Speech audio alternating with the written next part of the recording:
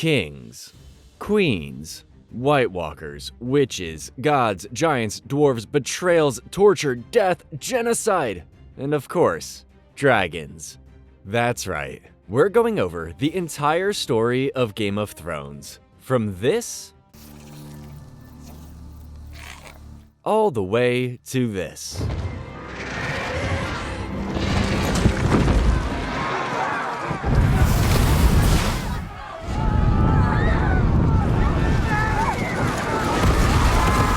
But before we dive right in, let's begin with a little backstory of this show, because believe me, this show's context is bigger than the wall. Die Hard fans, I apologize if I missed anything, mispronounced something, or didn't quite get some of the lore correct. There's only so much I can fit into this recap. 12,000 years ago, long before the Age of Heroes, the Children of the Forest lived in peace in Westeros, possessing powerful magic and worshipping powerful faceless gods whom they would carve onto weirwood trees. Then, the first men came from Essos, crossing a land bridge, and destroyed the children and their beloved forests. One of the first men were the Andals, who brought with them the now dominant religion to Westeros, the Faith of the Seven, believing the gods commanded them to invade Westeros. The children who survived turned to their magic in desperation and created the first White Walker, a zombie-like creature that can only be killed by fire or dragonglass, also known as obsidian. The first White Walker became known as the Night King, and broke free from the children, declaring war on the men of Westeros along with his vast army of whites. Reanimated corpses created through the use of ice magic. An alliance of the first men and the Children of the Forest drove the White Walkers back into the far north, where it is forever cold, and with the help of giants and magic, erected a wall 700 feet tall, stretching from the Bay of Seals to the Frostfang Mountains. To guard this wall, the Night's Watch was founded, a brotherhood of sworn men, to protect the kingdoms of Westeros from this happening again, and anyone who broke the oath would be put to death. The oath required them to cut all ties to their names and never be with a woman, but above all, protect the realms of men from whatever lies beyond the wall. Once a proud brotherhood of courageous men, the Night's Watch has now declined into a group of mostly outcasts and common criminals sentenced to the wall as punishment, as the threat of White Walkers has been reduced to a mere myth. In Essos, the continent east of Westeros, the first Valyrians learned to ride and tame dragons. These dragons were not initially domesticated, but rather stumbled upon by modest shepherds who found dragon eggs in a volcanic area known as the 14 Flames. Eventually, they rose to power and wiped out the other great empire in the land, the Giscari. Today, only a few cities remain from the Giscari Empire, such as Astapor, Yunkai, and Meereen. The Valyrians created the Freehold of Valyria, establishing a new empire lasting for 5,000 years, until a cataclysmic event, only known as the Doom, wiped out the entire Valyrian people save for a few families. One of whom was the Targaryens, who retreated to their only surviving stronghold in Westeros, Dragonstone, where they lay and waited for 100 years before unleashing the fury of the dragons on that continent. They conquered the surrounding lands and expanded their empire west, where Aegon Targaryen, the Conqueror, unleashed the might of his 3 dragons on the Andals, killing 4,000 men. For the fear of the same happening to them, King Torrhen Stark, ruler of Winterfell, and King Loren Lannister, king of Casterly Rock, bended the knee to Aegon, and Aegon allowed them to remain in their kingdoms as long as they remained loyal to him.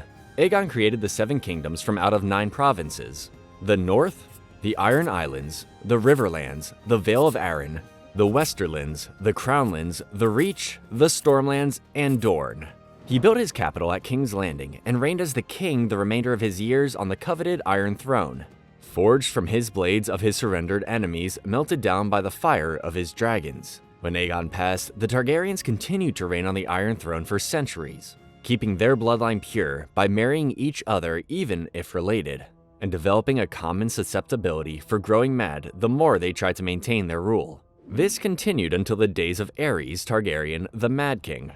Aerys had grown too mad, burning his enemies for pleasure and becoming obsessed with wildfire, a flammable substance so powerful that when ignited, even water cannot extinguish it. One person he burned was King Rickard Stark in his steel armor, tricked to think he would be participating in a trial by combat, while his son Brandon strangled himself trying to save his father when a sword was placed just out of reach of him. It is also said that Rhaegar, son of King Aerys and already married to Rhaella Targaryen, abducted and to Rickard's daughter, Lyanna, who was already betrothed to Robert Baratheon of House Baratheon. Rickard's son, Eddard Ned Stark, along with Robert, led a rebellion against the Targaryens, and wiped out the last of the Targaryens but 2. Viserys, and a pregnant Rhaella Targaryen, who escaped to the free cities of Essos. There, Rhaella died in childbirth, but gave birth to Daenerys Targaryen. She and Viserys are the last Targaryens, making Viserys the rightful heir to the Iron Throne.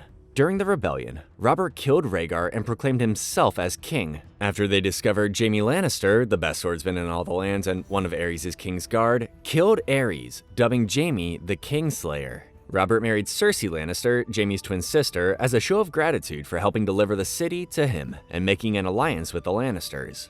And that takes us to the first episode, which takes place about 17 years after Robert's rebellion. There's still so much more backstory to go over, believe me. I know I left out some details. So, we'll uncover them as we go along. With that said, let's dive right into this tragic tale as we attempt to play the Game of Thrones. The show begins with 3 Rangers of the Night's Watch embarking on an expedition beyond the Wall. One of them finds a graveyard of dismembered corpses arranged into an intricate pattern. He races back to tell the others, who are certain wildlings did this, but the one who discovered the graveyard is skeptical. They go back to the spot where the first member saw the bodies, only to discover they aren't there anymore. Suddenly, they are attacked by strange creatures with glowing blue eyes, with the one who first discovered the bodies' fate left unknown. Could these be White Walkers? We then travel a little ways south of the Wall, to Winterfell. We see Eddard, Ned Stark, his wife Catelyn, and his sons Robb, Brandon, Bran, and Rickon helping Bran practice his archery skills, while their daughters Sansa and Arya practice their sewing with the other woman. Ned is a man of virtue and honor, and is head of House Stark, Lord of Winterfell, and Warden of the North. Alongside his sons are a bastard son, Jon Snow, and a ward boy, Theon Greyjoy. Jon's mother was Lyanna Stark, Ned's sister mentioned earlier, and when she died in childbirth, Ned promised to take care of him when she revealed who his father was, also promising to keep it a secret. Catelyn believes Jon is Ned's bastard son from another woman because Ned didn't tell her everything about Jon, and resents Jon because of it. Jon doesn't know his mother was Lyanna, and his true father remains a mystery, one that we will uncover later on. Theon is from House Greyjoy, who was captured by Ned 10 years ago and sentenced to death, but Theon's father, Balon, begged King Robert to have Ned spare Theon, and so Theon remained as his ward, becoming good friends with Robb and Jon as they grew up. Sansa is very feminine, embracing what it means to be a fair maiden. Her younger sister Arya is very tomboyish, wanting to prove herself capable like her brothers, which she does when she hits the bullseye before Bran can. As Ned and Catelyn watch, Winterfell's master-at-arms Roderick arrives, informing them that they have captured a deserter from the Night's Watch. As punishment, Ned must put the man to death, and wants to bring young Bran along. Catelyn is against it because he's so young, but Ned wants him there because he won't be for long. And winter is coming. The deserter turns out to be the last surviving ranger of the trio that ventured out beyond the Wall, who informs Ned that he only deserted because he saw White Walkers. Regardless, Ned still beheads the man because it is his duty. On the way back, they come across a dead female direwolf with 5 healthy pups, serving as protectors and are associated with the old gods. Ned immediately wants to kill them quickly since they will die without their mother, but Jon argues that since there are 5 pups, they should each be given to the 5 Stark children. Ned allows it. As they leave, Jon finds one more, the runt of the litter, and Theon remarks that it belongs to Jon since he's not technically a Stark. A raven arrives in Winterfell from King's Landing, informing Ned that Jon Arryn, a father figure for both Ned and Robert who fought with them during the rebellion and was now Robert's hand of the king, died of a fever. The letter also informs that Robert, along with everyone else, is arriving in Winterfell. Ned suspects Robert is coming all the way north so he can ask him once again to be his hand of the king, something he clearly does not want.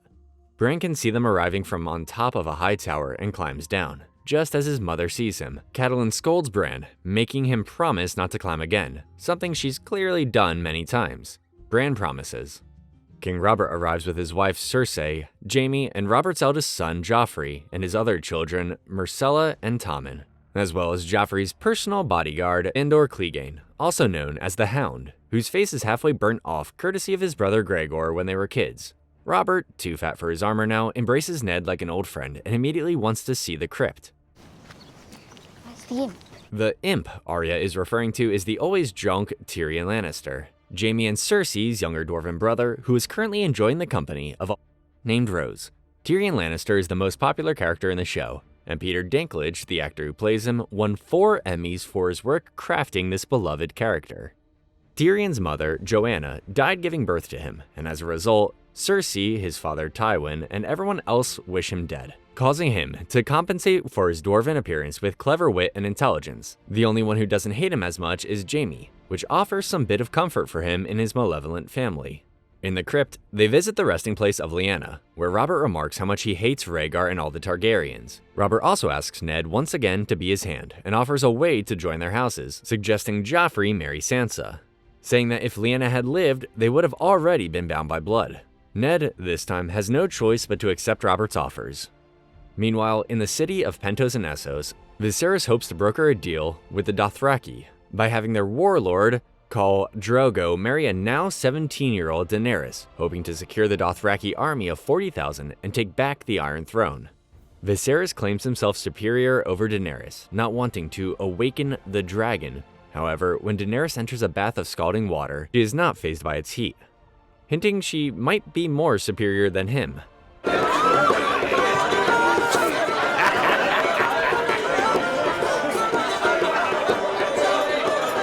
During a great feast welcoming Robert and his company, Jon is visited by Benjen Stark, Ned's youngest brother and a ranger of the Night's Watch. Jon asks to join the Night's Watch, knowing it's the only place a bastard like him would be welcome, despite Benjen informing Jon of how hard a life it is. Tyrion overhears their conversation and gives Jon advice, telling him to wear his bastardness like armor. What the hell do you know about being a bastard? All dwarves are bastards in their father's eyes. That night, Catelyn receives a letter from her sister Lysa, saying that Jon Arryn was murdered. Catelyn becomes afraid, thinking the Lannisters are conspiring against the throne, and fears for Ned's life if he becomes the new Hand of the King. Maester Luwin argues that Robert riding to Winterfell for a month just to ask Ned proves he's the only one he trusts. During Drogo and Daenerys' wedding, Ser Jorah Mormont, the Andal who served King Aerys during his reign and is now exiled here serving as her advisor, gives Daenerys books from their country, giving her a bit of home. Daenerys is also given another very precious gift, 3 dragon eggs, which no one believes will ever hatch. She holds them close like a mother would hold a baby. The wedding ends with Drogo taking Daenerys away, where he solidifies her as nothing more than an object he can dominate, and makes her Khaleesi. Ned, Jon, Theon, Sansa, and Arya depart from Winterfell with Robert and his company, saying goodbye to Bran. Bran, disobeying his mother, climbs to the top of the tower to watch them leave, accidentally stumbling upon a disturbing sight, Jaime and Cersei having. For fear of their secret getting out, Jaime pushes Bran out the window, hoping the fall would kill him. News has traveled regarding Bran's quote-unquote accident falling out of a window, prompting them to delay their departure a bit. The Maesters believe he will live, to Cersei and Jaime's disappointment. Lucky for them, he is currently in a coma with no idea when he will wake up. Tyrion tells Joffrey he should express his condolences to House Stark, to which Joffrey smugly brushes him off, saying such a thing is degrading for him. Do you understand? You can't. Do you understand? Never gets old seeing that little douche get slapped. Jon gets ready to depart for the Night's Watch, but before he leaves, he gives Arya a present, a small, skinny sword, which she decides to call Needle. She hugs Jon goodbye, as it is uncertain when they will ever see each other again. Jon also says goodbye to Bran, saying he wishes he was here when he wakes up. Catelyn begs Ned not to leave, saying she can't go through this again. Ned reminds her that she must and watches him leave. Everyone departs on the King's Road, taking separate paths at a fork. Before Jon rides with Benjen and Tyrion to the Wall, Ned tells Jon he is a Stark and promises to tell him everything about his mother, and possibly his father, the next time they see each other. Daenerys is still feeling distressed about this new life she must now live, and Jorah comforts her, establishing herself as the only friend she has out here. After hearing about how one of her handmaidens, Doria, became a slave girl, Daenerys asks her to teach her how to please Drogo during. Are you a slave, Khaleesi? And she gives her a few tips. Next time Drogo tries that with her, she uses her new knowledge and manages to impress Drogo. While breaking for lunch, Robert informs Ned that he received word Daenerys married a Dothraki. Who has been passing along information about the Targaryens to King's Landing, I wonder? Robert is certain she is a threat, reminding him of what Rhaegar did to Lyanna. But Ned doesn't think anything of it, reminding him that the Dothraki have no ships to bring their armies across the Narrow Sea. There's a war coming, Ned. I don't know when, I don't know who we'll be fighting. but it's coming. Back at Winterfell, Robb scolds his mother for worrying over Bran too much, saying she has other things to take care of. Suddenly, a fire breaks out and everyone rushes off to put it out, except Catelyn, who remains by Bran's side. Suddenly, an assassin shows up, revealing the fire was a distraction so he could kill Bran. Catelyn tries to fend the assassin off, but she is no match for him. Bran's direwolf Summer comes to his aid and kills the assassin instead. Suspecting there is more to the story, Catelyn investigates the tower Bran fell out of and finds a blonde hair in the tower.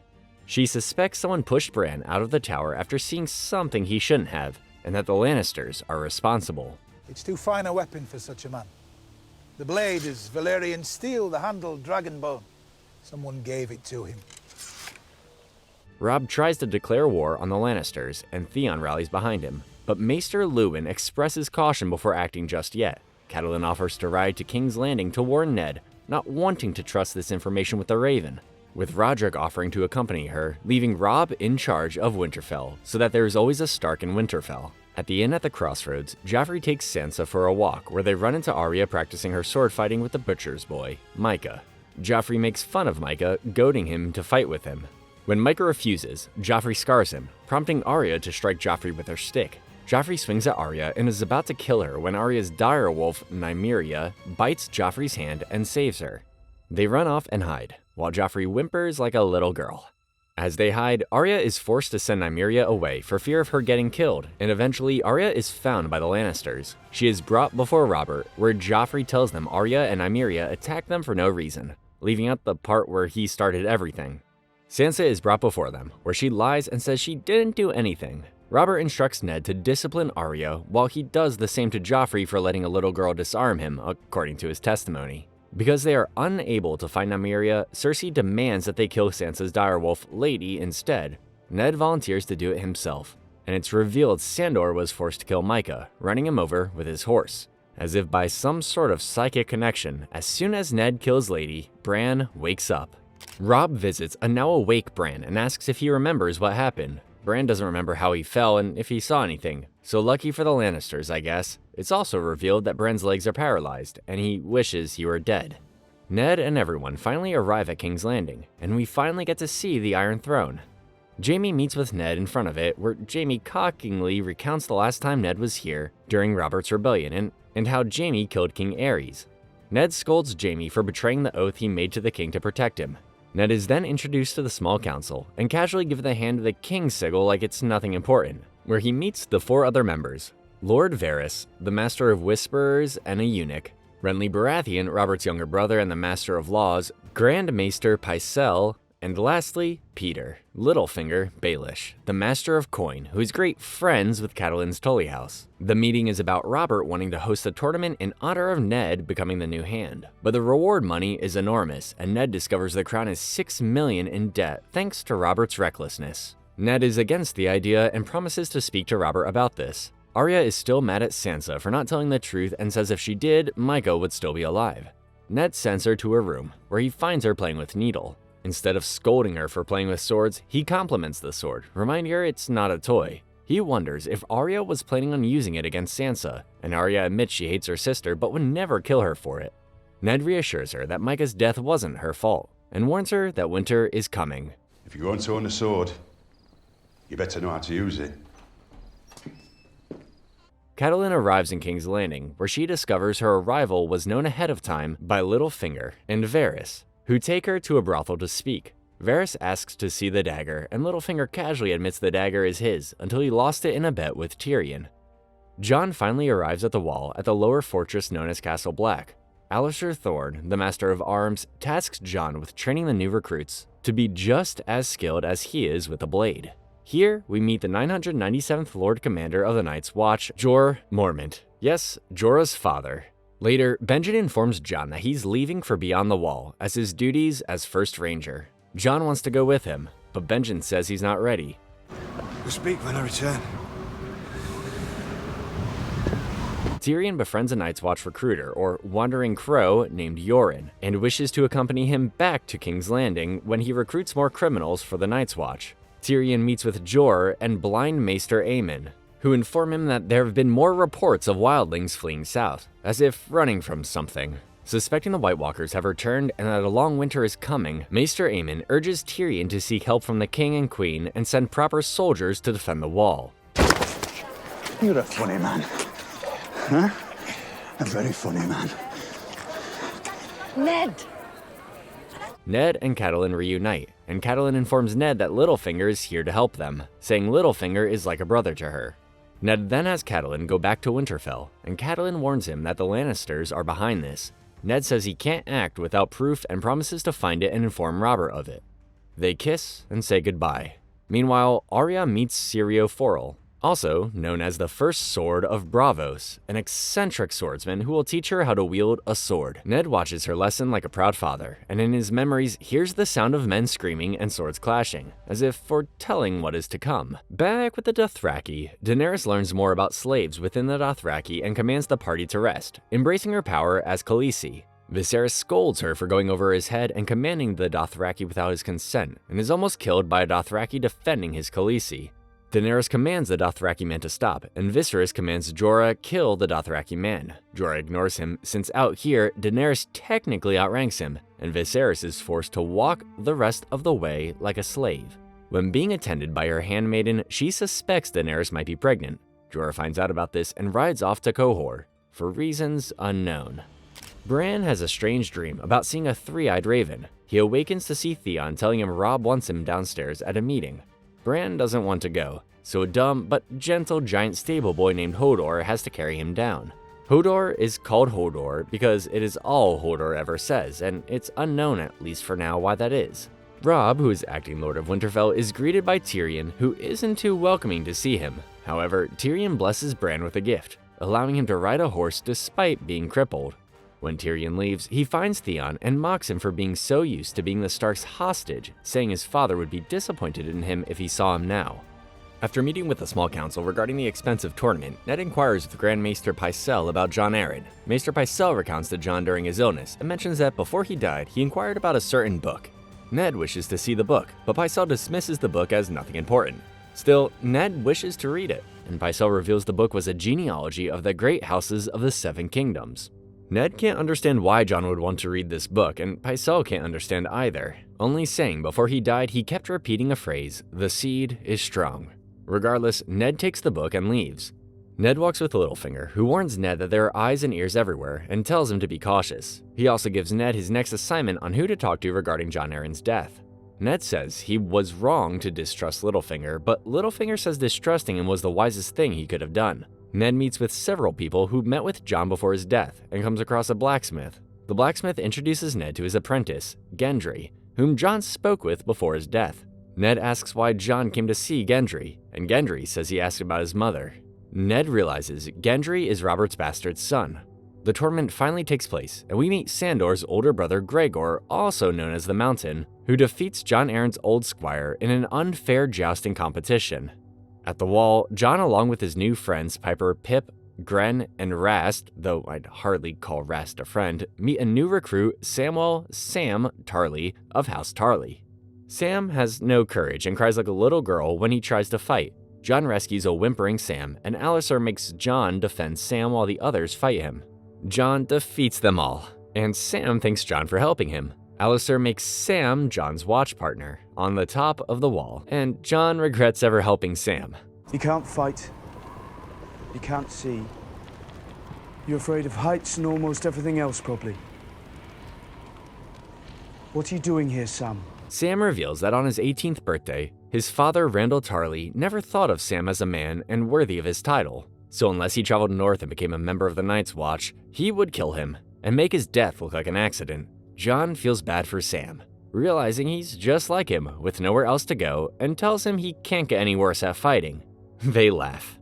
Viserys is unhappy with one of the servants Daenerys gave him and throws a tantrum, hitting Daenerys, saying she doesn't command him, he commands her. Daenerys snaps and hits Viserys, reminding him that she is Khaleesi and she bears Drogo's child, and the next time he raises a hand to her will be the last time he has hands. Daenerys confronts Jorah over what she did, and Jorah defends her, saying Viserys is not a dragon, but a shadow of a snake. Daenerys realizes she doesn't want Viserys as king, and would never be able to take them home. The episode ends with Tyrion entering an inn where there is no room for him until a mercenary named Bronn offers him his room. Now there's a clever man. Unfortunately, Catelyn is also at this inn and calls upon those in the inn still loyal to House Tully to arrest Tyrion for conspiring to murder Bran. Still puzzled by Jon Squire's unfair matchup with the Lion, Ned confides with Barristan Selmy, Lord Commander of the Kingsguard, who fought against Ned and Robert during the rebellion, as he was loyal to House Targaryen. Barristan informs Ned that the matchups are determined by drawing straws. However, Ned suspects there's more to the story and that the Lannisters are behind it. Day 2 of the tournament begins, where the Mountain takes on Loras Tyrell of House Tyrell. The Tyrells occupy Highgarden and are known for their chivalry and wealth. Littlefinger wagers that Gregor will win, but Renly favors Loras. Ironically, Loras defeats Gregor, and Gregor, after beheading his horse, challenges Loras to combat. Outmatched, Sandor comes to Loras' aid and defends him against his brothers. Robert stops the fighting, and Loras thanks Sandor for saving his life, proclaiming Sandor the victor. And tell me, Lord Renly, when will you be having your friend? On the road to Aerie, to meet with Catelyn's sister Lysa so that Tyrion may answer for his crimes, Tyrion tries to convince Catelyn that he did not try to murder Bran, but she doesn't believe him. Suddenly, they are attacked by barbarians, and Tyrion convinces Catelyn to untie him, saving her life during the fight. During this, Tyrion gets a chance to witness how great a swordsman Bronn is. During another small council meeting, Robert informs Ned that Daenerys is pregnant, and that Jorah has been serving as a spy for Varys all this time. Robert wants them both dead, including Viserys. You'll dishonor yourself forever if you do this. Honor? I've got 7 kingdoms to rule. 1 king, 7 kingdoms. Do you think honor keeps them in line? Ned says that they should do nothing, but everyone else advises that they should kill Daenerys now before tens of thousands die. Ned, blinded by his honor, resigns as Hand of the King. Before he leaves, Littlefinger promises to take Ned to the very last person Jon Arryn spoke with before he died. Ned leaves with Littlefinger along with his captain of the guard, Jory Castle, not before grabbing his sword on the way out. While this happens, Loras suggests that Renly would make a greater king than Robert would, and says his house would be behind him all the way, despite Stannis Baratheon, Renly's older brother, being next in line. Renly takes this to heart. Littlefinger takes Ned to a brothel, where he meets another of Robert's bastards, and Littlefinger guesses Robert had one with as many as all the whores in King's Landing. On the way out of the brothel, they are ambushed by Jaime Lannister and several guards, who demand to know what happened to Tyrion. Ned admits he took Tyrion to answer for his crimes, and Jaime and his men attack Ned, killing Jory. Ned fights Jaime, who is better skilled at sword fighting than Ned, and is defeated when a guard stabs Ned in the leg with a spear. Jaime lets Ned live, demanding his brother be returned, not before fleeing the city. Meanwhile, Catelyn and the others arrive at the Aerie, ruled by Lysa now after Jon Arryn passed, and they meet her son Robin, who, despite being 10 years old, is still breastfed by Lysa. Lysa has become mad and reclusive over the years and wants nothing to do with them. She locks Tyrion away in a sky cell.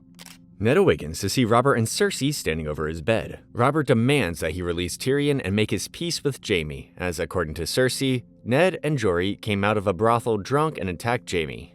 Cersei questions Robert's judgment as king, and Robert slaps her. Cersei storms out, and Ned offers to return to Winterfell and set things right, but Robert forbids it, telling him to send a raven instead. Robert gives Ned the title of Hand of the King again and leaves for a boar hunt, meaning Ned will have to sit on the throne while he's away. Bran keeps having dreams about a 3-eyed raven, but awakens to find Hodor holding a saddle made for him. While Bran enjoys the freedom of horse riding again, Theon pressures Robb to take action against the Lannisters for what they did to Ned. Robb argues that Theon shouldn't be concerned with such things because he isn't a Stark. Bran wanders off and is attacked by wildlings. Robb and Theon kill them all, except a woman named Osha, who swears her loyalty to House Stark if they spare her. On the road, Theon runs into Ross, who tells him she is going to the King's Landing, where she will eventually find work at Littlefinger's brothel. Theon says he will miss her, and she agrees. During training, Arya is still upset about what happened to her father, but Syrio forces her to train despite being troubled, saying there's only one god to pray to: death. And there is only one thing we say to death. Not today. Tyrion has had enough in his sky cell and tells Lysa he wishes to confess his crimes, so he lists every terrible thing he's ever done in his life not relating to Bran's attempted murder. I once brought a jackass and a honeycomb into a brothel. Silence! What happened next? Lysa has had enough, but Tyrion still demands a trial. However, the judge shall be Little Robin, where if Tyrion is found guilty, he will fly down the moon door in the center of the floor, and Robin loves seeing people fly. Therefore, Tyrion demands a trial by combat, naming Jaime as his champion, but he's too far away, and Lysa demands the trial be today, foiling Tyrion's attempt to stall his execution. Tyrion asks for a volunteer to be his champion from the crowd loyal to Lysa. No one volunteers except Bronn. Bronn fights their champion and defeats him, upsetting everyone but Robin. You don't fight with honor. No. He did. Tyrion is set free, leaving with Bronn, but not before paying the Selgard Mord the money he promised him. After all, a Lannister always pays his debts. Meanwhile, Ned assumes Robert's duties as king while he is away, and here's the testimony of a villager in the Riverlands owned by House Tully, who's attacked by Gregor Clegane. Ned deduces that Gregor was hired by Tywin Lannister to attack the lands as revenge against what he did to Tyrion, and orders Lord Beric Dondarrion to arrest Gregor and summons Tywin to King's Landing to answer for Gregor's actions. Joffrey visits Sansa, giving her gifts and apologizing for his rudeness to her, promising never to be cruel to her ever again. Sansa is touched by his kindness, wanting nothing more than to be his queen one day, and they kiss. Fearing for their lives, Ned wants to send Sansa and Arya back to Winterfell, but they both object. Arya wanting to finish her lessons with Syrio, and Sansa wanting to have golden-haired babies with Joffrey. Upon hearing this, Ned reads the genealogy book one more time, realizing Baratheon's always had black hair, yet his children are blonde, meaning Robert's children are not his. As part of a Dothraki pregnancy ritual, Daenerys must eat a horse's heart raw and manages to consume it without throwing up. She proclaims a prince grows inside her, and his name is Rhaego. Drogo proudly parades her around the hut, while everyone chants and praises Daenerys as their Khaleesi. Viserys watches, realizing the people love her more than him as their queen. Viserys then tries to steal Daenerys' dragon eggs, hoping to sell them and get his own large army, but Jorah catches him. Viserys suspects Jorah is in love with Daenerys, yet Jorah stands firm, forcing Viserys to leave without the eggs. That night, Viserys enters the feast, drunk and demanding his crown so he can finally be king. So Drogo gives him his crown by pouring melting hot gold on his head, killing him. Jorah tells Daenerys to look away, but she watches, saying Viserys was no dragon. This now makes Daenerys the last Targaryen and the rightful ruler of the Iron Throne. In the next episode, we are finally introduced to the great Tywin Lannister as he skins a deer. Fun fact, Charles Dance, the actor playing Tywin, is actually skinning a real deer, and learned how to just for the one scene. Jaime has been hiding out with Tywin's forces and reads a letter summoning Tywin to King's Landing to arrest Gregor. Tywin is more focused on why Jaime didn't kill Ned when he had the chance, reminding him that honor and personal glory don't live on after they die, only the family name. He gives Jaime half of his forces to attack Riverrun, Catelyn's childhood home, believing war with the Starks will ensure their rule over the Seven Kingdoms. Back at the King's Landing, Ned confronts Cersei, knowing that her children are born of, and that is why they pushed Bran out of the window.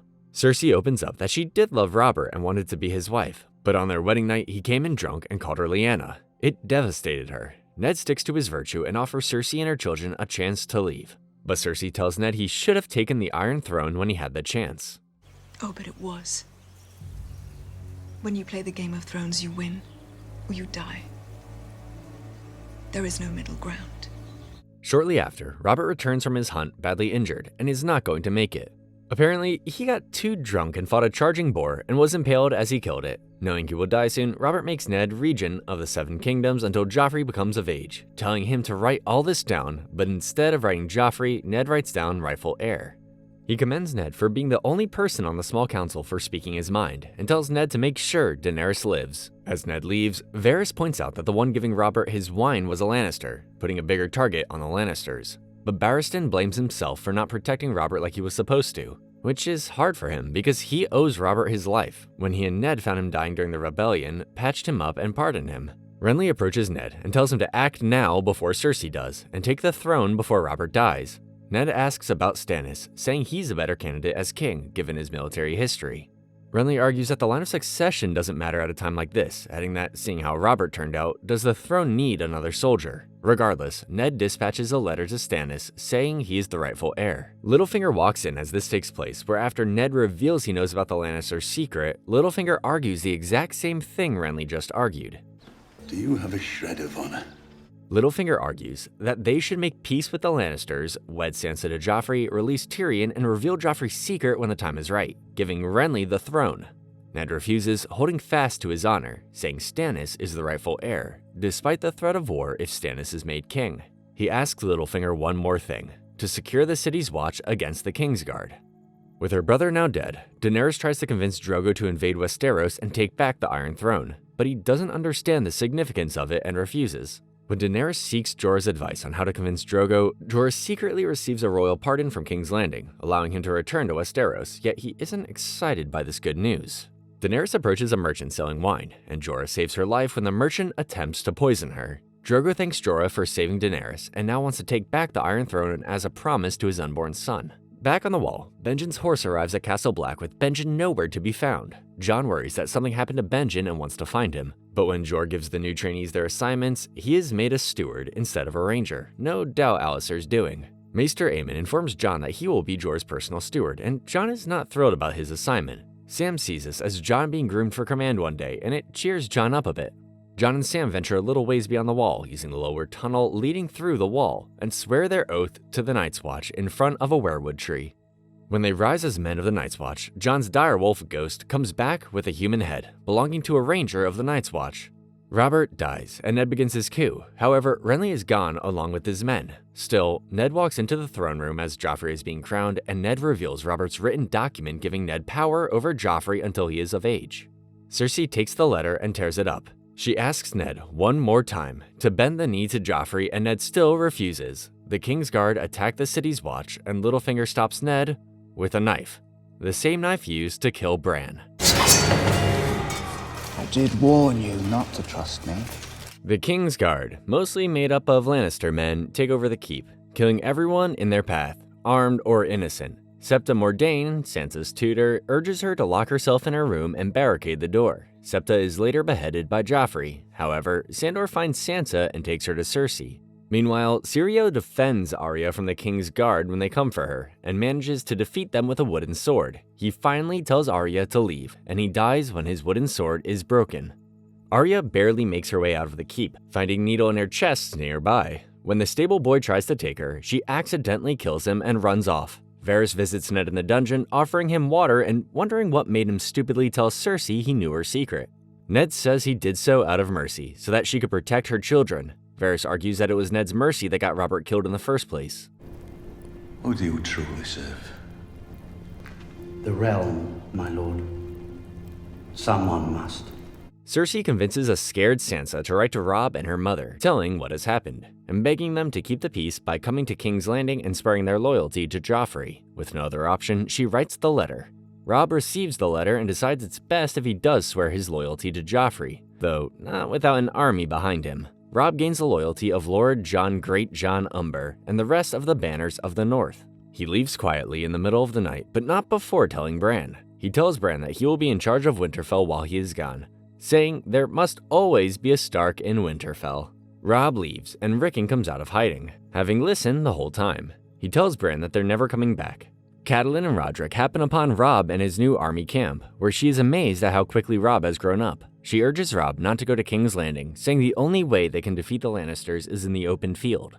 Tyrion and Bronn, along with a bunch of tribesmen who ambushed them, arrive at Tywin's camp, where Tywin recounts all that has happened since Tyrion's been away. A scout reports that Robb is moving against them, so Tywin recruits the tribesmen to fight with them, promising all that Tyrion promised and more. They agree to, only if Tyrion fights with them as insurance. Robb and the other lords strategize whether to attack Tywin or Jaime when their men reveal they've captured a Lannister scout. Robb lets the scout go, telling him they are coming for Tywin, while not revealing he has something up his sleeve. At King's Landing, Joffrey resigns Barristan as Lord Commander, seeing him as an old man who failed to keep his father alive and possibly helped Ned during his coup. Barristan begs to be killed, not wanting to be an old man who dies in his bed, but no one steps forward. He storms out, leaving King's Landing for good.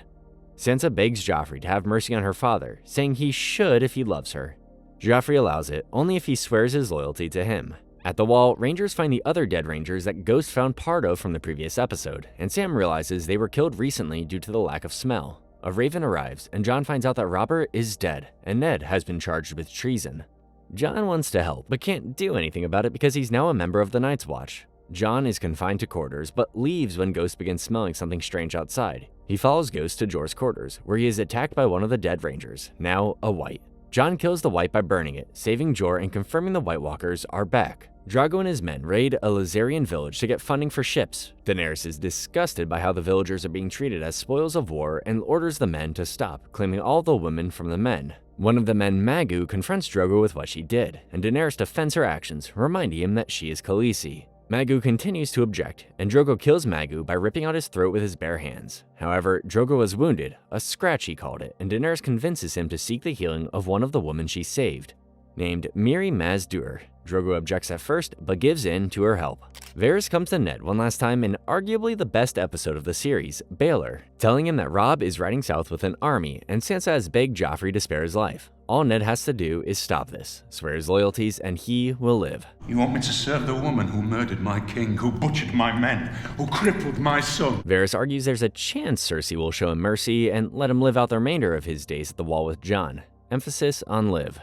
Ned says he's a soldier. He learned to die a long time ago. As gratitude for saving his life, Jorah gives Jon his family sword, made from Valyrian steel. The sword was meant for his son Jorah, but that's no longer an option now with Jorah's exile. Jorah informs Jon that he sent Alliser to King's Landing with the hand that Ghost found, hoping to get Joffrey's attention, giving Jon a break from Alliser's abuse. As he leaves, everyone congratulates Jon on his bravery and his new sword. Everyone except Sam. Sam informs Jon that Robb is heading south to war, and Jon wishes now, more than anything, to be there with them. Maester Aemon comforts Jon, knowing what it's like to be helpless when your family is all fighting while you're here, pointing out that unlike him, Jon technically has no family.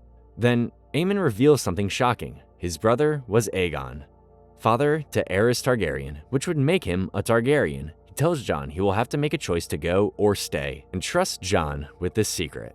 Sadly, Drogo's very minor wound has gotten worse. No doubt Mary did this to him when she healed him. Daenerys fights for him, not leaving his side, but Jorah is certain he will be dead by tonight. Jorah also urges them to leave, saying that when Drogo dies, the other Dothraki will fight to be Khal, and she will die. Still, Daenerys refuses to leave him. Anha koi zarvosi. Ejavosi. Drivi. Miri is fetched to heal Drogo, who says the only way to heal him is through blood magic, requiring the slaughtering of Drogo's horse. A Dothraki named Kotho objects, smacking Daenerys to the ground. Jorah has to kill Kotho and helps Daenerys, who says the baby is coming. Jorah takes Daenerys to Miri.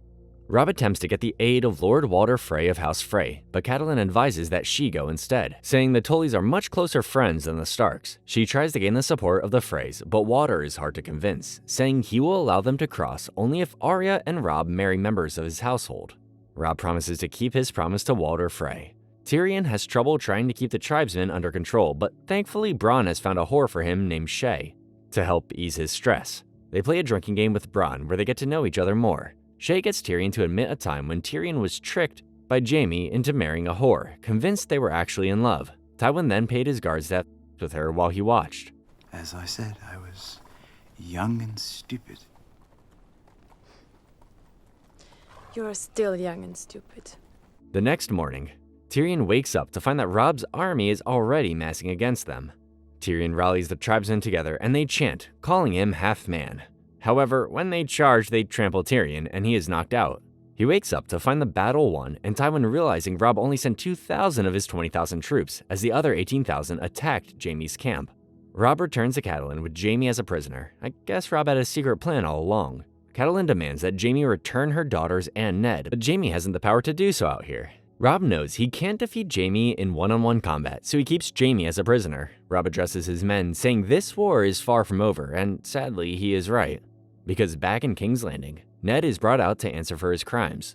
He sees Arya by the statue of Baelor, one of the Targaryen kings known for being merciful, and tells Yoren she's there when he is marched through the crowd. Ned abandons honor and confesses he betrayed the crown and swears his loyalty to Joffrey. Joffrey accepts his loyalty, but argues that he is not as soft as a woman, and then does something that changed Game of Thrones forever.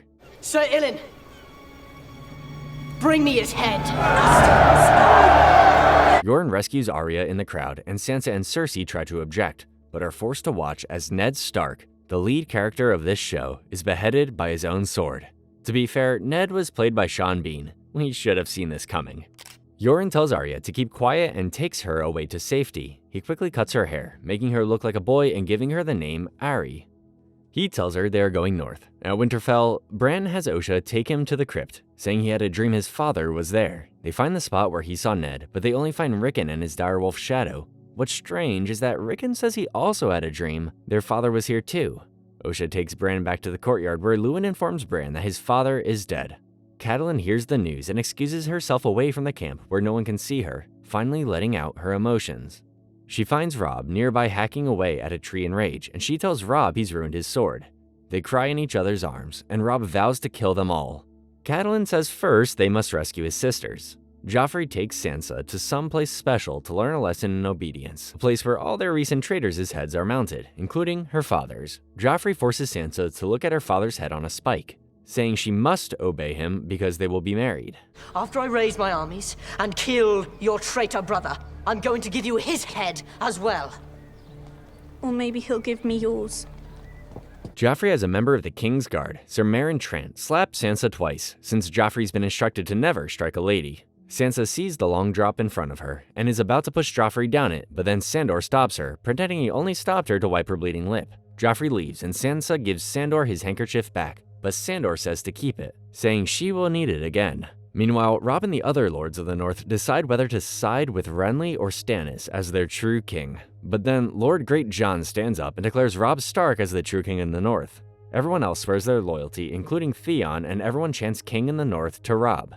Tywin's council discusses their next move, but all Tywin cares about is the Starks having his son Jaime. He tells everyone to leave except Tyrion, and tells him he was wrong not to listen to his advice.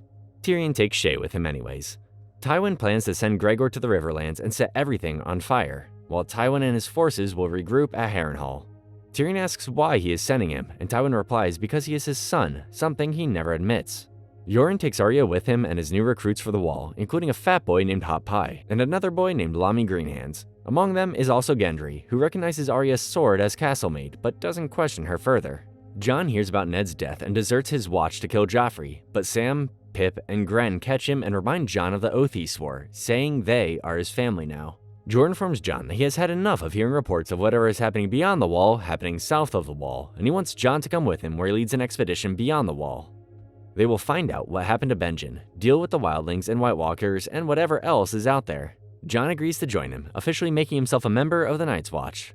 Daenerys awakens from her blood magic surgery, and Jorah regretfully tells her that her son, who Miri says resembles that of a dragon, did not survive. Daenerys demands to see Drogo and discovers him in a catatonic state, with most of his followers gone since they will only follow the strong.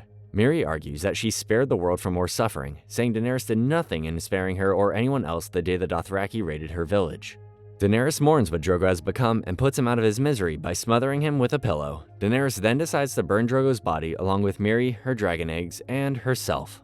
But not before freeing all the Dothraki slaves. Jorah forbids her from doing this, saying she should sell the eggs and live as a wealthy woman. But Daenerys simply kisses Jorah on the cheek. She lights the pyre and walks into the burning flames. Surprisingly, Jorah and the other Dothraki awaken to discover that Daenerys is unharmed and the dragon eggs have hatched, producing 3 healthy baby dragons. Jorah and the Dothraki kneel before Daenerys, the last dragon. Season 2 begins with Joffrey celebrating his name day with a series of combats. Up next is Lothar Brune vs Ser Dantos. But Ser Dantos enters late and drunk, looking like a fool. Joffrey plans to kill him by drowning him in wine. But Sansa, now captive to Joffrey, saves Dantos' life, and Joffrey makes him his new fool. Tyrion arrives, mocking Joffrey for missing the war and expresses his condolences to Sansa for Ned's death. But Sansa condemns her father as a traitor, clearly what she's been told to think in order to stay alive. Tyrion flaunts his new title as Hand of the King in front of Cersei, who is furious Tywin gave him the title, but Tyrion is even more furious Cersei lost 2 of the 3 Starks they had to trade for Jaime. At Dragonstone, Stannis Baratheon declares himself the rightful king of the Iron Throne, with the help of a priestess of the Lord of Light, Melisandre, also known as the Red Woman. Melisandre has such a hold on Stannis' superstitious mind that it concerns Maester Cressen. Cressen tries to convince Davos, Stannis' most trusted counselor, to get Stannis to reconsider trying to take the throne. Davos refuses to. During a meeting in the Chamber of the Painted Table, Stannis has a letter stating that the Lannister children born of be sent to the corners of the 7 kingdoms, and refuses to ally himself with Robb or Renly. During the meeting, Cressen tries to poison Melisandre with some poisoned wine, but she drinks the entire thing, having no effect on her. Robb, who received one of Stannis' letters, sends Jaime's cousin, Alton Lannister, back to King's Landing with his terms, saying Sansa and Arya must be returned, Ned's body be returned so they can bury him in their crypt, and the North must remain a free, independent nation. Theon pulls Robb aside and tells him they need ships to take King's Landing, so Theon offers to talk to his father Balon and ally him with Robb. Robb is skeptical because the Greyjoys are enemies of the Starks, but Theon reminds Robb that they came to the aid of Robert, who fought alongside the Starks in the rebellion. Catelyn is strongly against this idea, but Robb has made up his mind. He forbids his mother from returning to Winterfell, sending Roderick instead, and wants her to negotiate with Renly and join forces with him. Robb promises this is the only way they can be together again, and Catelyn says Ned would be proud of him. Give Lord Renly my regards. King Renly. There's a king in every corner now. Cersei finds Joffrey rebuilding the throne room and tells him they need to prioritize their efforts on finding Arya so they can get Jaime back. Joffrey derides his mother, saying he heard a rumor about their... but Cersei dismisses. Joffrey also says he heard Robert, his father, had other children, hinting that Cersei was never good enough for him. Cersei slaps Joffrey in front of everyone, and Joffrey tells her if she does that again, he will sentence her to death. Meanwhile, Joffrey commands his King's Guard to go around the city and kill all of Robert's bastard children. Luckily, Gendry, along with Arya, have made it out of the city and are far away from King's Landing by now. North of the Wall, the Night's Watch comes across Craster Keep, home of the wildling Craster, an ally of the Night's Watch who marries his daughters when they come of age. What happens to the boys? He marries his daughters. What does he do with his sons? We also meet a new friend of Jon's, Edison Tollett, another steward of the Night's Watch. Jor asks Craster if he has seen any sign of Benjen, and he hasn't, since Benjen hates dealing with Craster. Craster mentions they should talk to the Wildlings' king, Mance Rayder, who used to be a member of the Night's Watch before he broke his vows. Craster says Mance is gathering all the Wildlings together to create a massive army, and there is only one direction they can go: south. Daenerys, Jorah, and what's left of her royal Dothraki have been wandering the Red Waste, starving and dehydrated. With no other option, Daenerys sends out 3 riders in 3 different locations to look for any kind of civilization. Alton returns to King's Landing and delivers Robb's terms to the small council, run by Cersei until Joffrey comes of age. Cersei tears it up and tells Alton to deliver this message, as well as tell Jaime he's not forgotten next time he sees him.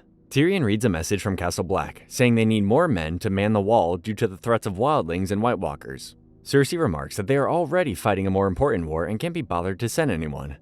Tyrion doesn't share her ignorance. Tyrion then has dinner with Lord Janos, who gave the order to attack Ned's men when he tried to take the throne. Tyrion questions his loyalty, saying it is easily bought by whoever has the most power, and informs Janos that Bronn is now the new Lord Commander of the City Watch. Janos is taken away and sent to the Wall. Not have my honor questioned by an imp?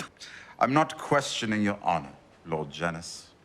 I'm denying its existence. Cersei confronts Tyrion over what he did with Lord Janos and tells him he has no idea how to rule. She mocks him, saying his humor and jokes have kept him alive all these years, but he has been the biggest joke of all when he killed their mother in childbirth. Back when you ripped my mother open on your way out of her and she bled to death. She was my mother too. On the road to the Wall, some Lannister soldiers come looking for Gendry, but Yoren sends them away. Arya confronts Gendry on why they wanted him, and Gendry tells her Jon Arryn and Ned came asking about him, and that's all he knows. Gendry admits that he knows Arya is a girl, but he promises to keep it a secret. Arya reveals who she is to Gendry, and he starts calling her lady. Arya panics and pushes him, and Gendry laughs. Theon arrives at House Greyjoy in the Iron Islands, where he meets a pretty girl named Yara who takes him to Pike, the Greyjoy castle. Along the way, Theon pulls out his charm on her, touching her. He meets his father Balon after not seeing him for 9 years, and Balon is not proud to see what his son has become, calling him a Stark. Balon reads Robb's letter calling for his ships, but doesn't want Theon to lead. Instead, he wants Yara, his sister, to lead. Well, that's embarrassing on so many levels. Balon argues Yara is a better man than whatever Theon has become, and plans to take the North for himself. Davos and his son, Mathos, broker a deal with the pirate Salladhor Saan to use his ships when they take King's Landing. Salladhor gives them his ships on one condition: he gets Cersei. Davos agrees, knowing that will never happen. Davos informs Stannis that the pirates are with them, and then Stannis orders them all to leave. On the way out, Melisandre whispers something to Mathos' ear. What did you say to him? I told him death by fire is the purest death. Stannis knows that even with all the ships and men he has, it will not be enough to take King's Landing. And Melisandre tells Stannis he needs to give everything to the Lord of Light. Stannis says he has, but Melisandre undresses, saying not everything. Melisandre promises to give Stannis, already married with a daughter, a son, and he has with her on top of the painted table. At Craster's Keep, Sam defends Gilly, one of Craster's wives, from Ghost, disobeying orders not to talk to or look at any of his wives. Regardless, Sam is friendly with her and Gilly calls him brave. Sam brings Gilly to Jon, saying she's pregnant and is afraid of what will happen if it's a boy. Jon is furious with Sam and cruel with Gilly. Gilly runs off, and Jon tries to reason with Sam, saying they can't help her but he wishes he could. That night, Jon watches Craster take a baby boy into the woods and leave it far away from the keep. Jon hides and tries to rescue the baby, hearing strange, deathly noises all around him. He sees the baby get taken away by a White Walker when suddenly Craster appears and swings an axe at Jon, cutting to black. Craster brings a bleeding Jon to Jor, saying he wants them to leave. Jor confronts Jon outside and Jon explains what happened, discovering that Jor already knew what Craster has been doing. Jor argues that Craster has been keeping them alive from the monsters out there and they need more men like him. They leave the next morning, and Sam gives Gilly his mother's thimble, asking her to keep it safe for him until he comes back. Bran has another dream. This time he's walking around as Summer, and when he awakes, Summer is standing right on top of him, right when his dream ended. Bran confronts Maester Luwin about this, suggesting he might be a warg, and is able to see inside the minds of animals, but Luwin assures him that that sort of magic doesn't exist anymore. The dragons are gone. The giants are dead. And the children of the forest forgotten. Catelyn arrives at Renly's camp in the Stormlands, where she bears witness to Loras Tyrell fighting a giant warrior. Renly watches the fight alongside Loras' sister and his wife, Margaery Tyrell, also of House Tyrell. The unknown warrior defeats Loras and approaches Renly, removing her helmet to reveal she is a woman called Brienne of Tarth. Renly offers Brienne anything she wants, and Brienne wishes to be in his king's guard to protect him from harm. Renly grants it. Catelyn then approaches Renly, who has also proclaimed himself as the rightful ruler of the Iron Throne, and asks for his help. Renly dismisses her request, but still treats her as a guest. Margaery tries to consummate her marriage to Renly, but Renly isn't able to perform. Margaery reveals she already knows about her brother and Renly, but reminds him that the only way he can honor their alliance between House Tyrell and Baratheon and be king is if he produces a son with her. For fear of Shae being discovered or used against him, Tyrion poses her as Sansa's new handmaiden. Shae proves she doesn't know how to be a proper handmaiden, infuriating Sansa, but doesn't want her to leave knowing Shae is the only friend she now has. Tyrion tells Pycelle, Varys, and Littlefinger his secret plan to wed Myrcella to a husband, but gives each of them a different husband, making sure none of them tell Cersei, as he wants to see which one of them is Cersei's spy. It turns out to be Pycelle, and Cersei is furious to find her daughter is being shipped off to Dorne. Littlefinger is also furious that he was used by Tyrion as a pawn in some game, but Tyrion calms him by saying he wants him to go see Catelyn Stark and negotiate a way to release Jaime. Tyrion then confronts Pycelle and discovers that it was he who told Cersei Jon Arryn knew about their... Tyrion then locks Pycelle in the dungeon. Meanwhile, Theon is pressured by his father to choose between the Starks or the Greyjoys. In the end, Theon chooses his family and decides to not warn Robb the Greyjoys are coming for him. What is dead may never die. What is dead may never die. Unable to sleep, Yoren tells Arya a bit about his life, about how he sought revenge against a boy named William for the murder of his brother. Every night before he went to sleep, he would utter his name like a ritual, saying the killer's name before falling asleep.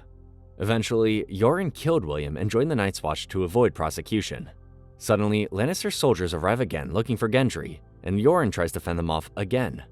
But there are too many soldiers, and Yoren is killed by Sir Armory Lorch. Everyone panics, but Arya stops to rescue 3 trapped men inside a locked cart. Arya and the others try to flee, but they are captured by the soldiers. One of them, Polliver, takes Arya's sword but doesn't recognize her. Lami's leg has an arrow in it and asks Polliver to carry him. Polliver instead kills Lami with Arya's sword. Armory asks everyone who Gendry is, and Arya points to Lami's dead body next to Gendry's helmet, saying that's Gendry. Robb defeats a group of Lannister reinforcements at Oxcross, where another bannerman, Roose Bolton of House Bolton, suggests they torture their prisoners for information. Robb refuses to be that extreme. As they walk, they see a man about to lose his leg while a nurse named Talisa tends to him. Robb helps Talisa cut his leg off and is impressed by her gentleness. Joffrey has Sansa beaten and her dress torn in front of everyone, as a way of sending a message to Robb when Tyrion enters, stopping Joffrey. Tyrion scolds his nephew for mistreating his future wife, no less a woman, and has Sandor willingly cover her with his cloak. Tyrion helps her to her feet and escorts her out of the throne room. That night, Lancel Lannister visits Tyrion with a letter from Cersei demanding Pycelle be released from prison. Tyrion exposes Lancel's affair with Cersei, which has been going on since shortly after Ned Stark was beheaded, and threatens Lancel with what Joffrey will do when he finds out he's been sleeping with his mother. Lancel begs Tyrion to not expose their affair, and Tyrion agrees to, wanting to use Lancel as a spy to know everything Cersei is doing. Lancel agrees, and Pycelle is released. A rider finally returns to Daenerys, saying the people of Qarth will gladly welcome the Mother of Dragons. 3 days walk east by the sea. Jorah cautions Daenerys, saying they don't often invite travelers into their walls. Still, the other alternative is dying in the desert. They arrive in Qarth and are greeted by the 13, in charge of governing and protecting, as they put it, the greatest city that ever was or will be. However, it seems the only reason they wanted to show their hospitality to Daenerys was because they have a greater interest in her dragons. Daenerys refuses, so they are turned away. She threatens them that if they don't receive them as guests, Qarth will be the first city that will be burned by her dragons. You are a true Targaryen. Luckily, one of the 13, Xaro Zohan Daxos, speaks up and invokes Sumai, allowing her and the Dothraki to enter the city. Arya, Gendry, and Hot Pie arrive at Harrenhal, where prisoners are tortured and killed concerning information about a group called the Brotherhood. Before falling asleep, Arya chants the names of the people on her revenge kill list. Gendry is taken next to be tortured, but luckily, he is saved when Tywin enters the camp and puts him to work as a blacksmith. He sees Arya, recognizes her as a girl but not as Arya Stark, and makes her his new cupbearer. Littlefinger arrives at Renly's camp and discusses Renly's plan to take King's Landing. He tells him that there is a chance he will not need to shed blood when he takes the Iron Throne, but whatever the outcome, he hopes he will be loyal by his side. Littlefinger then sees Catelyn, who is furious he would think of showing his face to her. Littlefinger argues he tried to save Ned's life, but he wouldn't listen, but she doesn't want to hear it. He admits he's loved her since he was a boy, and she holds a knife at him. Littlefinger bluffs, saying he has both Sansa and Arya, but he doesn't know for how much longer in King's Landing, unless they give up Jaime. As a token of goodwill, he gives Catelyn Ned's remains. Renly meets with Stannis, where Stannis offers Renly the chance to surrender his forces and proclaim him as the true heir. Renly, of course, refuses, and as a show of good faith, since they are still technically family, gives Renly until sunrise to reconsider or be destroyed. Per Stannis' request, Davos takes Melisandre to a secluded cave, where Melisandre undresses, revealing a very pregnant belly. She then gives birth to a ghost with the face of Stannis, which disappears immediately. Renly promises to Catelyn that Robb can remain king of the North when he destroys Stannis' army, letting him keep the peace Robert promised Ned 18 years ago. As Brienne takes Renly's armor off, the ghost Melisandre gave birth to enters and kills Renly, then disappears. Renly's guards enter, thinking Brienne killed him, and attack her. Brienne defeats them, and they leave before anyone finds them. On the run, Catelyn tells Brienne they should return to Robb's camp. Brienne wants Catelyn to release her when they reach Robb's camp so she can avenge Renly's death and kill Stannis, but Catelyn tells her to not seek revenge just yet. Brienne swears her loyalty to Catelyn. Loras mourns Renly's death and blames Stannis. Littlefinger enters, telling Loras he and the rest of the Tyrells need to wait before Stannis gets here, saying the time for revenge will have to wait. Loras finally leaves, and Margaery sheds no tears for Renly. Tyrion and Cersei hear of Renly's death, but know Stannis is still a threat. Tyrion knows Cersei has a secret weapon up her sleeve, but refuses to tell him. So Tyrion has Lancel spy for him and discovers Cersei has been looking into wildfire. He adds that the Alchemist Guild already had thousands of pots already stored in the vaults that they plan to use when Stannis attacks. I remember reading an old sailor's proverb. Piss on wildfire and your burns off. Oh. Tyrion investigates and discovers they have 7,811 pots ready to go. Tyrion realizes this is a bad idea, that placing all this right below King's Landing is a terrible idea. He tells the chemist that he now works for him. Davos tries to confront Stannis about what happened in the cave with Melisandre, but all Stannis cares about is that all of Renly's troops are now his. Davos fears Stannis will lose his men to Melisandre, and Stannis promises they will attack King's Landing without her, but Davos will lead the ships. Davos objects, as he was a smuggler on a ship, not a soldier on one, but Stannis doesn't care. Theon is given a ship, the Sea, and proudly commands his new crew. However, they don't respect him because he hasn't proven himself yet.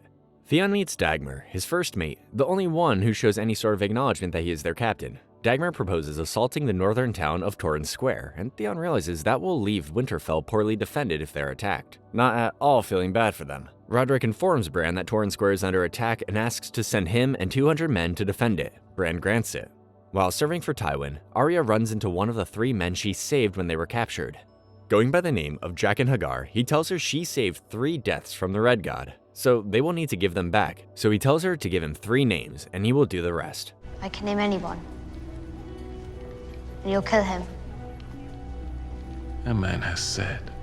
Arya starts with the man who tortured everyone, and he kills him.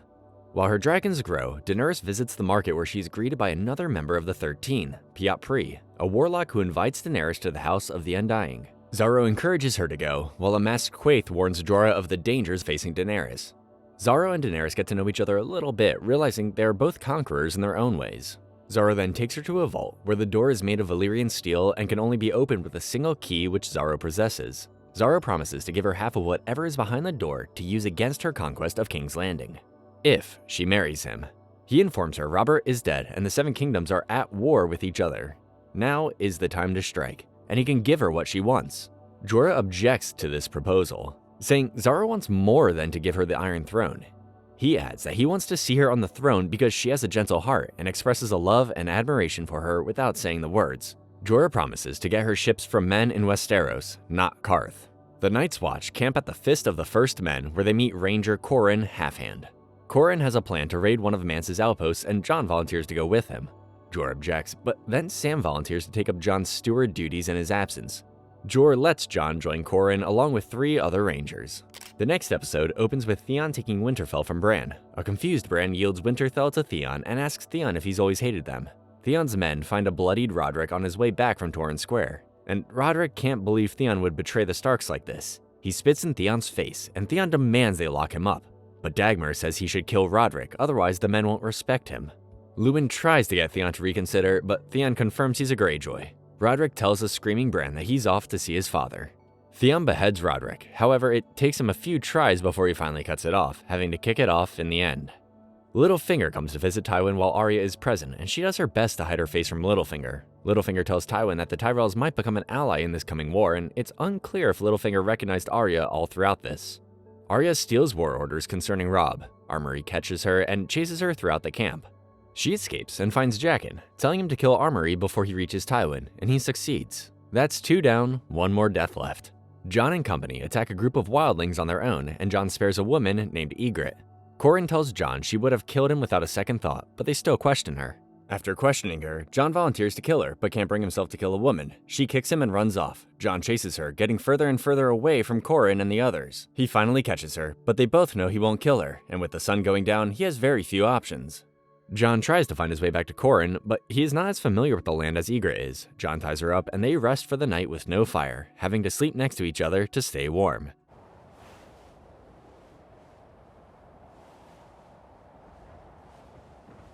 Stop moving. I'm just trying to get comfortable. Myrcella is finally sent off to Dorne, and Cersei hates Tyrion more than ever for making her send her daughter away. Joffrey berates Tommen and Sansa for crying and leaves with Sandor. They walk past a restless crowd and someone throws manure at Joffrey's head. Joffrey tells his guard to kill them all, and a violent riot unfolds. Sandor drags Joffrey away to a safe area, and Tyrion scolds Joffrey for starving his people, saying he got what he deserved. Sansa gets separated and about to be by some men when Sandor rescues her, violently executing the men. See to that cut. Well done, Clegane. I didn't do it for you.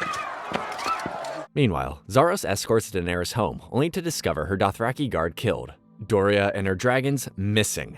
Robb runs into Talisa again, and the two of them flirt with each other. Catelyn arrives with Brienne and sees Talisa, sensing Robb's attraction for her and reminds him of the promise he made to Walder Frey. Roose Bolton informs Robb that Theon has taken Winterfell and that Roderick is dead. Robb wants to retake Winterfell, but Bolton proposes another plan. He sends word to his bastard, Ramsay, to raise several hundred men and retake Winterfell, while Robb stays out here with his men, keeping the Lannisters on the run. My boy would be honored to bring you Prince Theon's head. Tell your son Brandon Rickon's safety is paramount.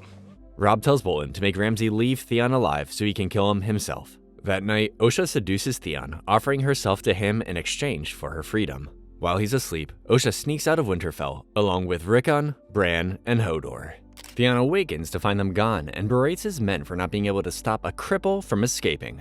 Black Lauren, one of Theon's men, points out that Theon is just as guilty since he was sleeping with Osha, who also escaped. Theon beats him, hurting his hand, and barks at his men to find them. Dagmar watches this, hinting that he doesn't have respect for Theon anymore. They search for Bran and the others, but turn up nothing, leaving Theon to trick Maester Luwin and everyone else into thinking they are dead by burning 2 farm boy corpses. Ygritte awakens with a knife in her back, and Jon immediately gets up. Ygritte wonders if that's the first time he's ever been that intimate with a woman, and Jon reminds her that he's a man of the Night's Watch.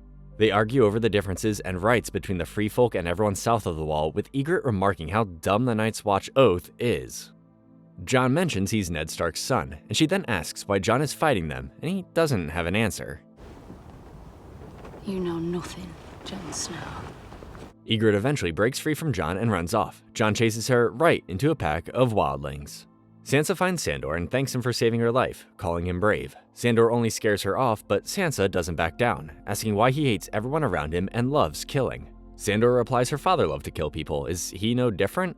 Sansa awakens after having a nightmare regarding her almost getting, and discovers she had her first period.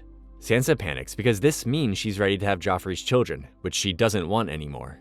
Shae walks in and tells her to flip the mattress, but then another handmaiden enters. Shae chases the handmaiden, holding a knife to her throat, telling her to say nothing. She nods her head, but Shae returns to discover Sandor has already seen. Cersei comforts Sansa with her own experience with Robert, saying he was never around to love her, but she was there to love her children, expecting the same thing from Sansa. Jaime manages to escape from Robb's camp by killing Alton when he's placed in his cell. Torrhen Karstark comes to rescue Alton, and Jaime kills him, taking his keys. He is later recaptured, and everyone wants his head, including Lord Rickard Karstark, who wants revenge for the murder of his son. Catelyn makes them all stand down, and Jaime is tied up even more than last time. Brienne points out that if this keeps up, Jaime won't last the night, so Catelyn confronts Jaime, calling him a man without honor. Jaime goads Catelyn to try and kill him, but instead she lets him go with Brienne, escorting him back to King's Landing on foot. Jorah visits the Quaithe, seeking answers regarding where the dragons are. The Quaithe tells Jorah that the thief is with Daenerys, who is speaking with the 13, demanding to know where they are. Piapri admits he has the dragons and took them to the House of the Undying, an arrangement he made with the King of Qarth. But there is no King of Qarth. There is now. That was the other half of the arrangement. Zaros proclaims himself as the new King of Qarth, and wants to open Qarth to the rest of the world. Piat then kills all of the 13, and Daenerys runs out with Kovaro, where she is rescued by Jorah. Yara arrives in Winterfell, not impressed with all Theon has accomplished, and tells him their father wants him home. Theon still refuses to abandon Winterfell. The wildlings take Jon to the Lord of Bones, where Qhorin is also captured. But the other rangers are dead. The Lord of Bones wants to kill Jon, but Ygritte convinces him to let him live. Telling Jon they're even now, Jon talks with Qhorin and discovers the other rangers died looking for Jon because he didn't finish Ygritte off. Qhorin tells Jon to make sure it wasn't for nothing. Back at the Fist of the First Men, Gren stumbles upon an ancient Night's Watch cloak containing several Dragonstone blades. Robb finds out his mother let Jaime go and he is furious with her. None more furious than Rickard, who now won't get the chance to avenge his son's death. Catelyn argues that all of her children are prisoners except one. What was she supposed to do? Robb retorts that she's made their situation weaker because now they don't have a bargaining chip, and keeps his own mother as a prisoner. Meanwhile, Brienne and Jaime have made it far away, staying off the main roads to not be seen, and Jaime is making things difficult for Brienne because he won't stop prying into Brienne's personal information and insulting her. They steal a boat and sail down a river. That night, Talisa visits Robb in his tent, where they flirt for a bit. Robb has Talisa share a story that made her want to become a nurse, and hearing the story, watching her tell it, makes Robb realize he wants to marry Talisa and not the Frey daughter. She feels the same way. They passionately kiss and make love. Arya overhears Tywin talking about Stannis attacking King's Landing and the Starks attacking Casterly Rock. This causes Tywin to depart from Harrenhal with his army and attack Robb while he is weak. Arya tries to find Jaqen so he can kill Tywin, but he is nowhere to be found.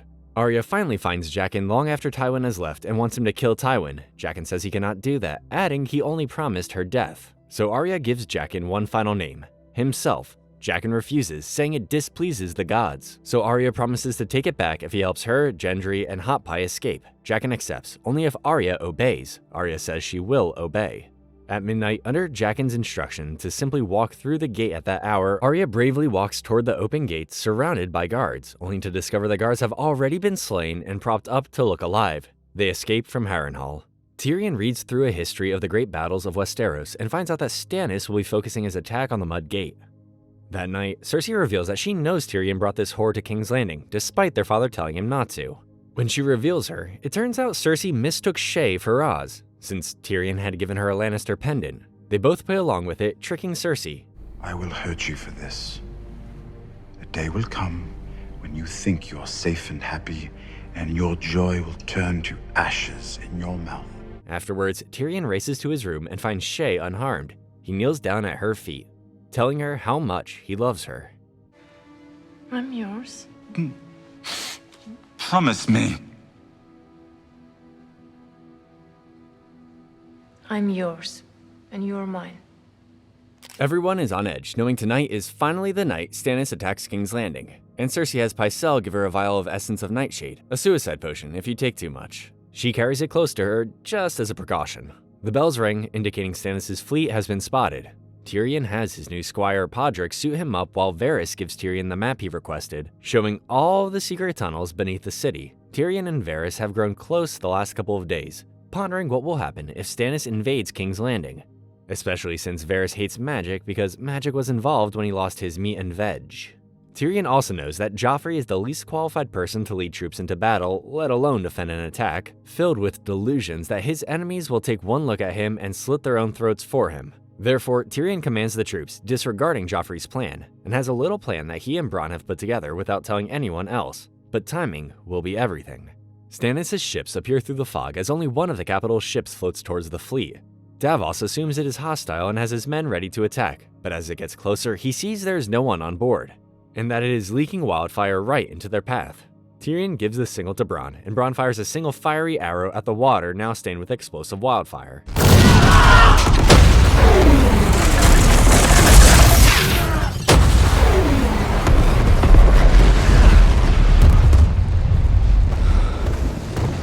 The majority of Stannis' fleets are decimated. Mathos is killed and Davos is nowhere to be found, yet Stannis still prepares to land.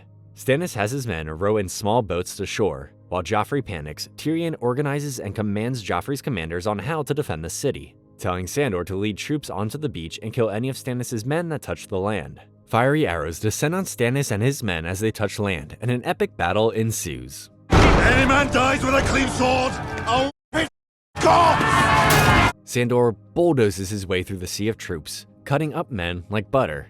But Lancel is injured and retreats inside to where Cersei and the others are.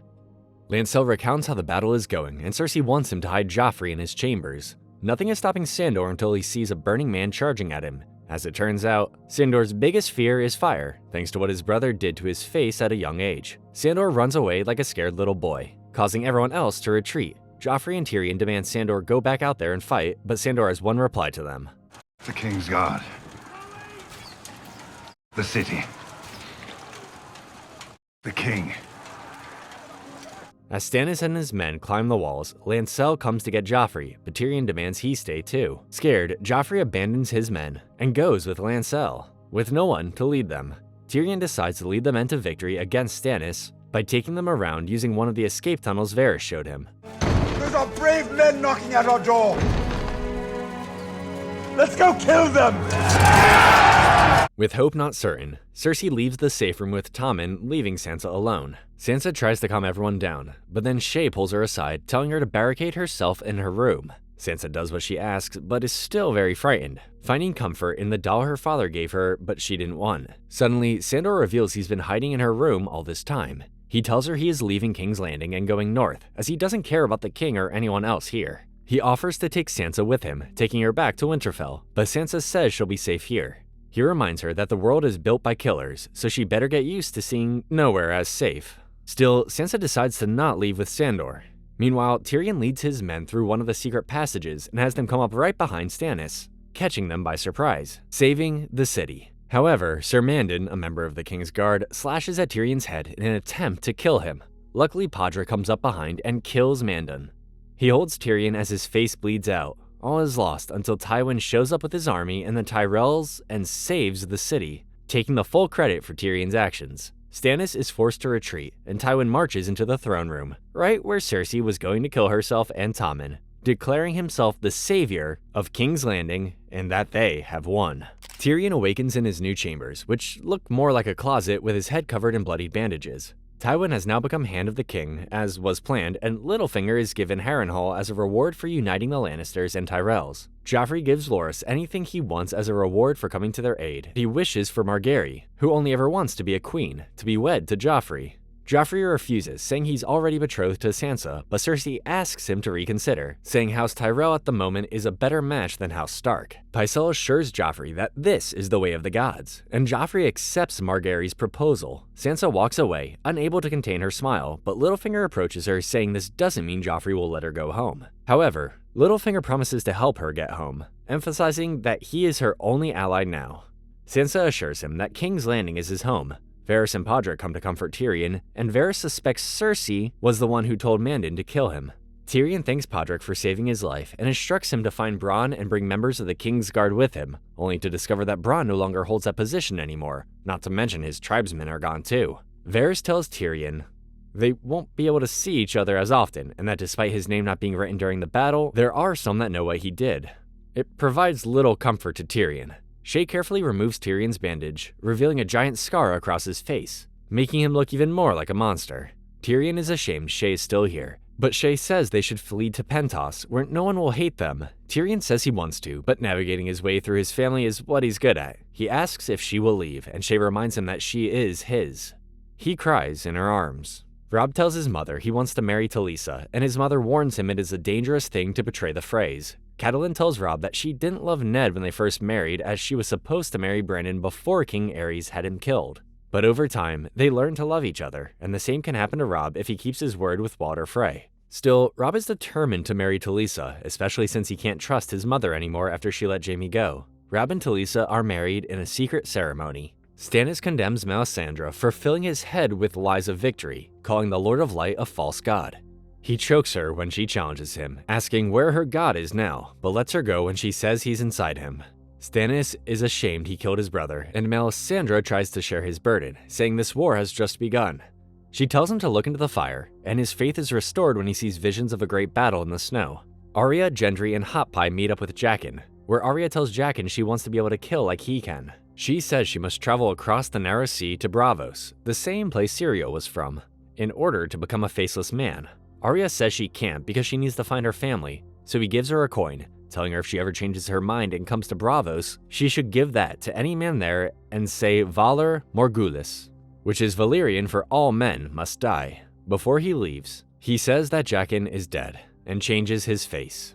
Theon resides in Luwin's council, as he figures he is under siege from Bolton's forces. Luwin tells Theon he should run and make it to the wall, but Theon rejects the idea because Jon will kill him there, and because he doesn't want his family to know he was a coward. You're not the man you're pretending to be. Not yet. The next morning, Theon rallies his troops with an inspirational speech, only to be knocked out by Dagmar at the end. Luwin rushes to Theon's aid, but Dagmar stabs Luwin in the gut. He then tells his men to go home, dragging Theon with them. Bran and the others come out of the hiding place at Winterfell and find it in ruins. They find a dying Luwin by the weirwood tree, and he tells them to go north to the wall where there are fewer enemies. Hodor takes the boys away, but Osha stays behind to give Luwin a quick death. Daenerys, Jorah, and Kavaro enter the House of Undying. However, when they look for an entrance, Daenerys disappears. Inside, Daenerys follows her dragon's screams to a chamber, but they are nowhere to be found. She opens one of many doors and finds herself in front of the Iron Throne with the throne room in ruins. She approaches the throne that is rightfully hers, but turns away when she hears her dragon screaming again. She follows the screaming, now finding herself at the wall with a hut nearby. She enters the hut and finds Drogo with her healthy, unborn son. She thinks this is a dream, but wants to stay. However, she can't when she hears her dragon screaming again. She finally finds them, but Pia chains her up, wanting them all to stay as the dragons make their magic stronger. Daenerys commands her dragons to breathe fire with the Valyrian tongue, uttering the phrase Dracarys, which means dragon fire. The dragons burn Pia alive, setting them free from his magic. Daenerys, Jorah, and the Dothraki find Doreah with Zaros in bed, and takes them both to the impenetrable vault. It's revealed that there was never anything inside, and she locks Zaros and Doreah inside, leaving them to die. They take anything valuable inside Zaros' house and use it to buy them a ship. Beyond the wall, Corran starts a fight with Jon, making Jon kill him in order to prove his loyalty to the wildlings. The Lord of Bones sets Jon free, and they burn Corran's body. Jon follows Ygritte down the hill to meet the wildlings' king. Meanwhile, Ed, Gren, and Sam are looking for animal droppings to keep warm when they hear three horns blast, meaning walkers are nearby. They run, but Sam stumbles, getting separated from the group. He hides as an army of whites descends upon him, heading straight for the wall. Season 3 begins with Sam running for his life from the Whites, only to run into one coming right at him with an axe. Luckily, he is saved by Ghost and the other Rangers, and Jor asks Sam if he sent the ravens warning everyone. Sam shakes his head, and Jor scolds Sam as that was his only job. He turns to his men and tells them they need to get back to the wall and warn all of Westeros that the White Walkers are coming. Jon is escorted through the wildlings' camp, where he sees a giant for the first time and is called Crow by everyone, which is the wildlings' word for the Night's Watch because of their outfits.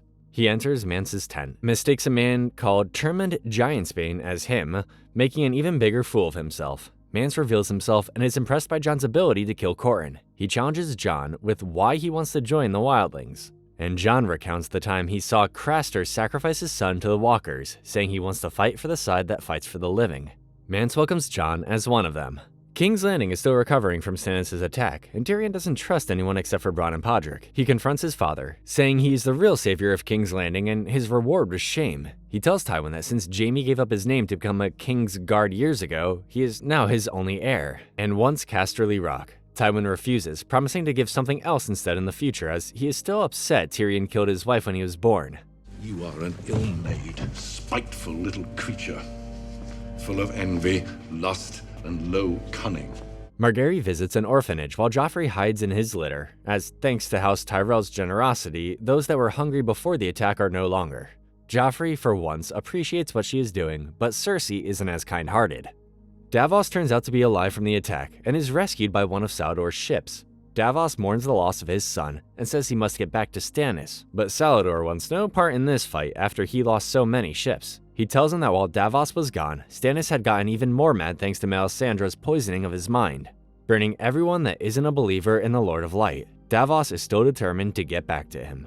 He returns to Dragonstone and sees that Sallador was right. He challenges Melisandre, and Melisandre argues that Stannis would have won if she was there, but she wasn't. Davos tries to attack her, but is thrown into the dungeons. Robb and his army arrive at Harrenhal and discover that Gregor has abandoned it, but killed all the prisoners before he left. They find one person still alive, Qyburn, a former Citadel maester, and Talisa tends to his wounds. Across the Narrow Sea, Daenerys' dragons are growing bigger and stronger each day. They arrive in Astapor in Slaver's Bay, where they are welcomed by a slave trader named Krasnys Mo Nakloz, who shows them his army, the Unsullied. He only speaks Valyrian, which Daenerys pretends to not know how to speak, so he has his interpreter, Missandei, explain how ruthless and emotionless the Unsullied are. Krasnys tells Daenerys he is willing to sell 8,000 to her, but she must make her decision quickly. Daenerys doesn't like the idea of hiring an army of slaves, but Jorah points out that they are no longer men. In the market, Daenerys is fascinated by a little slave girl, who gives her a gift. But before Daenerys opens it, a cloaked man comes up behind her and saves her from being killed by a scorpion-like creature hiding inside the gift. The girl turns out to be a warlock like Piat was and disappears. The man reveals himself to be Barristan, who asks for Daenerys' forgiveness and once again swears his loyalty to the Targaryens. Bran has another dream about the three-eyed raven and tries to kill it, with Jon and Robb giving him advice, recreating the first scene where we met them. Bran can't kill it and suddenly meets a boy, who tells him he can't kill it because the three-eyed raven is him. Later, the same boy from Bran's dream visits them and gains the trust of Summer. He introduces himself as Jojen Reed, and his sister Mira. He tells Bran that they've been looking for him and have a long way to go. Jojen reveals that he is just like Bran, being able to see things through animals, and explains that Bran is the only thing that matters right now. Robb hears word about Winterfell and Ruin, but there's nothing about Bran or Rickon being found, giving he and Catelyn hope they are still alive. However, there is no mention of Theon, for as it turns out, he has been taken somewhere by someone and is being tortured. You don't think we can win? I think you lost this war the day you married her. Theon is asked questions about why he took Winterfell, and despite answering truthfully, he continues to be tortured. When he is left alone, a cleaning boy claiming to be sent by Yara promises to rescue him later tonight. Margaery introduces Sansa to her grandmother, Lady Olenna Tyrell, who has a habit of always stating her opinion. Olenna opens herself up to Sansa and wants to know everything about Joffrey and how he's been treating her. She reassures Sansa with her witty grandmother charm that she can tell the truth, and Sansa tells them that he's a monster. Margaery visits Joffrey, where Joffrey, pointing across at her, questions her loyalty, bringing up how she was married to the traitor Renly Baratheon. Margaery chooses her words carefully and says that Renly also betrayed her as he didn't prefer the company of women. She calls Joffrey a king, and he loves hearing her say it, so he shows off his new crossbow. She pretends to share his love for killing and death. Arya, Gendry, and Hotpie are heading north when they run into the Brotherhood without banners. The same Brotherhood everyone at Harrenhal was tortured into giving information about. Their leader, Thoros of Myr, says they fight the Lannisters' rule over the north, and invites them to eat and talk with them. Thoros questions them at an inn, where their archer, Angui, returns with a prisoner who happens to be Sandor. Arya tries to leave before Sandor recognizes her, but she walks right past him, and he recognizes her immediately. Jon, now wearing wildling colors, witnesses one of the wildlings, Orell, using his warg ability to scout ahead for them. Orell comes back, telling them he saw dead Night's Watch men at the Fist of the First Men. Sam marches back to the wall with the others, but finally breaks down when Rast tells him that he doesn't deserve to still be alive. Ed and Gren try to help Sam back to his feet, but Sam is too upset that they left him to die, although Ed isn't as supportive about it. Their commotion attracts Jor, and he tells Sam he forbids him to die. Meanwhile, Brienne continues to escort Jaime back to King's Landing, and Jaime takes the opportunity to ask about Brienne's romantic relationship history, to which Brienne is very sensitive about. Along the way, they run into a farmer who Jaime is convinced recognized him, so they should kill him, but Brienne doesn't believe so, saying the farmer is innocent. They risk being seen by taking an open bridge. Jaime pretends to be tired and rests on the bridge. When Brienne tries to get him up, Jaime grabs one of her swords and cuts himself free, although his hands are still tied up. Bit of a quandary for you. If you kill me, you fail Lady Stark. But if you don't kill me, I'm going to kill you. Brienne proves to be just as skilled with a blade as Jaime, but their little game is cut short when one of Bolton's bannermen, Locke, arrives and takes them prisoner, aided by the farmer Brienne let live. At Riverrun, Edmure Tully, Catelyn's brother, fails to light his father, Hoster Tully's pyre for his burial at sea, so his father, Brynden, does it for him. He turns around and leaves before the arrow lands, further embarrassing his son. The reason Hoster is dead is because Edmure thought it was a good idea to capture Tywin's nephews, Martin and Willem, and lost 208 men in the process. Robb scolds Edmure for not waiting to strike like he asked him to, saying if he hadn't engaged, he would have Gregor's head on a spike by now. During a small council meeting, Tywin makes Tyrion the new master of coin, as he is sending Littlefinger to the Vale to wed Lysa Arryn, giving Robb fewer allies. Tyrion objects, but the matter has already been decided. By the way, you'll notice Joffrey doesn't attend the small council meetings too. Maybe he really is Robert's son. At the same inn where Mycah was killed, Hotpie says goodbye to Arya and Gendry as they continue on with the Brotherhood. Hotpie knows he's the furthest thing from a warrior and has proven his skill as a cook at the inn, so he wants to stay there. Before she leaves, he bakes Arya a bread shaped into a direwolf, and as she leaves, she tells him it tastes good. He blushes. Jon and the wildlings reach the Fist of the First Men and find only the Night's Watch's horses' heads arranged in a spiral pattern. No bodies, suggesting White Walkers did this. Mance tells Tormund to take Jon, Orell, Ygritte, and 20 men to climb the wall so that they can prepare for a surprise attack against Castle Black. We're finally going to war. Old friend. Hide near Castle Black. When I give the signal, hit them in the night. Meanwhile, what's left of the Ranger party makes it back to Craster's Keep, where they are fed and warmed. Sam discovers that Gilly is giving birth to a son. The cleaning boy returns to rescue Theon, and despite his legs not working from being tied up for so long, Theon is able to ride east where the boy says Yara is waiting for him. Your sister's waiting for you. I'll make you a lord of the Iron Islands for this. Theon comes to an open field, where he is attacked by his captors. He tries to get away, but they catch him in the end. They are about to kill him, when suddenly they are all killed by the cleaning boy with expert marksmanship. You little bastard. He once again rescues Theon. In Astapor, Daenerys sees the Walk of Punishment, where slaves who disobey are left crucified as a warning for other slaves that wish to disobey. Daenerys tries to show mercy to one of them, but he doesn't want it. Barristan suggests they find an army elsewhere, but Jorah argues they will find no better loyal soldiers than the Unsullied, saying they will gladly spill blood for her. The blood of my enemies, not the blood of innocents. Daenerys makes her decision and tells Krasnys that he wants all of the Unsullied. Krasnys insults Daenerys, while Missandei translates a more nicer way of what he says, saying she only has to pay for 100 Unsullied. Daenerys says she will pay for the other 7,900 with one dragon. Jorah and Barristan object, but Krasnys agrees, requesting the biggest one. Before she leaves, she buys Missandei too, and tells Jorah and Barristan to never question her in public again.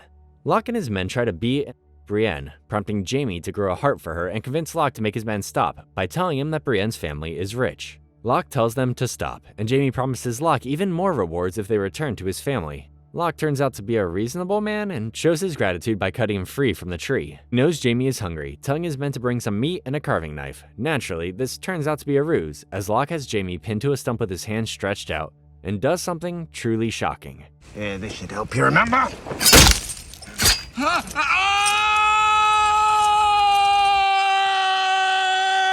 Raise your hand if that shocked you the first time you saw it. Sorry, that was bad. Locke has Jaime wear his severed hand, his sword hand if you will, around his neck while they mock him, tricking him into drinking horse piss. He manages to steal one of their swords, but he can't fight with his left hand and is easily defeated. Brienne feels bad for him. That night, Jaime refuses to eat, having no reason left to live. Brienne calls him a coward, crying over a little misfortune. Misfortune? You lost your hand. My sword hand. I was that hand. Brienne mocks him for crying like a little girl when he gets a little taste of the real world, and Jaime finally eats. She asks Jaime why he saved her from the men, and Jaime doesn't answer. Daenerys comes to give Kraznys her best dragon, Drogon, named after her husband Drogo, and he gives her the Unsullied whip. Daenerys then addresses the Unsullied, speaking Valyrian, proving she understood Kraznys all this time. Hearing every disrespectful insult he made to her, she tells them to kill all the slave masters and the soldiers in the city, and they begin executing people without mercy. Kraznys tries to stop her, and Daenerys has only one thing to say to him. Dracarys.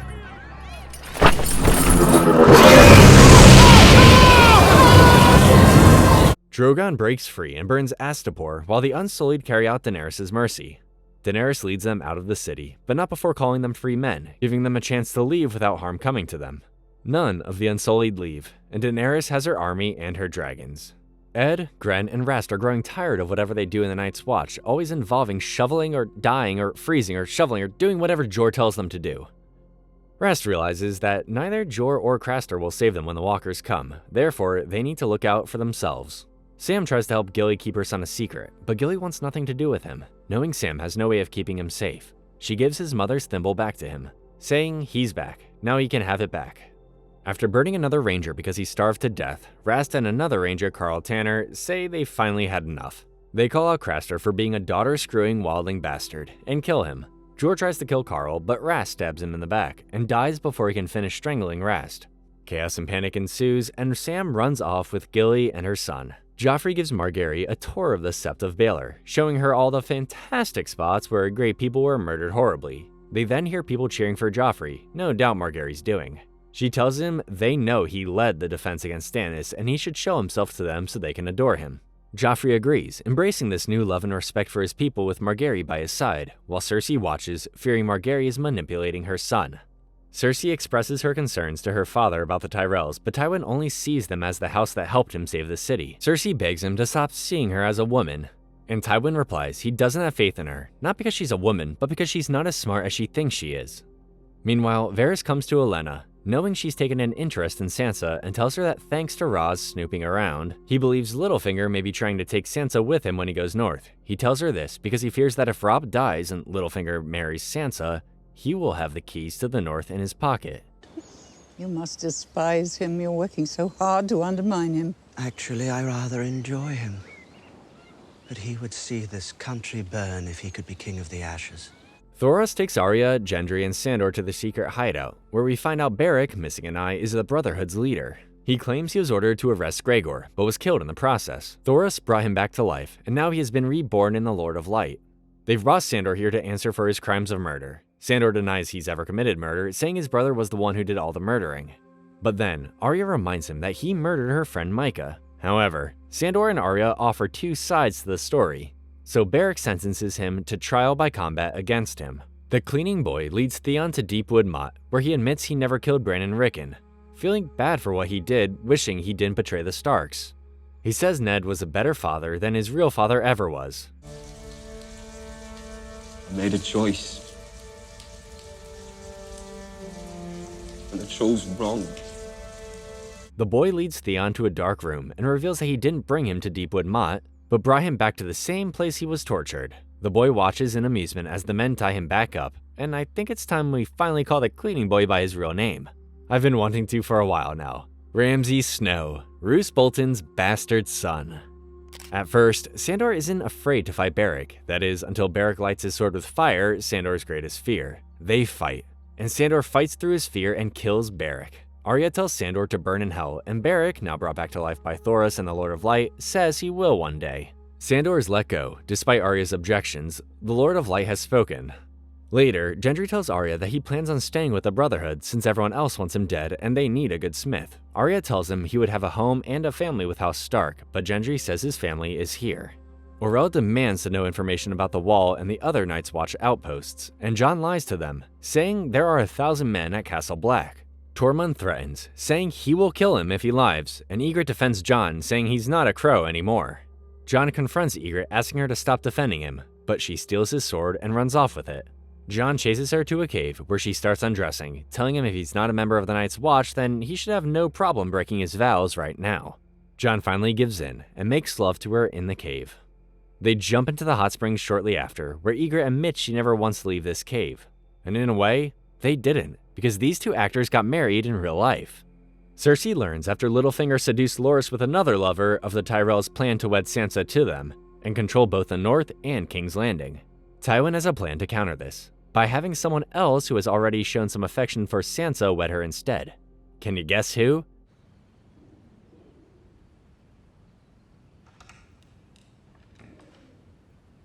You can't mean it. Tyrion calls this a cruel action against Sansa, but Tywin sees this as Tyrion's reward for saving the city. Cersei loves this idea, until she hears the other part of this deal. She will have to marry Loras. Cersei objects, but Tywin doesn't want to hear it, saying his children have disgraced the Lannister name for far too long. Daenerys has the officers of the Unsullied select a leader to represent them, and they choose a man called Grey Worm. Missandei informs Daenerys that when the men become Unsullied, they give away their given name and take on names that mean vermin. Daenerys grants them the freedom to choose their own names, but Grey Worm says the name already gives him pride, adding his previous slave name was cursed. Locke arrives at Harrenhal, where Roose has moved in and become lord of, and presents Brienne and Jaime to him. Roose is a gentleman to Brienne, but toys with Jaime, making him think for a moment that Cersei died when Stannis attacked King's Landing. He makes them comfortable for the time being. Qyburn tends to Jaime's arm, and tells him he will live, but he will need to take his arm off. Jaime objects, knowing he was a maester, and Qyburn offers an unorthodox method to let him keep his arm. Jaime allows the painful procedure. Afterwards, Jaime washes himself in the baths while Brienne is also there, not caring about privacy, wanting to call a truce between them. He sees the same face in her that everyone else gives him when they call him Kingslayer, and Jaime recounts how and why he killed King Aerys. Aerys had become obsessed with wildfire, placing it everywhere throughout the city as he saw traitors everywhere. When Robert and Ned attacked the city, the Lannisters defended the king, not wanting to be on the losing side, but Jaime urged Aerys to surrender, ignoring everyone else telling him the same thing. And when the Lannisters turned on Aerys, that was the final straw. Aerys just kept saying, "Burn them all." Tell me if your precious Randy commanded you to kill your own father and stand by while thousands of men, women, and children burned alive, would you have done it? Would you have kept your oath then? Jaime killed Aerys, betrayed his oath to save the entire kingdom. Brienne asks why he never told Ned when he had the chance, and Jaime says Ned had already judged him guilty. Stannis returns to his wife, Selyse, who prays daily to the Lord of Light, and is about to tell her he had with Melisandre when it turns out Melisandre already told her, yet she isn't mad, but overjoyed. She encourages his infidelity as service to the Lord of Light, so that he might have a suitable heir when he's king. Stannis then sees his daughter, Shireen, who suffered from a disease called grayscale when she was younger, but is now cured, resulting in her face permanently scarred. Shireen spends most of her days in isolation because of her disease, and is resented by her mother, thinking she is unworthy for Stannis after only being able to produce a sickly daughter. Nevertheless, Shireen is a sweet girl and wants to see Davos again, who loves her like she were his own daughter.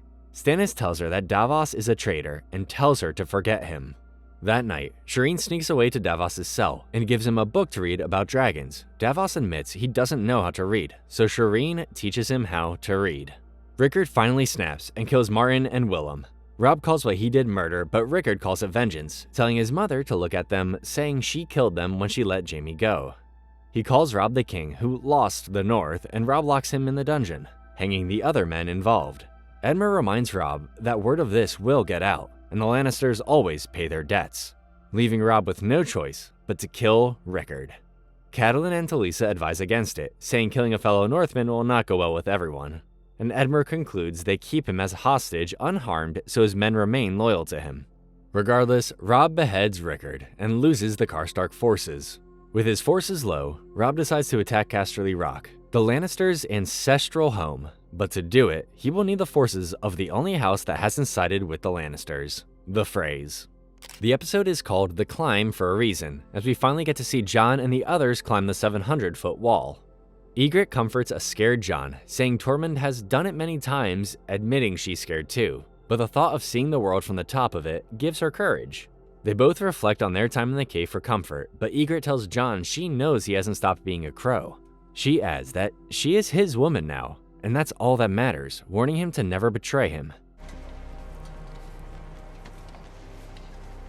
Won't. They climb up the wall, and the higher up they go, the more dangerous the winds become. Suddenly, Ygritte accidentally causes a large chunk of the wall to break off, killing several wildlings and leaving her and Jon dangling. Tormund hangs on, and Orell tries to save themselves by cutting them loose. Jon quickly swings himself over to another section of the wall and grabs on right as Orell cuts them loose. Jon pulls Ygritte up and they embrace. They finally reach the top of the wall. Just as the sun comes out, Ygritte finally gets the chance to see the south of the wall, and she and Jon kiss passionately. The Brotherhood gets a surprise visit from Melisandre, who is here to see Beric. She examines him, amazed at how many times the Lord of Light has brought him back, somewhat jealous that Thoros has his power and not her. She asks Beric what he saw on the other side, and he says there was nothing. It wasn't the answer she wanted to hear. Beric suspects the Lord of Light brought her here for a reason. Melisandre takes Gendry, saying the Lord of Light needs him. Arya confronts him, calling her a witch. Melisandre looks deep into Arya, seeing all sorts of darkness and different color eyes staring back at her. Brown eyes, blue eyes, green eyes. Eyes you'll shut forever. Robb and his advisors discuss an alliance with Walder's sons, Lane Lothar Frey and Blackwater Rivers, where they tell Robb that Walder is open to keeping an alliance with Robb if certain terms are met. First, Robb must apologize to Walder for breaking his promise to marry one of his daughters, Harrenhal, and Edmure must marry one of them instead. Edmure is against this idea, but Robb argues that if they don't do this, the war is lost. Edmure finally agrees, and Robb owes him for paying for his sins.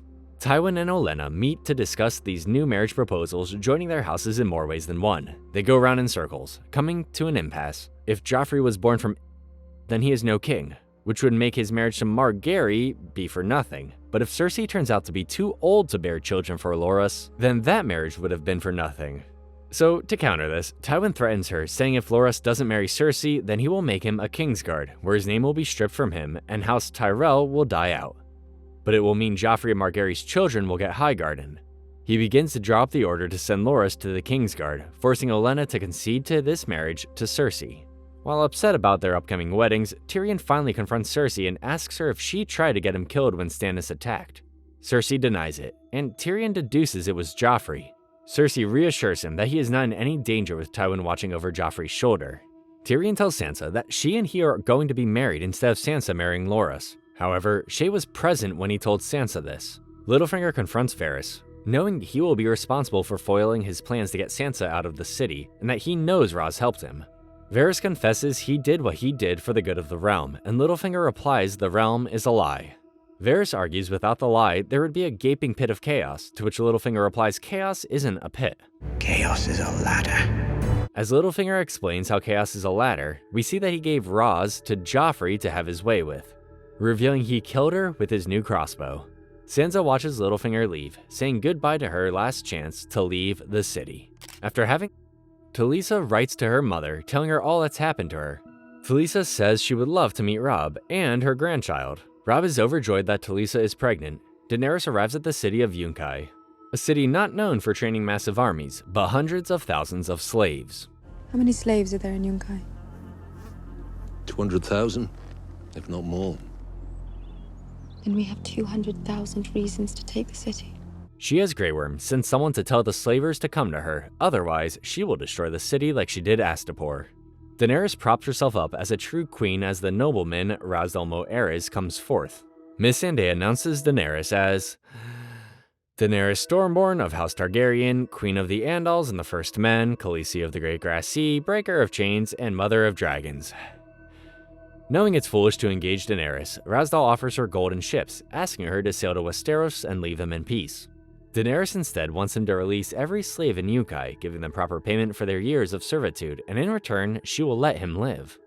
He refuses, threatening her and tries to take the gold back, but the dragons defend their mother. Razdal leaves with his tail between his legs, saying he has powerful friends. Daenerys instructs Jorah to find out who Razdal's powerful friends are. Shae confronts Tyrion about his new marriage to Sansa, and he tries to convince her he doesn't want this and is only doing this for duty. He tries to buy her a comfortable life outside the city for them, but she's still convinced she'll go back to being his again. Angui comes back from scouting, informing Beric and the others of a Lannister raiding party south of them, and they move out. Arya objects, saying Beric promised to take her to Robb in Riverrun, west of them. Beric says he plans to keep his promise, but Arya doesn't believe him and runs off. She gets away from them, but Sandor catches her, dragging her off away from the Brotherhood. Roose allows Jaime, along with Qyburn, to return to King's Landing, while Brienne is forced to stay in Harrenhal with Locke's men.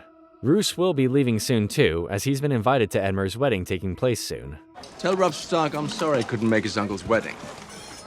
The Lannisters send her regards. Before he leaves, Locke ominously tells Jaime they will take care of Brienne. When they get back to King's Landing, Jaime plans to make Qyburn a maester again, and as he addresses his arm, he asks how he lost his chains. Qyburn was known for performing inhuman experiments on dying men, as he believed the best way to understand disease was to study afflictions. In the end, he learned so much, but the thought of his experiments and how he carried them out didn't sit well with everyone. Qyburn tells Jaime that he got a raven to Brienne's father in Tarth about ransoming her, but he knows Locke won't take it and fears Brienne will be their entertainment tonight. Jaime has his men return him to Harrenhal, where they find Brienne forced to fight a bear with a wooden spoon. He jumps in and saves her, and she pulls him up. He convinces Locke to let her go, and they leave for King's Landing. Hungry, thirsty, and bleeding, Theon finds himself being cut down by two beautiful women named Miranda and Violet, who tend to his wounds among other things. They seduce Theon, despite him begging them to help him escape, and he gives in to their seduction. Suddenly, Ramsay shows up, revealing he sent the girls. He calls his pecker famous and very precious to him, and has men restrain Theon while he cuts it off. Arya awakes and finds a sleeping Sandor. She tries to kill him, but he's already awake, pointing out that she couldn't kill him no matter how hard she tried, which is hard for Arya since Sandor is on her list. Sandor plans to take Arya back to Robb and her mother at the Twins, knowing he will get a great reward. Arya objects to being with Sandor, but Sandor points out she's safer with him than anyone else out here, saying he's saved her sister many times. Jorah has found the powerful friends Razdal was referring to, which turn out to be an employed group of 2,000 mercenaries who call themselves Second Sons. She meets with their leader Mero, his co-captain Prendal Nagezin, and Lieutenant Daario Naharis. The whole time, Mero makes really provocative statements to Daenerys as she tries to bribe them to fight for her. Out of all of them, Daario impresses Daenerys the most when he sees through Barristan's lie about how many Unsullied they actually have. In the end, Mero refuses Daenerys' offer to fight for her. The three of them cast lots to determine who will kill Daenerys, and Daario is the lucky person. Disguised as one of the Unsullied, he enters Daenerys' tent while she is bathing, but instead reveals their scheme to her and their heads. He said he betrayed his comrades and wants to join her because of her beauty, and she accepts his loyalty by showing him her beauty. Daario gives her the Second Sons and swears his life to her. Melisandre takes Gendry to Dragonstone, and by now she has told him that he is Robert's bastard son. Stannis examines him and is unimpressed, calling him a half-brother. She plans to sacrifice Gendry using his royal blood, and when Stannis visits Davos in his cell, he protests against it. Davos knows Stannis also thinks this is madness, otherwise he wouldn't have come to him now of all times, but Stannis remains unresolved. Stannis makes Davos promise to never harm Melisandre again, and he promises, so Stannis frees him. Melisandre seduces Gendry, tying him to the bed and covers his body with leeches. They take his blood, and Stannis burns each one, saying the names of his enemies with each one: Robb Stark, Balon Greyjoy, and Joffrey Baratheon. Tyrion finally gets his moment with Sansa the day of their wedding, and he tries to ease the awkward situation before them, promising he won't ever hurt her. In the Sept of Baelor, Margaery calls Cersei her future sister, which Cersei hates. So she tells Margaery the story of House Rhaen of Castamere, and how they were once the second wealthiest house in Westeros, kind of like the Tyrells now. Until one day they rebelled against Tywin and he wiped them all out, or as Cersei put it, slaughtered. And now the rains weep o'er their halls, and not a soul to hear. The wedding begins, and Joffrey, as father of the realm, volunteers to escort Sansa down the aisle. He makes things difficult for Tyrion when he has to cloak his bride, but can't reach because of his height. During their wedding feast, Sansa excuses herself, and Joffrey threatens Sansa later that night. Since it doesn't matter which Lannister puts a Lannister child in her now. He then calls for the traditional bedding ceremony, but a drunk Tyrion objects to it, threatening to castrate Joffrey. Then you'll be your own bride with a wooden... Thanks to Tywin, Tyrion diffuses the situation and leaves with Sansa to their chamber. In their chamber, Tyrion continues to drink wine and Sansa joins him, still only 14. She starts undressing, knowing it's their duty to consummate this marriage, but then he stops her, saying he won't share her bed until she wants him to. She says she never wants to, and Tyrion accepts that. The next morning, Shae enters their chambers to attend to Sansa, and sees that Tyrion didn't sleep with her. She smiles. Meanwhile, Sam and Gilly, who have been traveling as far south as they can, camp for the night near a weirwood tree. They try to come up with a name for Gilly's son, when several crows start calling loudly outside. Sam leaves to investigate, and encounters a White Walker, who destroys Sam's sword with ease, tossing Sam aside.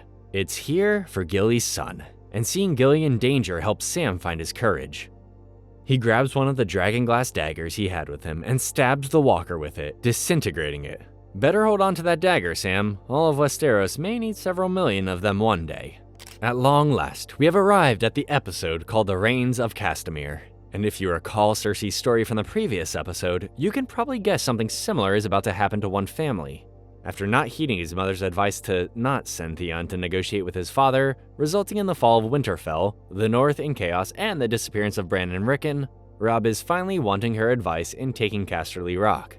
I guess this means she's not a prisoner anymore. Catelyn tells Robb that if Tywin's army gets reinforcements, they will be pinned between them and the sea, but the Freys will give them the advantage to win the war. If Walder Frey cooperates. Walder Frey cooperates. They arrive at the twins and Robb apologizes to Walder, but Walder says he should rather apologize to his girls he robbed of the pleasure of becoming queen. He gives an eloquent apology, and Walder applauds it. Well, let's get ready. The wine will flow red, and the music will play loud, and we'll put this mess behind us. Daenerys, now with Darius by her side, discusses a way to breach the city from the inside. He will take Jorah and Grey Worm through a back gate, and sneak their way through the city and open the main gate. Then the Unsullied pour through the city and it will be theirs in hours. During this meeting, Darius is very close to Daenerys, making Jorah jealous. Jorah is suspicious Darius is leading them into a trap, but Grey Worm trusts him, and that's enough for Daenerys.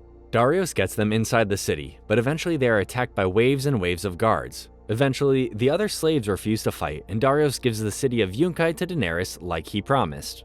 Tormund makes Jon and the other wildlings attack an old horse breeder for the night's watch, but during the attack, Jon discreetly warns the old man and he escapes. He makes it as far as an old mill where Bran and the others are hiding out from a thunderstorm. The lightning and thunder scare Hodor, causing him to panic and scream, "Hodor!" Everyone tries to calm him so he doesn't alert them to the wildlings. Bran accidentally uses his warg abilities to enter Hodor's mind and calm him. Orell, still not convinced Jon is one of them, suggests Jon kill the old man to prove his loyalty. Jon hesitates to kill him, causing Ygritte to kill him instead. The wildlings turn on Jon and Ygritte, and Jojen convinces Bran to use his warg abilities to help them, entering the direwolves. Jon kills Orell, but not before Orell enters his eagle, who attacks Jon, scarring his face. Jon escapes, leaving Ygritte behind. Jojen explains to Bran that it's easy for a warg to get inside the mind of an animal, but no one could get inside a human like Bran just did. Bran tells Rickon that he saw Jon out there, and that they should go to Castle Black. Osha advises against it because the wildlings will definitely attack there, and she refuses to go north of the wall. Bran understands, telling Osha to take Rickon and head to Last Hearth, home of the House Umber. Bran comforts Rickon, saying if something happens to him, Rickon will be the heir to Winterfell. Osha agrees to do this, saying this is her way of saying thanks for his family sparing her life. Rickon says goodbye to Bran, and they both leave. Walder weds his daughter Rosalind to Edmure, who is delighted when he sees her beauty. Walder plays this off as his accepting of Robb's apology and show of goodwill, showing that he indeed has a heart somewhere in there. The wedding feast takes place, and everyone is merry and having a great time. Things are starting to look up for House Stark. They put the newlyweds to bed, and Talisa tells Robb that if their baby is a boy, they should name it Eddard, after his father.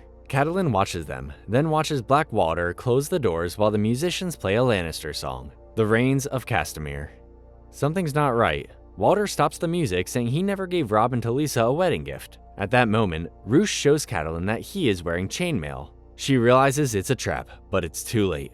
Lothar Frey stabs Talisa and their unborn child, killing them both. The musicians, now archers, fire at Robb, Catelyn, and the other Starks, while the Freys attack everyone else.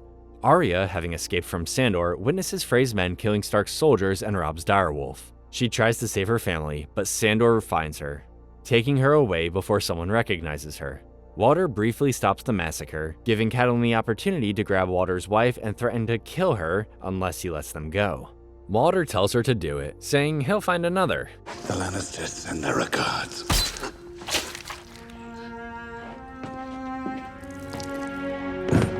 Catelyn screams, watching her son die, killing Walder's wife, and then Blackwater does the same to Catelyn. This event comes to be known as the Red Wedding. The Stark army is massacred, and Sandor takes Arya to safety, not before Arya sees her brother's headless corpse being paraded through camps. Tyrion and Sansa are starting to connect when Podrick informs him that a meeting is in session. Joffrey, bursting with joy, finally attends the small council meeting, where Tyrion finds out that the Starks are dead. Joffrey wants Walder to send Robb's head so he can serve it to Sansa at his wedding. Everyone thinks he's joking, but he's not, saying he can torture whoever he wants because he is the king. Any man who must say, I am the king, is no true king. Tywin speaks one-on-one with Tyrion, telling him that Walder is now in charge of Riverrun and Roose Bolton is now Warden of the North until Tyrion produces an heir with Sansa. Tyrion says that won't be easy now that the Lannisters just took part in the slaughtering of her family, but Tywin doesn't care, saying family is more important than the whims and wishes of the children. Tyrion bets his father to name one time he ever did something that wasn't for the family, and Tywin immediately retorts the day Tyrion was born. He wanted so badly to drown him in the sea when he was born, but didn't, only because Tyrion was a Lannister. Tyrion returns to his bedroom and finds Sansa already heard the news, wanting nothing to do with him. Jaime, Brienne, and Qyburn make it back to King's Landing, and Jaime and Cersei are finally reunited. Bran and the others have now made it to one of the 16 abandoned Night's Watch castles, where Sam and Gilly happen upon them.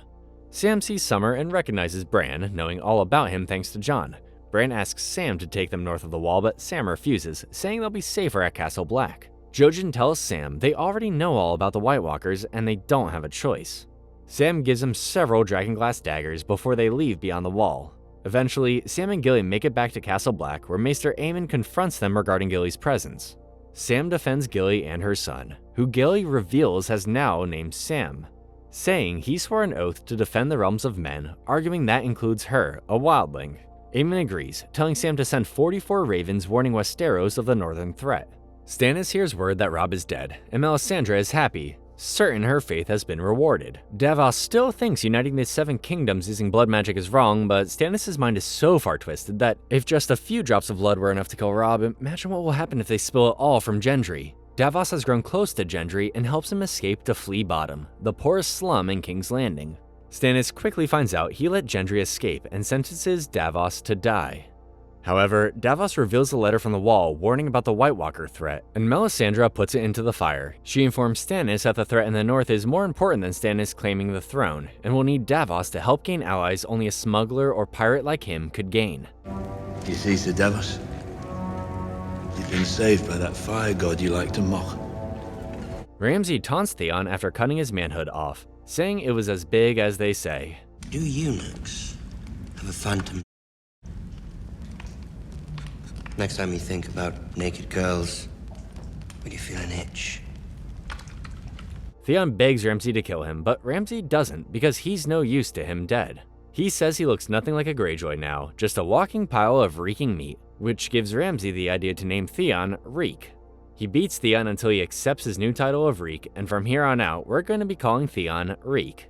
Ramsay sends Balon Greyjoy a letter demanding he withdraw from the north along with a box containing Theon's favorite toy, saying more boxes containing Theon will follow. Balon refuses, saying Theon was never his son, but Yara disobeys her father to rescue her brother, taking the fastest ship and the 50 best men they have to rescue Theon. Ygritte finds Jon and aims an arrow at his head. He tells her he didn't have a choice and confesses his love for her, adding she knew who he was all along. You know nothing, Jon Snow.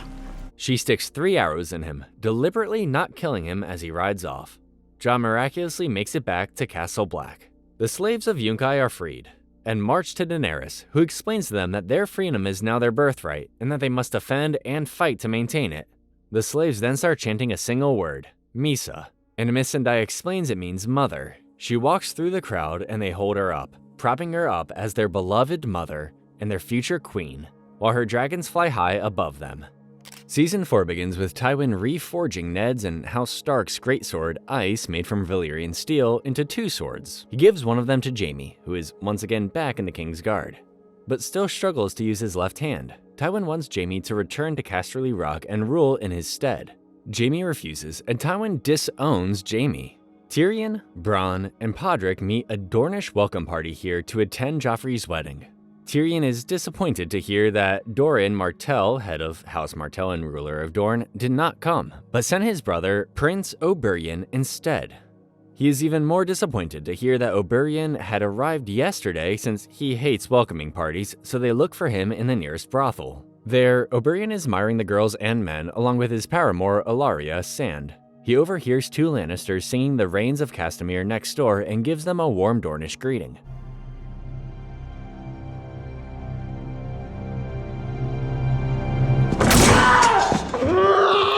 See, after Robert's rebellion, Robert kept Elia Martell, Rhaegar's wife, and her 2 children alive, but at the behest of Tywin Lannister, Rhaegar Clegane, and murdered Elia and her children, which resulted in Robert marrying Cersei. Elia was Oberyn and Doran's sister, and ever since then, House Martell has hated Lannisters. Tyrion finally finds Oberyn, welcoming him, and Oberyn explains why he desired to come to a Lannister-infested place. He came because he wants to remind the Lannisters that they aren't the only house that repays their debts. Things are still tense between Shae and Tyrion. She tries to rekindle a romance with him, but being a married man now makes it difficult for Tyrion even if it isn't consummated.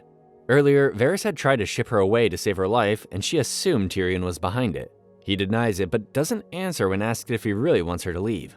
She leaves, revealing that another handmaiden had been listening to their conversation.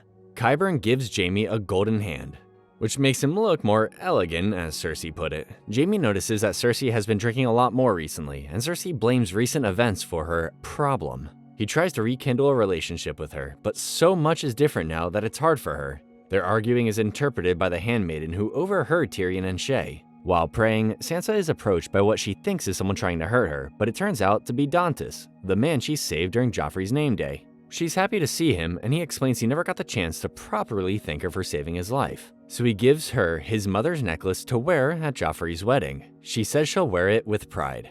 Daenerys' dragons are growing even bigger each day and are getting harder to control. She finds Grey Worm and Daario, played by a different actor, gambling over who is the strongest warrior. She scolds the both of them, and Daario senses Grey Worm likes Missandei. On the road to Meereen, they see a slave girl crucified and propped up as a marker, pointing in the direction of the city. Jorah informs her there is one for every mile till they get to Meereen.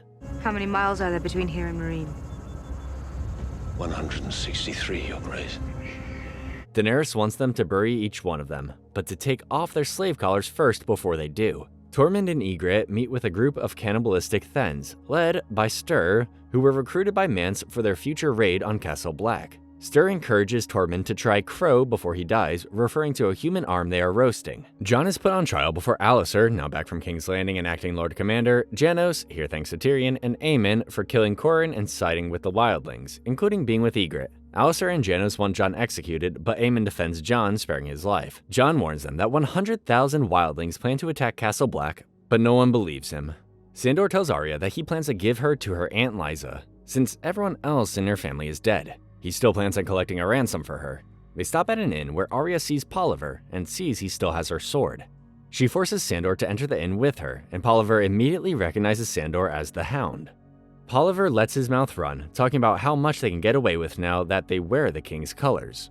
Sandor insults Joffrey, causing Polliver to recount how much of a coward Sandor was during the Battle of Blackwater. Sandor asks him to bring him a chicken, saying he's already paid for it. Polliver makes the situation worse, bringing his men into the equation, causing Sandor to say they've just paid for more chickens. Polliver finally realizes what he means. You lived your life for the king. You're gonna die for some chickens. Someone is. A fight breaks out, and Sandor brutally murders Polliver's men. Arya takes back Needle from Polliver, and she kills him the exact same way he killed Lamy. In the end, Sandor gets his chicken, and Arya knocks a name off her list. Roose and his wife Walda and Locke arrive at Dreadfort, where Ramsay has been acting lord of while Roose was away. Ramsay presents Reek to Roose, and he's not happy with what he did to Reek, saying he was planning on trading him to Balon for Moat Caelan. He's ashamed of Ramsay, adding he shouldn't have put so much trust in him. Ramsay proves his domestication of Reek by having him shave him with a sharp razor. He coaxes Reek to tell Roose that Bran and Rickon are still alive, and mentions that Robb is dead right as Reek has the razor to his throat. Reek didn't know until just now, and for a moment we see he desperately wants to kill Ramsay, but he continues shaving. Roose orders Locke to find Bran and Rickon, sending him to Castle Black to look for them and find Jon. He charges Ramsay to take Moat Caelan, hinting that if he succeeds, he will name Ramsay his heir. North of the Wall, Bran spends too much time using his warg abilities, and Mira warns him, saying if he does, he'd forget everyone, including himself. They travel deeper north where they find a weirwood tree. Bran touches it and is flooded with past and future visions, as well as a voice, probably the three-eyed raven, telling him to find him north under a great weirwood tree. Jaime confesses to Tyrion that he can't be in the Kingsguard because he can't fight with his left hand, so Tyrion suggests he be trained to fight with his left hand by the other greatest swordman in Westeros, Bronn. Jaime trains with Bronn in a secluded location, struggling to match Bronn's skill, but Jaime regains his confidence as a swordsman. It's a start. Varys informs Tyrion that Cersei knows about Shae, and it's only a matter of time before she informs Tywin. He also admits that he tried to get her out of the city and refuses to lie for him again, not having as much collateral as Tyrion. While having breakfast with Joffrey, people present wedding gifts to Joffrey, with Tyrion's gift being a history book, and Joffrey is forced to be grateful for it. Tywin then presents Joffrey with the other sword forged from Ned's sword and cuts Tyrion's gift into pieces, naming his sword Widow's Wail. Every time I use it, it'll be like cutting off Ned Stark's head all over again. Shae comes to Tyrion's room wanting to make love to him, but Tyrion tells her they can't keep doing this anymore and there's a ship waiting for her to take her to Pentos. Shae says Tyrion is afraid of his family, reminding him that she is his and he is hers. Tyrion snaps, calling her, saying he can't be in love with one. He has Bronn escort her out as she cries, and she sails away to Pentos. Later, Margaery marries Joffrey, becoming the new Queen of Westeros. We have a new queen. Better her than you. During the wedding feast, Brienne expresses her congratulations to the new couple, and Cersei confronts her alone. Brienne recounts their journey back to King's Landing, and Cersei is certain Brienne has feelings for Jaime. Joffrey then presents a crude play of the War of the Five Kings, depicting each king as a silly dwarf. Joffrey suggests Tyrion participate, and Tyrion insults Joffrey in front of everyone with a witty response. Joffrey mocks Tyrion by pouring his wine all over him and has Tyrion be his cupbearer. He mocks him some more before Tyrion finally fills his cup. I said, kneel! Look, the pie! The pie arrives and Joffrey takes the goblet, takes a sip, putting it off to the side near Olenna. He cuts the pie and Margaery serves him, announcing it is dry. Tyrion tries to leave, but Joffrey insists he continue to serve him. Joffrey drinks from his cup and suddenly starts choking. Cersei and Jaime rush to him, and Dantos appears, begging Sansa to leave with him right now. Joffrey dies, but not before what appear to be him pointing at Tyrion, holding the poison goblet. Grief-stricken, Cersei accuses Tyrion of murdering her son.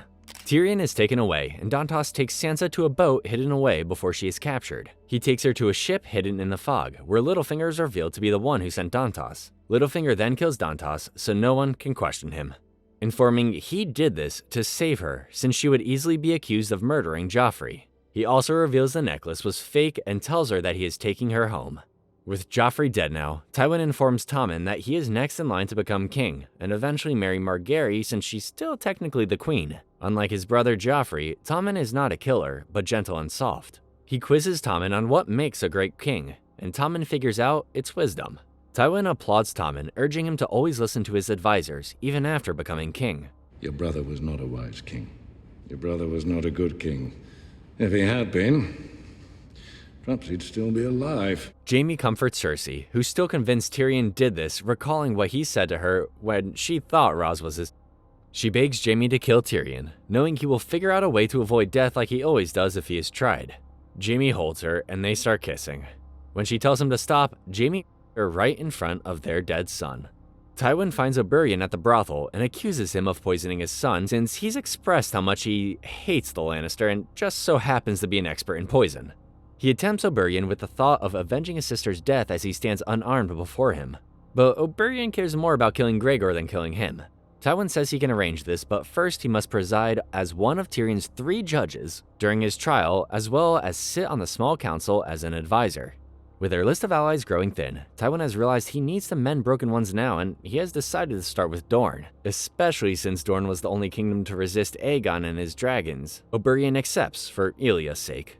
Podrick visits Tyrion in his cell as a loyal squire, informing him of the trial. Tyrion is asked to name witnesses for the trial, and he decides to deduce who could have killed Joffrey. He asks Podrick to bring Jaime to him, and then tells Podrick to leave King's Landing before they come for him as Bronn is already a target. Podrick objects, but has to leave King's Landing, and Tyrion calls him the most loyal squire that's ever lived. While stopping for water, Sandor and Arya are greeted by a farmer and his daughter who say they own the land.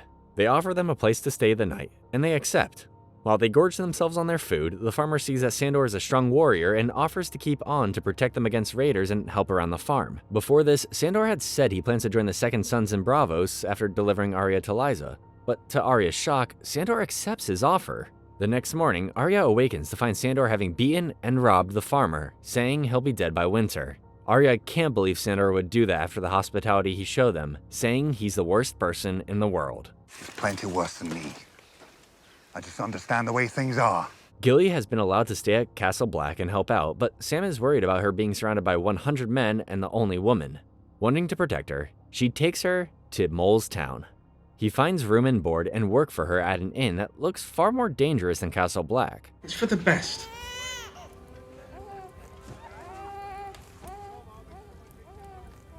Best for you. Stannis finds out about Joffrey's death, still certain it was his doing when he tossed the leeches into the fire. He's still furious he let Gendry go, and Davos suggests they find allies beyond the Narrow Sea, specifically the Golden Company. The Golden Company consists of 20,000 men, horses, and war elephants, known for never breaking a contract, which is rare among mercenaries. Stannis is against it, but Davos reminds him that blood magic doesn't solely win wars, men do. Stannis reminds him that they need money to hire mercenaries. Thanks to Shireen, Davos gets the idea to the Iron Bank of Braavos, writing in Stannis' name. The wildlings and Thens raid a small village, killing everyone except a boy called Ollie. He watches as Ygritte kills his father. Styr finds Ollie and tells him to run to Castle Black until the knights watch what they have done. Alliser commands his men to strengthen Castle Black's defenses so they can prepare for their attack and defend the wall. If they fall, so does Westeros. Just then, Ed and Gren make it back to Castle Black, having escaped from being prisoners to the rangers that mutinied. We're still holding up Craster's keep and enjoying his wives, still led by Carl. Jon argues they should kill them before Mance finds them, remembering that he lied to Mance, saying there are 1,000 men at Castle Black. Daenerys arrives at Meereen, where she is greeted by the city's champion. He insults Daenerys, calling her a man pretending to be a woman. Jorah, Barristan, and Grey Worm all volunteer to be her champion, but Daario is the more logical choice since he's the most expendable, and before you feel bad for him, those were his words. The champion charges at Daario on horseback, while he just stands there waiting. When it gets closer, he throws a knife, killing the horse, and easily killing the champion before he has a chance to recover. With the crowd silenced, Daenerys addresses them, recounting all that she's done and who she's conquered, as well as all the slaves she's freed. To prove this, she catapults all the slave collars at the city. That night, Grey Worm and several other Unsullied pose as slaves and infiltrate the city. They find other slaves debating over Daenerys and the validity of her achievements, and give them weapons. This sparks a slave uprising, giving Daenerys control of the city. As retribution, Daenerys has 163 masters crucified for the 163 slaves they met on the road to Meereen. Barristan objects, arguing she should show mercy. But Daenerys argues she will answer injustice with justice, thus the masters are crucified. During all this, Missandei has been teaching Grey Worm how to speak the common tongue, which in this case is English. They learn about each other's backstories, and they are both tragic, yet the moment is romantic for them. Jaime is getting better at using his left hand, and Bronn encourages Jaime to visit Tyrion in his cell. Bronn tells him that when he was on trial at Aerie, Tyrion first chose Jaime as his champion, before being forced to choose Bronn. You're gonna fight for him now? His talk works, and Jaime finally visits Tyrion, jokingly telling him he's being treated better as a prisoner than he was. Tyrion knows Cersei will never believe him, even if the real killer confessed right in front of her, and Jaime brings up Sansa. Tyrion is certain Sansa didn't do it because she's never been a killer, nor he for that matter. Jaime confronts Cersei, knowing he talked with Tyrion, and he tries to convince her that he didn't do it. But she is more focused on making sure Tommen is well protected, confiding once again in her wine for comfort. And surprisingly, Margaery makes it past the king's guard and enters Tommen's room, which once belonged to Joffrey. She figures since they will be wed one day, they ought to get to know one another. She's actually here at the behest of Olenna, so she can flatter him and disrupt Cersei's influence on him. Remember our little secret.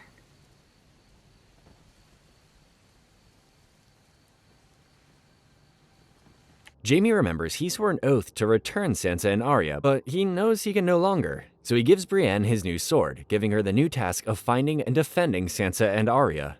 He also gives her a brand new shiny set of armor, and it's all Brienne needed to accept this task. I almost forgot. I have one more gift.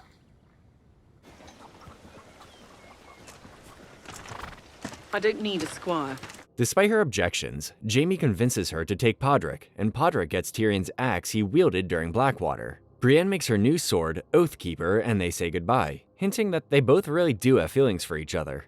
On the way to the Eyrie, Littlefinger tells Sansa he plans to marry Lysa, hinting that the Tyrells are involved in this somehow. He also tells her he had a part in Joffrey's death but was not the mastermind, revealing there was a stone missing from the necklace she wore containing the poison.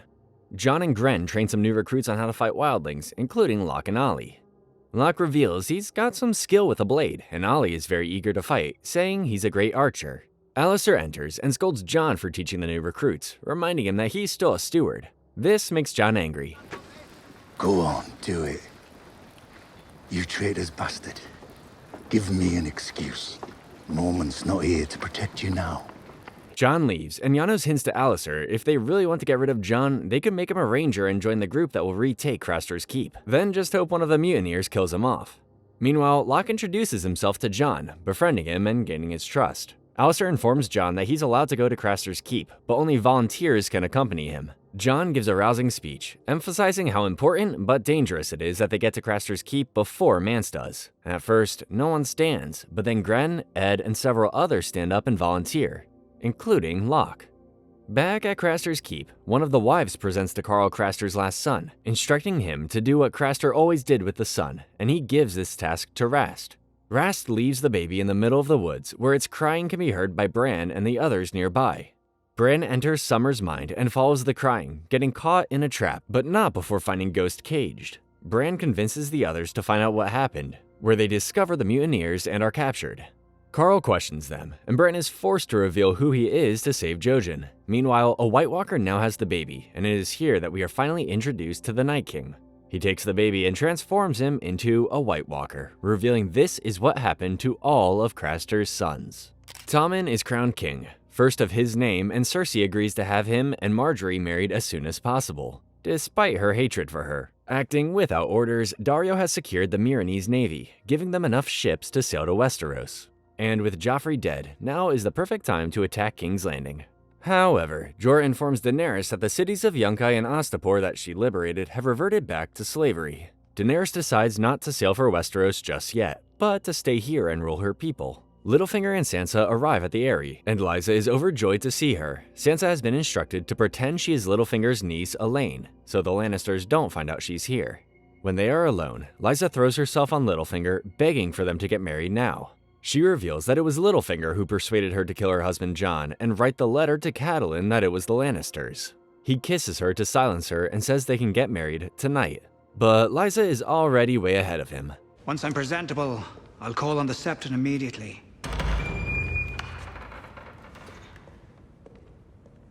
After their consummation, Lysa grows suspicious of Littlefinger's interest in Sansa, knowing Littlefinger's history with her family and the Starks, and believes Sansa has been sleeping with him. Sansa manages to convince her that she's still a virgin, and Lysa calms down, saying that when Tyrion is executed, Sansa will be a widow and marry Robin.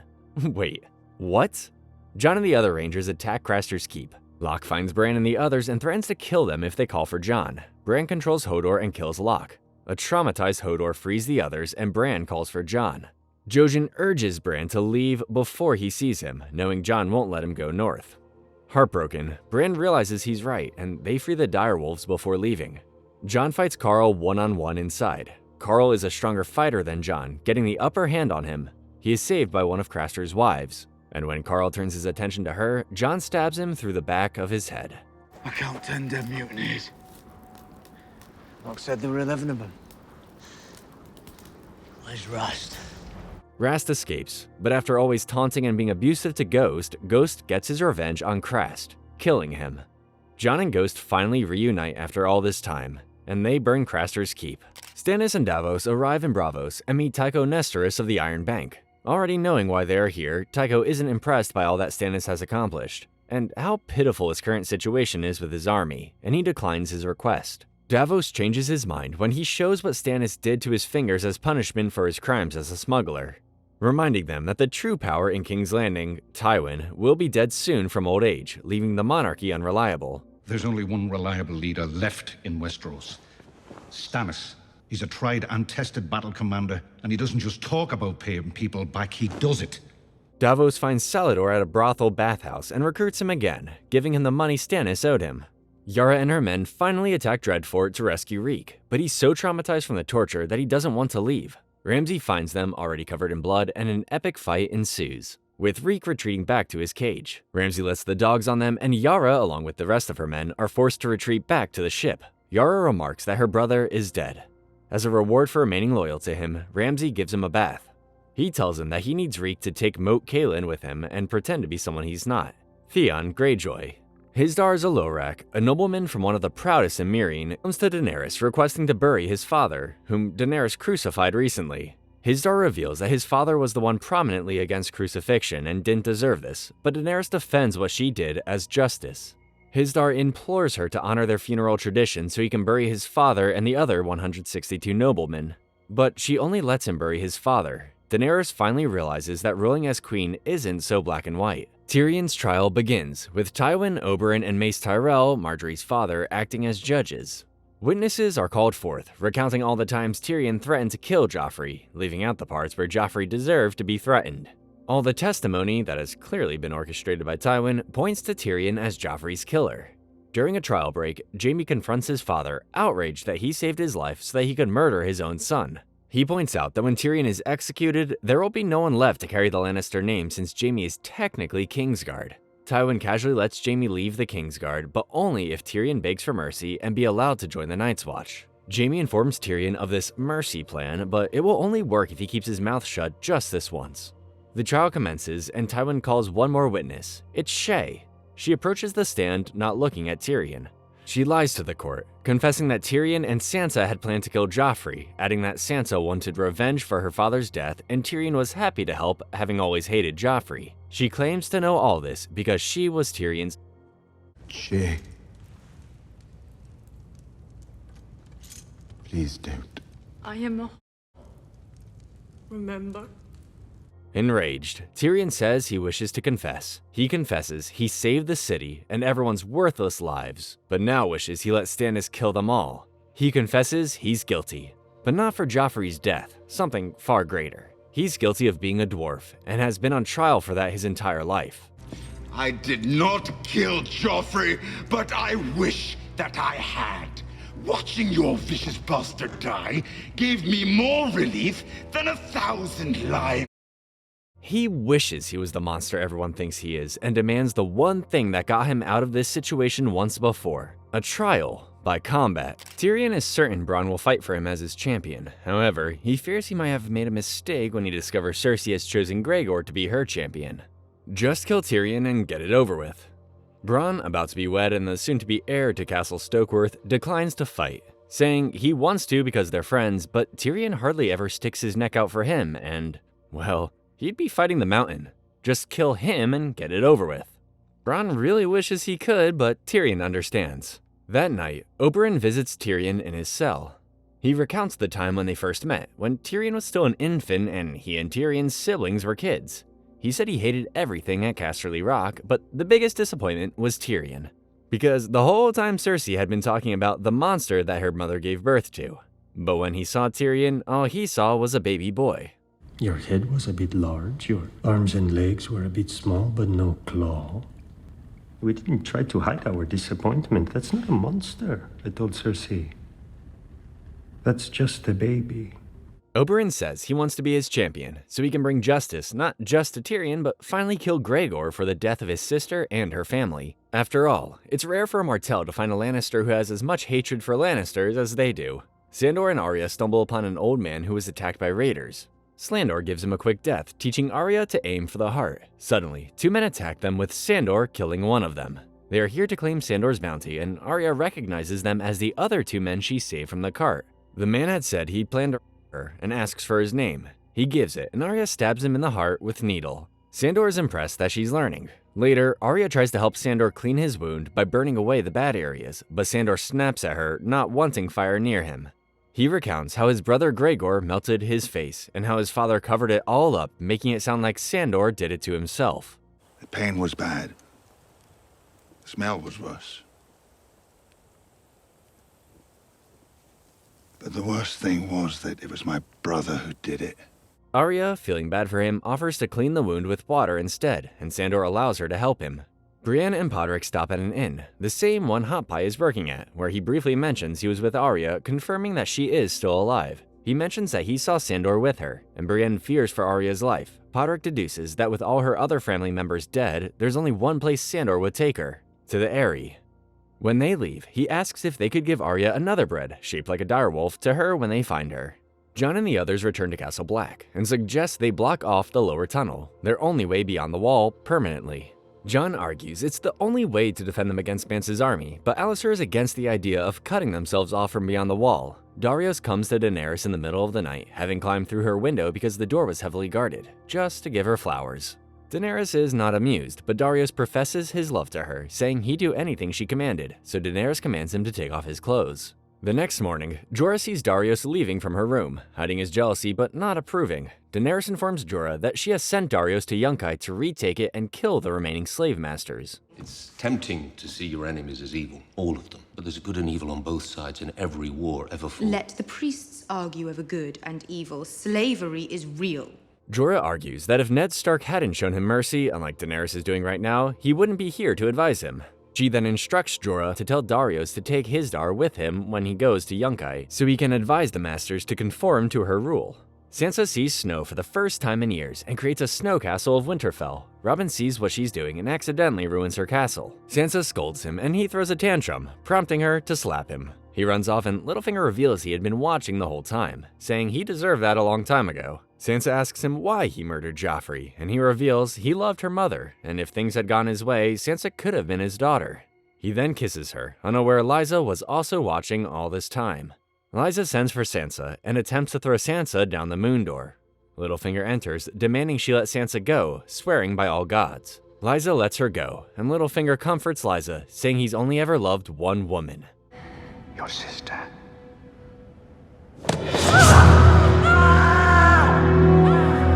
Oosh. Littlefinger stands on trial, accused of murdering Lysa, but Littlefinger claims she committed suicide. They hear the testimony of Sansa, who reveals who she really is, but tells a clever tale that makes Littlefinger the hero and tried to save a jealous Lysa. But she couldn't bear to see Littlefinger kiss Sansa on the cheek, so she threw herself down the moon door. She saves his life because she would have no one else to take care of her. I know what you want. Do you? Littlefinger is freed and insists that Robin leave the Eyrie, who has never been outside of his entire life, and learn how to be like the great leaders that once occupied the now rotting away Vale. Before they leave, Sansa, having dyed her hair, dresses very beautifully for Littlefinger. Meanwhile, Sandor and Arya arrive at the Eyrie and find out that another of Arya's family is dead.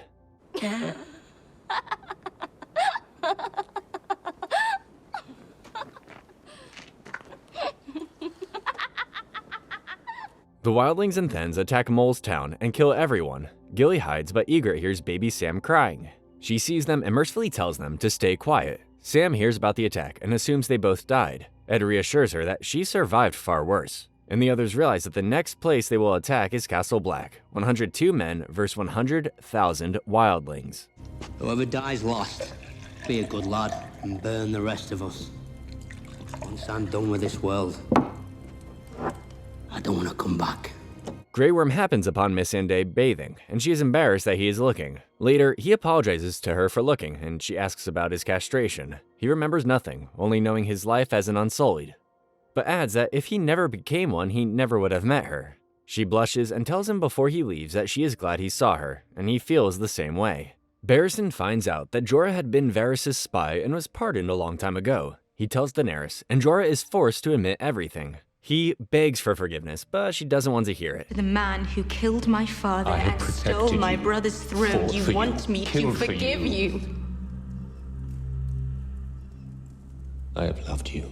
She exiles him to Westeros, refusing to look at him. He leaves, heartbroken. Reek, posing as Theon Greyjoy, enters Moat Cailin and speaks with the garrison's leader, Kenning. He proves he's Theon Greyjoy and implores Kenning and his men to surrender. Kenning is a prideful man and doesn't surrender, seeing right through Reek, but then his men kill him, wanting to surrender. However, Ramsay has them killed and skinned alive. Ramsay presents Roose with proof that he's given him Moat Cailin, and as a reward, Roose names him his heir and heir to the north. They move into Winterfell together shortly after and will rebuild it stronger against another attack after Theon burned it. The trial by combat takes place, and Tyrion gets very worried when he sees Oberyn getting drunk before he fights. The fight begins. Oberyn is half the size of Gregor, but quicker and more elegant. As they fight, Oberyn reminds Gregor who his sister is and what he did to her and her children, and wants Gregor to confess before he dies, taking his time to kill Gregor until he does. Oberyn defeats Gregor, but lets him live so he can confess. But Oberyn gets too close to Gregor, still alive. He punches Oberyn's teeth out, confesses, and smashes Oberyn's head like a pumpkin. The gods have spoken, and Tywin sentences Tyrion to death. Back at the Wall, Sam is getting relationship advice from Maester Aemon when Gilly arrives at the main gate. Pip opens the gate, and Sam apologizes for sending her away, saying wherever she goes, he goes. Suddenly, the horns blow on the wall, signaling that Mance and his army are here. On the other side, one of the Thens uses his warg ability and alerts the others that it's time for them to strike. Everyone on the Wall readies the defenses, and Alliser, without shame, admits he should have listened to Jon and sealed the lower tunnel. He explains that as a leader, he can never second-guess himself, because if he does, then everyone dies. Sam hides Gilly in the kitchen, promising he will protect them. He kisses her before leaving, and she makes him promise not to die. Mance's army attacks with 100,000 men, complete with giants riding mammoths. Alliser readies to fire when another horn blows, signaling the other group attacking the barely manned castle below. Alliser leaves Janos in charge on top while he leads the men below. Sam, yeah? I think we're gonna die. If you keep missing, we will. The wildlings and Thens pour through Castle Black, and a great battle ensues with Pip and Sam running for their lives. On top, Janos has no idea what he's doing, so Gran tricks him into thinking Alliser needs him below, letting Jon command the Watchers on the wall. Archers continue to fire as the wildlings start climbing the wall, but they have a bigger problem.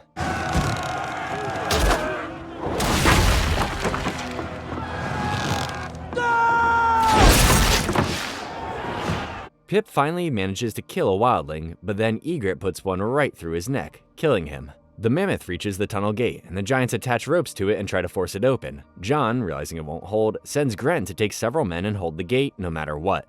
Alliser fights Tormund, and Tormund wounds him. Sam makes his way across, killing a Thenn, where he runs into Gren, screaming that they need more men. Gren directs him to Jon up top, and Sam heads there. Up top, they manage to scare the mammoth away before it can open the gate, and the men manage to kill the other giant Dongo.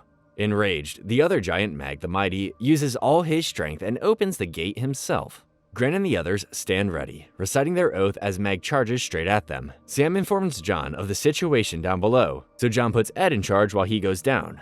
Jon engages the wildlings, cutting through them with ease, but not before telling Sam to release Ghost. Styr finds Jon and starts fighting him, with Jon barely managing to defeat him.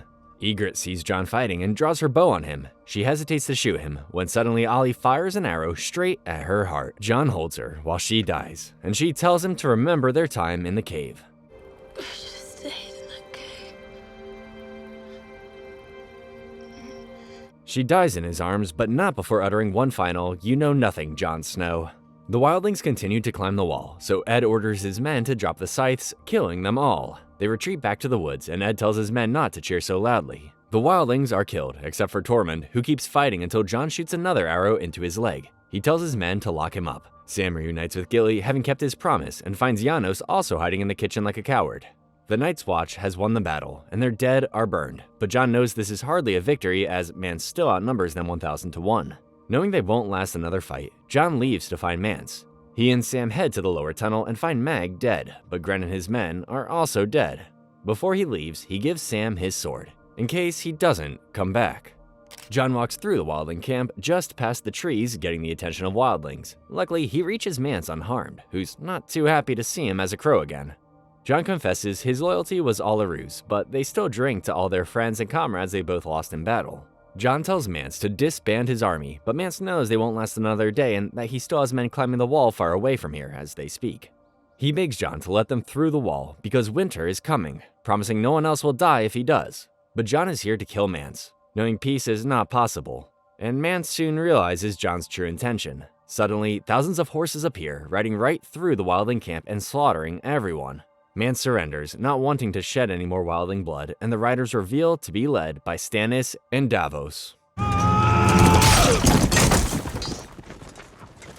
Stannis takes Mance away, but Jon defends him, saying he was kind to him when he was his prisoner and wants Stannis to honor that. Stannis agrees to respect Mance, and Jon warns Stannis to burn the dead. After burning their own dead, Tormund tells Jon that Ygritte still loved him, even if he didn't love her back. He then rides out beyond the wall with Ygritte's body and privately burns her by a weirwood tree. Alone, he is finally able to mourn her death. Daenerys is visited by former slave Fenys, who informs her that things have gotten worse for everyone since she freed all the slaves, and he wishes to return to his former master, adding that he isn't the only one. She allows a temporary contract with his former master, but Barristan cautions her, saying it will be abused in no time. When he leaves, a father approaches her, revealing Drogon had accidentally killed his 3-year-old daughter while hunting.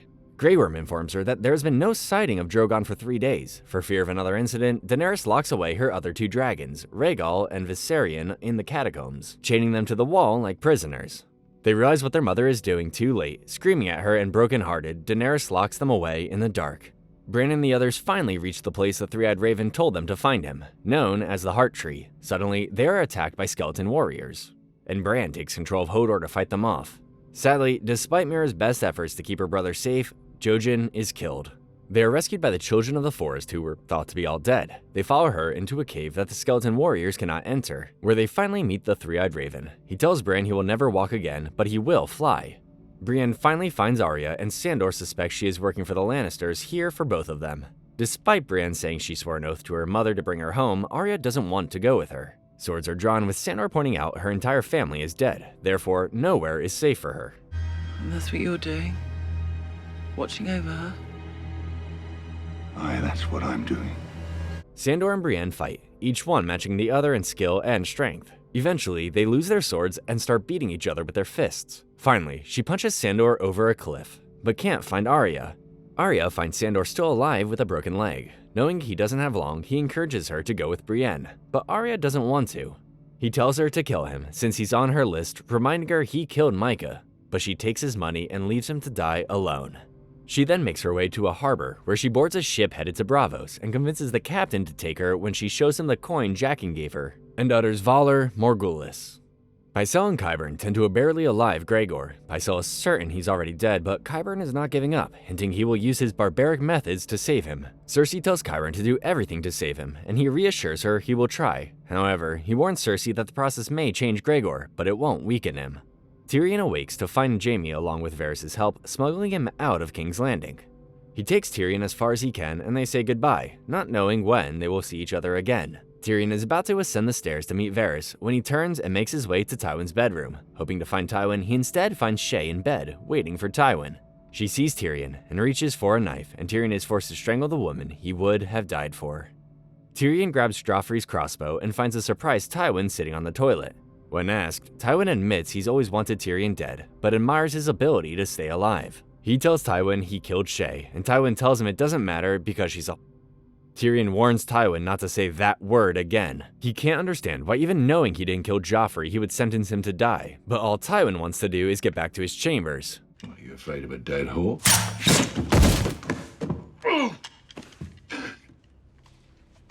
Tyrion reloads, and Tywin disowns Tyrion as his son. I have always been your son. Tyrion kills the great Tywin Lannister with his pants down on the toilet and leaves King's Landing with Varys for Pentos. Season 5 begins with Cersei ascending the stairs of the Sept of Baelor to pay respects to her now dead father. Jaime informs Cersei that with their father dead, they are more vulnerable than they have ever been before. She knows Jaime let Tyrion escape, telling him their father is dead because of him. Once again, he's failed as Kingsguard. At the wake, Cersei is approached by Lancel, whom we hardly recognize. His father, Kevin, informs her that he is now a Sparrow, a religious cult devoted to the faith of the Seven who are now here because Tywin can't hurt them. He begs her for her forgiveness, saying he tempted her into unnatural relations. He invites her to join their group, saying she too can find peace like he did. Marjorie catches Loras with his squire called Oliver and warns him to be more discreet. Loras says that with Tywin dead, he doesn't have to marry Cersei anymore, but that she will remain in King's Landing, while he goes back to Highgarden. Marjorie implies she has something up her sleeve. Tyrion and Varys arrive in Pentos at the home of one of Varys' old merchant friends. Tyrion heads straight for the wine and then throws it up. The future is just like the past.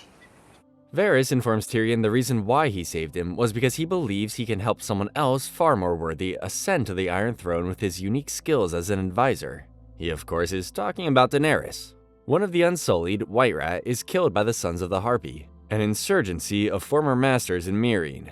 Daenerys charges Grey Worm to find the men who killed him and bring them to her. Alone, Missandei informs Grey Worm that White Rat was killed in a brothel, and that he isn't the first Unsullied to visit a brothel, which is odd since the Unsullied are castrated. Grey Worm says he doesn't know why they would go to a brothel, and leaves. Darius and Hizdahr return from Yunkai with good news. The Wise Masters will turn over power to a council of former slaves and former masters. However, they will agree to a council if the fighting pits are reopened where they made slaves fight to the death. Hizdahr encourages Daenerys to respect their traditions, but Daenerys refuses. In bed, Darius tries to get her to change her mind, as he was once forced to fight in the pits, arguing if he hadn't, he never would have met her. Later, Daenerys visits Rhaegal and Viserion, but they try to attack her when they see her. Robin, having been sheltered by his paranoid mother his whole life, has no hope of becoming a fighter. Nevertheless, Lord Jan Royce has agreed to take him as his ward. Littlefinger tells him that they plan on returning to the Fingers, which is where he's from, but they instead head west. When Sansa inquires where they are going, he simply replies somewhere Cersei can't find her. Ironically, they drive right past Brienne and Podrick trying to figure out where they should look for Sansa, never knowing she was right next to them. Stannis plans to mount Roos's head on a spike and take back the north. He tells Jon he can only do this if the wildlings fight in his army, promising freedom and land if they help, but that can only happen if Jon persuades Mance to bend the knee. Jon visits Mance, but he already knows why he has come to see him. Jon reminds Vance that his people's survival is more important than his pride. But Mance argues they followed him because they respected him. If he kneels, it will all be for nothing. Mance accepts his fate being burned alive and tells Jon that if he can't understand why he won't enlist his people in a foreigner's war, then there's no point in explaining why he won't bend the knee. As Mance burns, Jon mercy kills him with an arrow.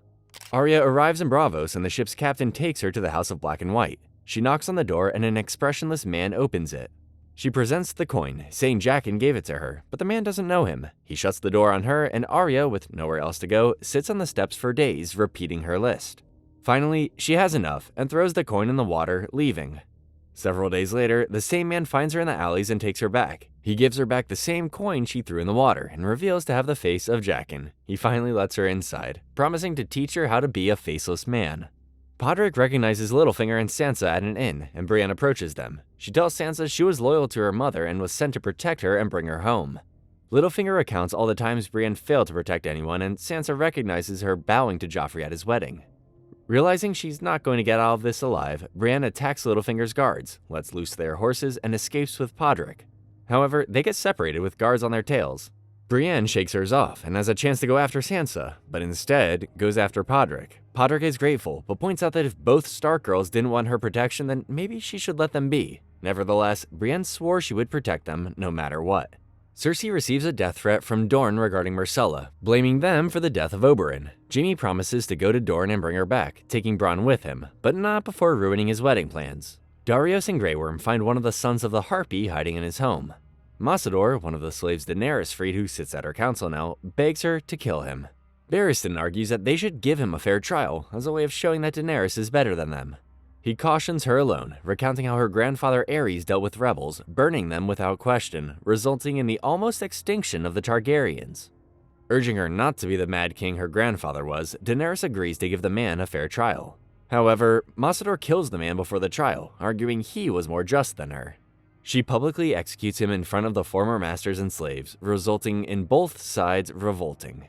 Stannis reveals he tried to reach out to the Lady of Bear Island, Lyanna Mormont, Jorah's 10-year-old granddaughter, asking for her forces to join her cause. But her reply was that she is only loyal to House Stark. Northerners can be a bit like the Free Folk. Loyal to their own. Davos reveals the Night's Watch is going to elect a new Lord Commander, and Alliser is the frontrunner. Alliser will punish Jon for making him look weak during the battle, so Stannis offers to legitimize Jon as a Stark and make him Lord of Winterfell if he swears his loyalty to him. It's worth noting this will give Jon a chance to avenge his family, something he's tried to do many times already. Jon, still wanting to uphold his oath to the Night's Watch, plans to refuse, not believing he would be a great leader. However, when the Night's Watch is voting for a new Lord Commander, Sam elects Jon as a candidate, recounting all that Jon has done for them, risking his life no matter what. He led the mission to avenge Lord Commander Mormont. Mormont himself chose Jon to be his steward. He saw something in Jon, and now we've all seen it too. He may be young, but he's the commander we turned to when the night was darkest. Everyone cheers for Jon, until Alliser reminds them all how much loyalty Jon has for the wildlings, which causes some tension. The votes are cast, and there's a tie between Alliser and Jon. Aemon casts the tie-breaking vote, electing Jon as the new Lord Commander.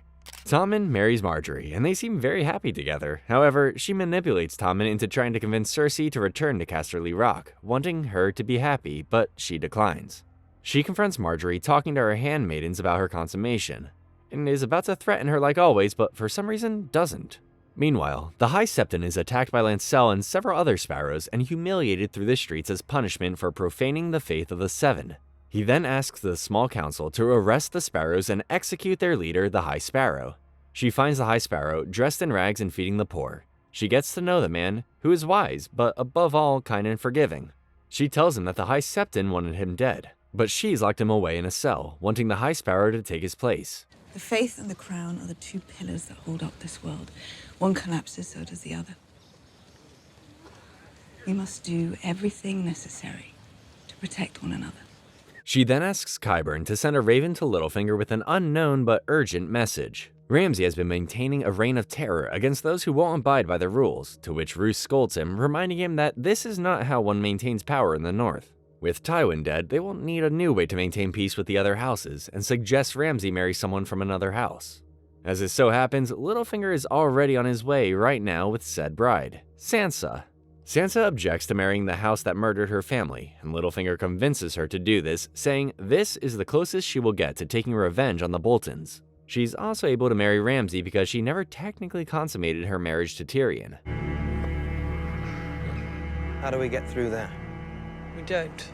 Sansa meets Ramsay, while a jealous Miranda watches and is made right at home as the North always remembers. Reek does his best not to be noticed by Sansa, and Ramsay promises Littlefinger he will never harm her. Roose speaks alone with Littlefinger and gives him the message Cersei sent. The letter reminds Littlefinger he's still loyal to the Lannisters, but he assures Roose that his alliance is now with the North, knowing they are far more powerful.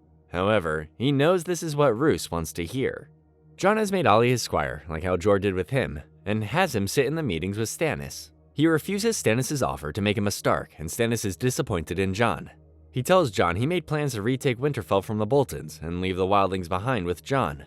Before they leave, Davos speaks privately with Jon, telling him he's making a big mistake and taking his oath too literally, adding that his watch is much bigger than guarding a hunk of ice. Despite Stannis' warnings to keep his enemies far away, Jon makes Alliser first ranger, making Alliser respect Jon. He puts Janos in charge of Greyguard, one of the many abandoned castles on the wall, and he objects. When he continues to refuse, Jon has him executed, and Stannis is impressed. After doing nothing but sweeping floors ever since she got there, Arya is approached by another fellow acolyte known as the Waif, who asks her who she is. Arya replies no one, and the Waif hits her repeatedly. Jaqen enters and wonders how no one could come into possession with Arya Stark's things. By the way, I know he's not technically Jaqen, but we're going to keep calling him that to make things easier. Arya then buries her old clothes and everything she owns in the ocean, but she hides Needle since it's all she has left of her family. Jaqen takes her down a passageway to a room where she and the Waif clean a dead man who drank from the well in their house. What do we do with them after we wash them?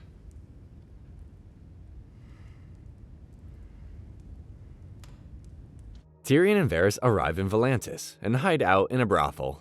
When Tyrion goes for a piss, he is kidnapped by a familiar face, Jorah. He steals a fisherman's boat and informs Tyrion he is taking him to the Queen, hoping that bringing him will restore his position as her advisor. Cersei meets with the High Sparrow, asking him to resurrect the Faith Militant, the military of the Faith of the Seven that was disarmed 200 years ago. The High Sparrow is honored by this, and Cersei already has his first sinner, her soon-to-be husband, Loras. The Faith Militant is then given free rein to abolish and punish those who commit sins against the Faith of the Seven, ransacking brothels and dumping the wine in the streets. Marjorie confronts an innocent Tommen about the arrest of her brother, and Tommen promises to release him. Tommen demands his mother release him, but she directs him to the High Sparrow. The Faith Militant refuses to let Tommen see him because he is praying. The nearby crowd shouts insults regarding Tommen's scandal, and Meryn suggests they kill the Faith Militant blocking their path. But Tommen leaves, not the violent killer his brother was, and has to tell a disappointed Marjorie her brother won't be released. Meanwhile, Shireen visits her father, bored and not knowing what to do. She tells him that her mother didn't want to bring her, and Stannis comforts her, telling her the story of how she got her illness. He blames himself for giving her it accidentally when a man from Dorne gave him a toy for her containing the disease, and everyone begged him to send her away. But he didn't. He called upon every healer he could find, and they saved her, because he loved her so much. She hugs him. Jaime and Bronn sneak their way into Dorne, where they are immediately spotted by scouts. Bronn fights them off while Jaime does his best with his one hand. They steal their clothes and horses and make their way to Dorne. Meanwhile, Alleria is informed by her bastard daughters Oberyn, Nymeria, and Tyene, known as the Sand Snakes, that Jaime was smuggled into Dorne. Alleria knows they are here for Myrcella, and if Jaime gets her, their plan for revenge against Oberyn's death will be ruined. You must choose Doran's way and peace, or my way and war. Tyrion recognizes him as Jorah Mormont and taunts him knowing Daenerys exiled him after discovering he spied on her. So Jorah knocks him unconscious. Meanwhile, Hizdahr once again calls for the fighting pits to be reopened, saying the Sons of the Harpy will continue to kill her men. And he's right, as Dothraki and Unsullied are both brutally murdered by the Sons of the Harpy. Luckily, Barristan was in the neighborhood and comes to the aid of a wounded Grey Worm. They both fight valiantly, but both men collapse from their wounds. Grey Worm shows signs of recovery from his wounds, but sadly, Barristan succumbs to his. Daenerys commands Darius to bring all the leaders of each great family to her. I'm the leader of my family. No, you're crazy. I had nothing to do with this! She brings all the leaders to the catacombs and orders them to walk towards her dragons as an intimidation tactic. She has one of them killed as an example. 3 days later, Grey Worm finally awakens and tells Missandei he was ashamed to almost die. Missandei thinks he means he was afraid to die, but he meant he was afraid he would never see her again. She kisses him. With Barristan dead, Jorah exiled, and Darius doing what he loves best, Missandei is the only one Daenerys can turn to for counsel. She's quick to point out she is the least qualified person for such a thing. She does give her some advice, saying she needs to follow her heart, so she visits Hizdahr in his cell and tells him she was wrong. She decides to respect tradition and reopen the fighting pits, but only free men will fight, not slaves. To further show a strong bond with the Myronese, she will marry him. Jorah takes Tyrion through the city Valyria, the once great capital of the Valyrian freehold long before the Doom, and the city the Targaryens once hailed from. They both recount its fabled glory, quoting history books and songs when Drogon flies overhead, taking their breaths away. Suddenly, they are attacked by feral stonemen, which is what people with grayscale become if not treated. They fight them off, making sure not to touch them. Tyrion wakes up on shore after the fight, and Jorah finally frees him. They plan to continue their journey from there, but when Jorah is alone, he reveals one of them touched him, giving him grayscale. Jon confides with Aemon regarding a matter he knows will divide the men. Aemon tells him he needs to kill the boy and let the man be born.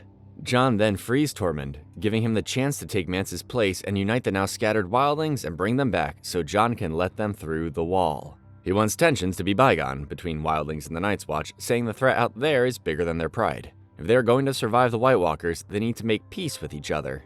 Tormund chooses to trust Jon and tells him everyone is at Hardhome, but Tormund says they won't board them unless Jon comes and they hear him speak. As predicted, the men are divided against this idea, with so many having friends and family already been slaughtered by wildlings. Jon argues if they don't help them, they will still have to fight them when they become White Walkers. Ollie reminds Jon of what they did to his family, but Jon relates to him, saying they don't have a choice.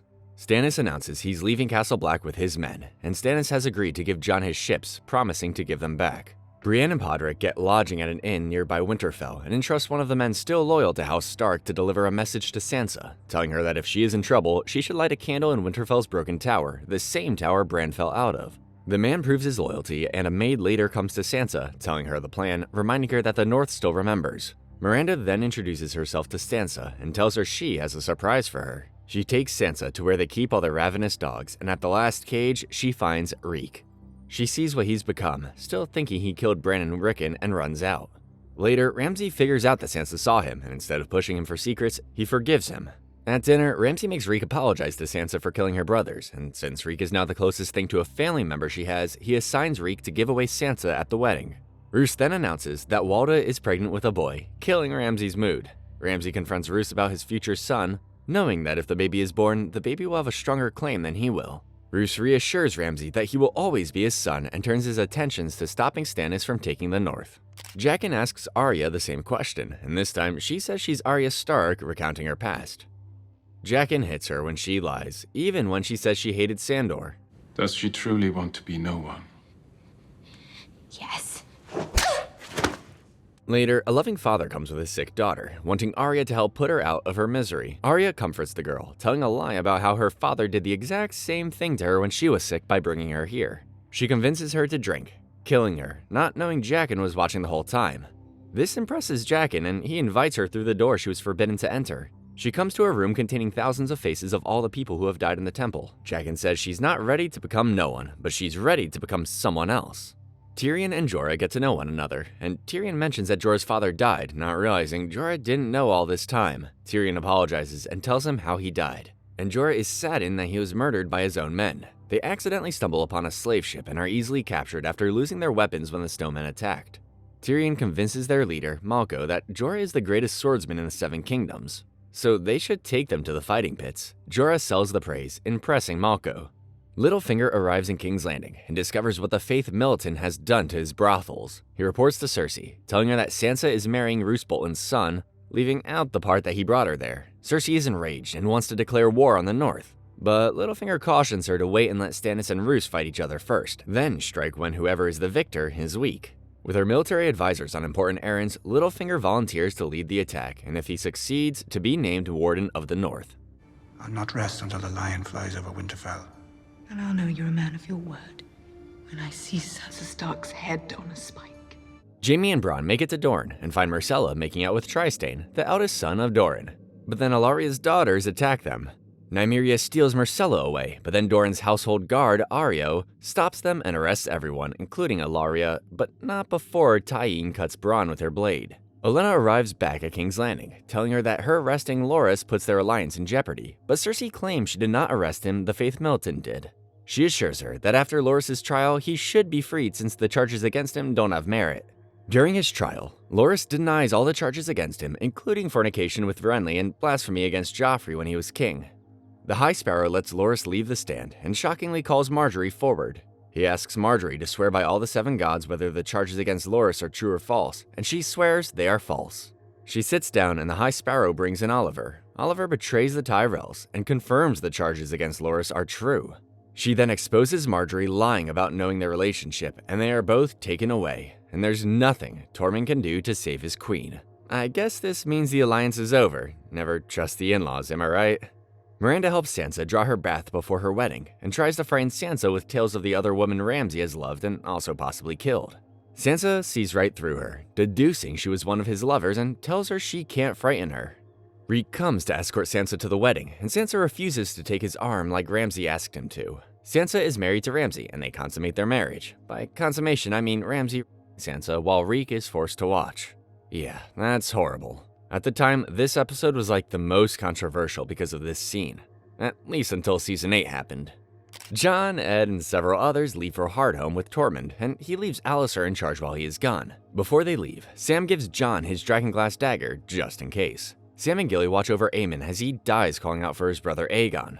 They burn his body, and Sam gives his eulogy. Alliser warns Sam that he's running low on friends. That night, two men find Gilly all alone and try to take advantage of her. Sam comes to her aid, sword drawn, but the men are stronger, beating her. Still, Sam doesn't back down. Thankfully, Ghost comes to his aid and scares the men off. Gilly tends to his wounds, and they finally consummate their relationship. Reek enters Sansa's bedroom the next morning, finding her beaten and traumatized from last night and all the nights before that one. She begs Reek to help, telling him to light the candle in the tower. She keeps calling him Theon, trying to get him to remember who he is, and Theon finally does what she asks. However, there was a complication to the plan no one knew about.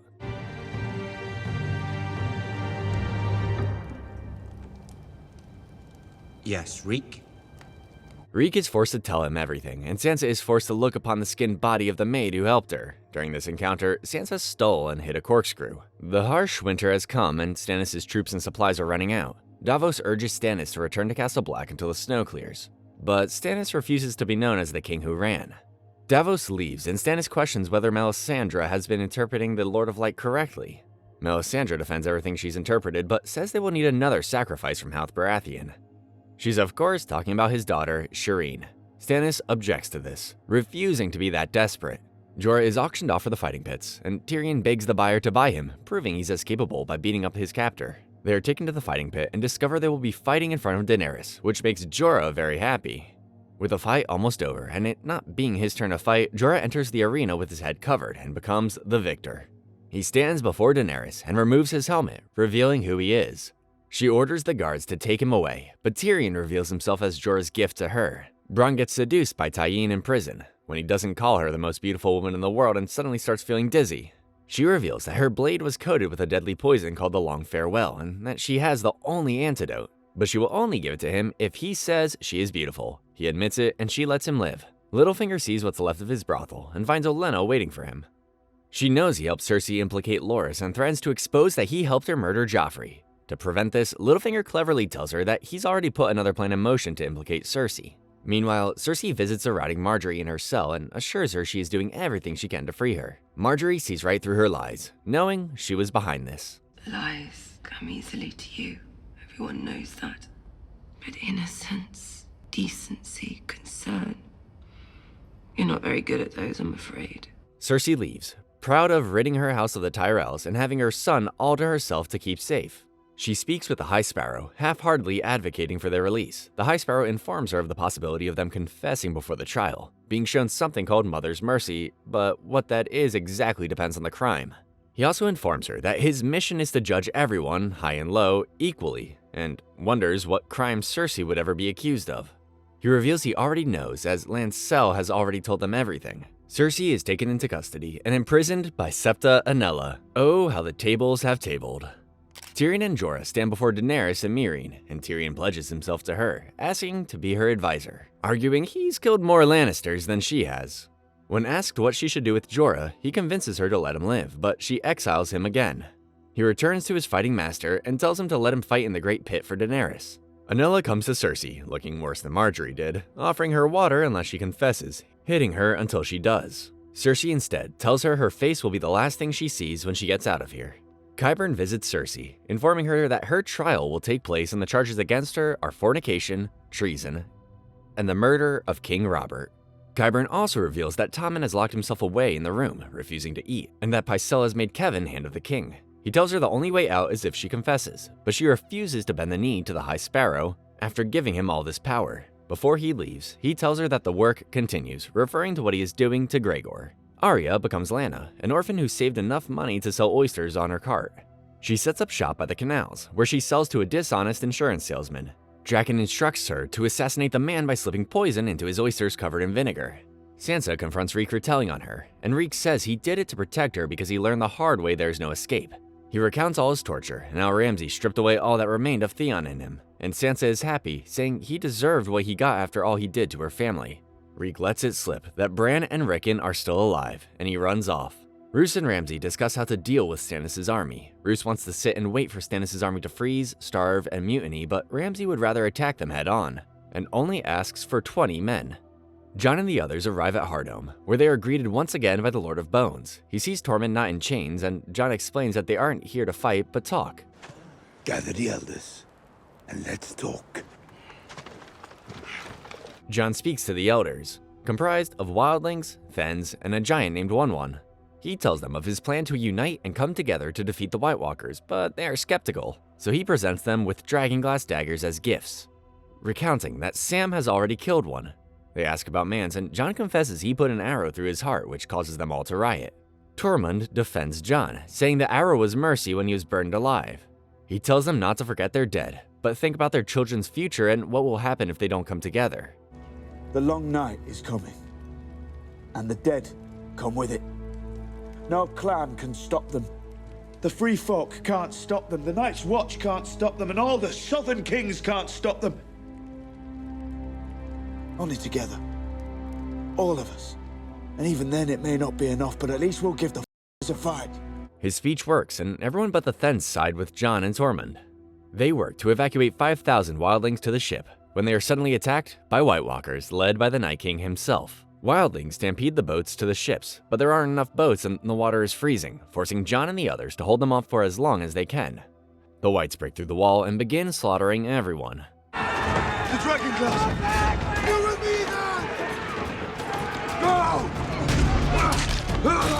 Jon, Tormund, and the Thenn Loboda enter the burning hut to save the dragonglass and encounter one of the White Walker generals. Loboda attacks the general, but the general's ice blade disintegrates him and he is killed. Jon escapes without the dragonglass but grabs his sword. The general attacks Jon and he successfully parries with his sword, revealing that they can be killed by Valyrian steel. Ed rescues Jon as the wall collapses and a tsunami of whites chases after them. Jon, Ed, Tormund, and One make it to the last boat, and they watch in horror as the Night King reanimates the wildlings and Night's Watch who died. It really sends chills down your spine. In the middle of the night, Ramsay and his 20 men burnt Stannis' food stores, destroying their siege weapons and killed several horses and men. He sends Davos to Castle Black to have Jon send them food and supplies, promising to reward him greatly when he becomes king. Davos suggests he take Selyse or Shireen, at least to keep them safe, but Stannis denies his request. Before he leaves, he gives Shireen a gift, a wooden stag that he carved just for her, as a way of saying thank you for teaching him to read. Jon and whoever survived Hardhome make it back to the wall. Alliser sees Jon with the horde of wildlings and surprisingly opens the gate. The wildlings are allowed safe passage south, and Jon gets lots of looks from the Night Watch. You have a good heart, Jon Snow. It'll get us all killed. Jaime is taken to Doran, where he discusses the return of Myrcella to King's Landing. Unlike Ilaria, Doran is merciful and wants to maintain peace with the Lannisters, despite everything they've done to him. He agrees to send her back, and Jaime allows Myrcella and Trystane to wed, even allowing Trystane to sit on the small council like Oberyn did. They also agree to release Bronn on one condition.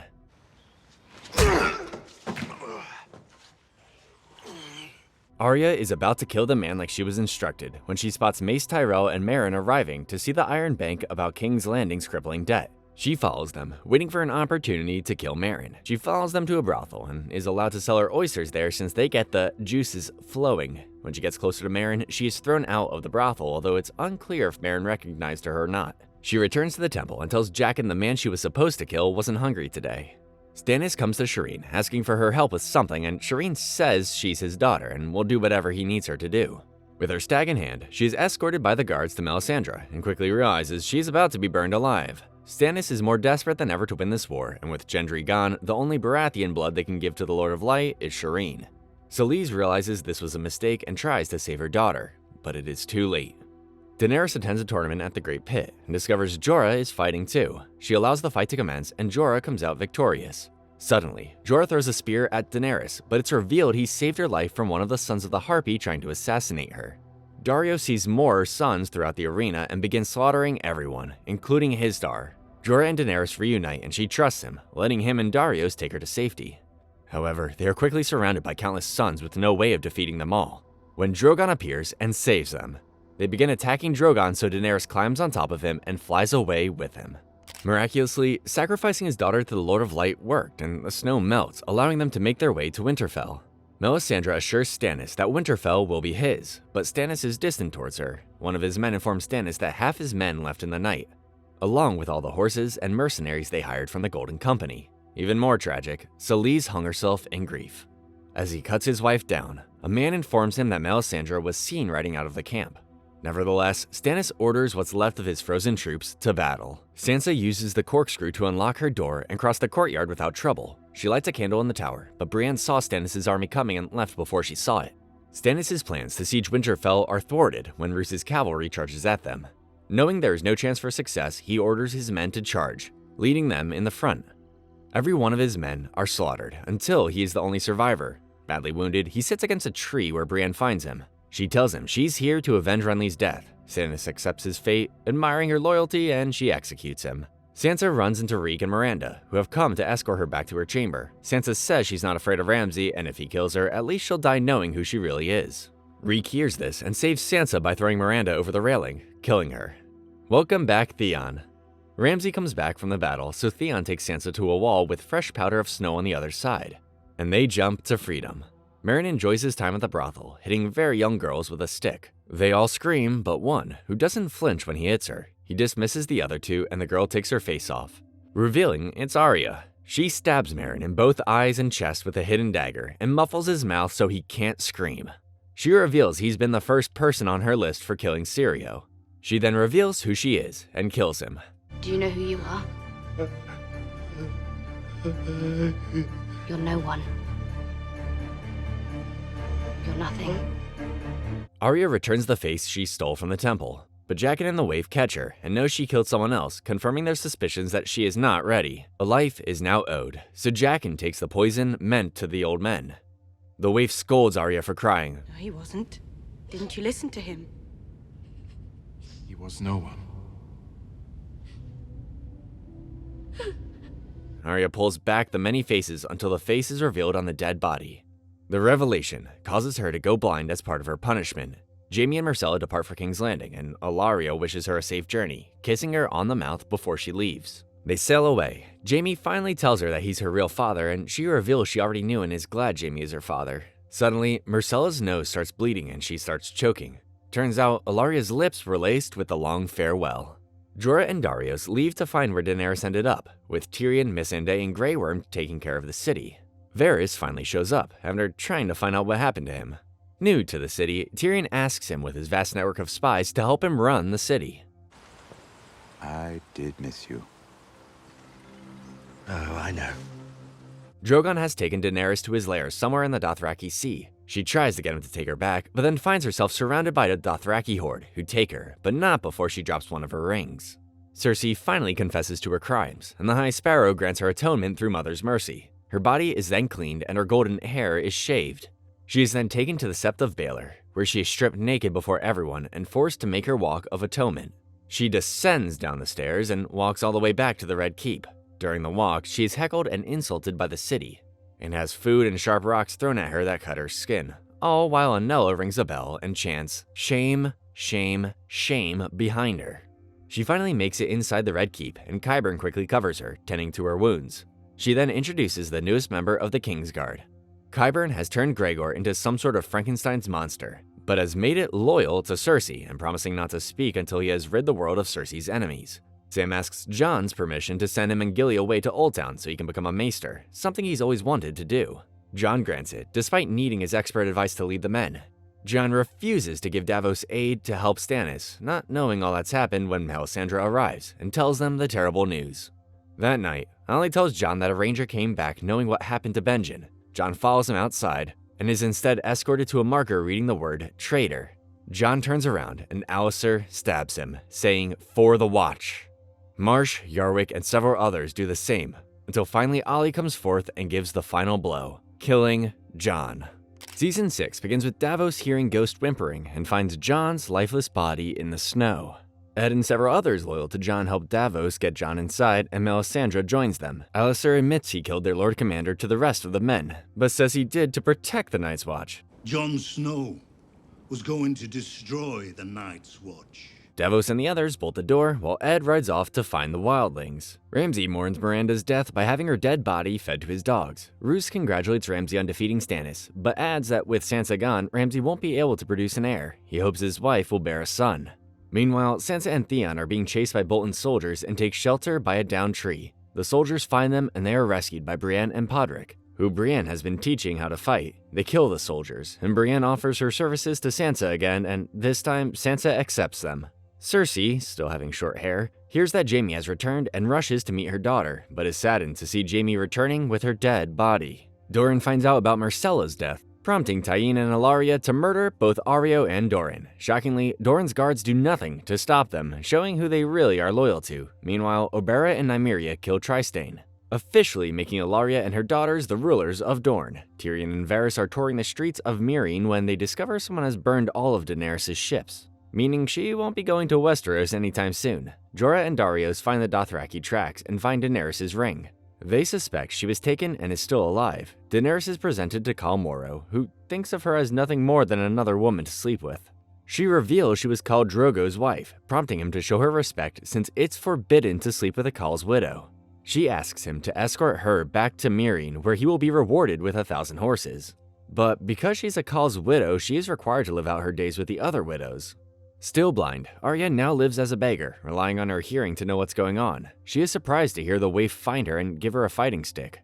She attacks Arya, telling her to fight, but Arya can't land a hit, unable to see. The waif then leaves, telling her she'll see her tomorrow. Alliser approaches Davos and the others, promising them no harm if they surrender themselves before nightfall, allowing Davos to travel back south as a free man. And some mutton. I'd like some mutton. What? Davos knows if they open the door, they will be slaughtered, and realizes their best hope of survival lies with Melisandre. However, she has locked herself away in a room. Her faith shattered by recent events, she undresses and takes off her choker, revealing she is actually a very old woman. Who knows how old? The next episode opens with Bran and the Three-Eyed Raven visiting a memory of Ned, Benjen, and Lyanna when they were kids. They even see a young Hodor, whose real name is Willis and can speak fluently as a stable boy. Bran wants to stay, but the Three-Eyed Raven takes him out of the happy memory, saying if he spends too much time in memories, he'll drown. Bran tells Hodor what he saw, and asks him what happened that made him become Hodor. Hodor replies with a sad, Hodor. Night has fallen, and Davos is out of time. Marsh begins to break down the door, but before he does, One breaks down the main gate and charges with Ed, Tormund, and an army of wildlings. The Night's Watch throw down their weapons, and Alliser is forced to surrender. You traitor. The only traitors here are the ones who shoved their knives into their Lord Commander's heart. Ed orders Alliser and the other mutineers to be locked away in the cells. Tormund arranges for Jon's body to be burned. Cersei tries to attend Myrcilla's funeral, only to discover that Tommen has forbidden her from leaving the Red Keep. Despite Gregor being able to kill every soldier in front of her with ease, she turns back around. Tommen reveals to Jaime he didn't want her here, because he's ashamed to see her after what she went through, blaming himself for not doing anything to stop it. Regardless, Jaime encourages him to see her as the High Sparrow enters the Sept. Jaime threatens him after what he did to Cersei, asking him what judgment he deserves for all the sins he committed to save countless lives. The Faith Militant comes to his aid, and the High Sparrow says that with their power, they can overthrow an empire. Tommen apologizes to Cersei for keeping her away and for everything that's happened to her, asking her to teach him how to be strong. While they search for the men who burned the ships, Tyrion learns that Yunkai and Astapor have been retaken by slavers again, and realizes they're going to need Daenerys' dragons if they hope to keep Meereen. Tyrion decides to visit Rhaegal and Viserion by himself, and Tyrion manages to gain their trust. I'm here to help. Don't eat the help.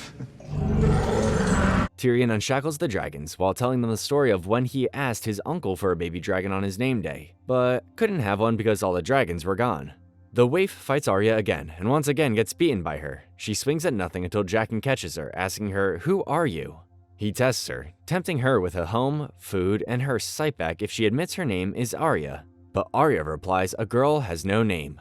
She passes and follows him back to the temple. Ramsay suggests Sansa is headed to Jon at Castle Black and requests to lead a small force to storm the castle and kill Jon. Roose is against this idea, saying killing the Lord Commander of the Night's Watch will make them the enemies of anyone in the north. As they talk, Maester Rolkin enters, telling them the good news. Walda has had a boy. Roose assures Ramsay he'll always be his firstborn, and then Ramsay kills him. He instructs Rolkin to send ravens to everyone, saying Roose was poisoned by their enemies. He requests to see Walda and his baby brother, and tells them Roose wants to meet with them where they keep the hounds.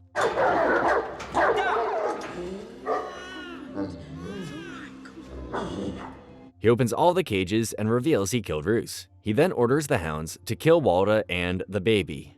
Brienne tells Sansa that Arya is still alive, but she doesn't know what happened to her. They plan to find Jon at Castle Black, but Theon is ashamed to go with them and face Jon after everything he's done. He decides to go home, and Sansa lets him have one of the horses. Back home in the Iron Islands, Balon Greyjoy is greeted by his long-lost mad brother, Euron Greyjoy, who kills him by throwing him over a bridge. Too bad Stannis didn't live to see it.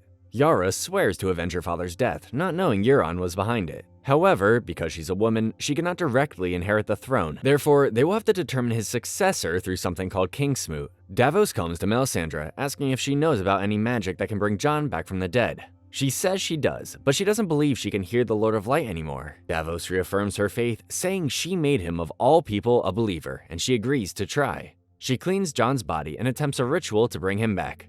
She is unsuccessful, and everyone leaves the room heartbroken. Suddenly, Jon awakes. Davos re-enters the room and sees Jon rise from the table in shock when he sees his stab wounds. Melisandre enters, and they ask what he saw on the other side. Jon says he saw nothing, and she tells him the Lord of Light brought him back for a reason, saying Stannis wasn't the prince that was promised. Jon is. I did what I thought was right. And I got murdered for it. And now I'm back. Why? Jon appears to his men dressed as the Lord Commander, and they look at him like he's some sort of god. As punishment for killing their Lord Commander, Jon sentences Alliser, Yarwick, Marsh, and Ollie to death. Alliser accepts his fate with honor, saying he'd do it all over again even knowing the outcome. Ollie doesn't say anything, breaking Jon's heart. He cuts the rope and hangs them. Fed up with everything, Jon makes Ed acting Lord Commander and quits the Night Watch. My watch is ended. As they sail to Old Town, Sam reveals to Gilly that the Citadel doesn't allow women, so he has to take her to his home in Horn Hill. He assures her his family will take care of her. And at first she's furious with him, but she understands why he needs to do this. Bran and the Three-Eyed Raven watch another memory of when a young Ned Stark, Mira's father Howland Reed, and 4 others arrived at the Tower of Joy in Dorne's Red Mountains at the climax of Robert's Rebellion. Sir Arthur Dane and Sir Gerald Hightower greet them as they arrive, and Arthur tells them he was ordered by Rhaegar to protect Lyanna in the tower. Ned demands to know where his sister is, and a battle ensues until it's just Arthur and Ned. Arthur disarms Ned, which confuses Bran because his father always said he won the fight. When Howland, who is thought to be dead, stabs Arthur in the back, and Ned delivers the final blow. Lyanna screams from inside the tower, and Ned begins to run inside. Bran wants to see more, but the Three-Eyed Raven says another time. Bran calls out to his father, and Ned stops and turns as if he heard Bran, but Bran isn't there.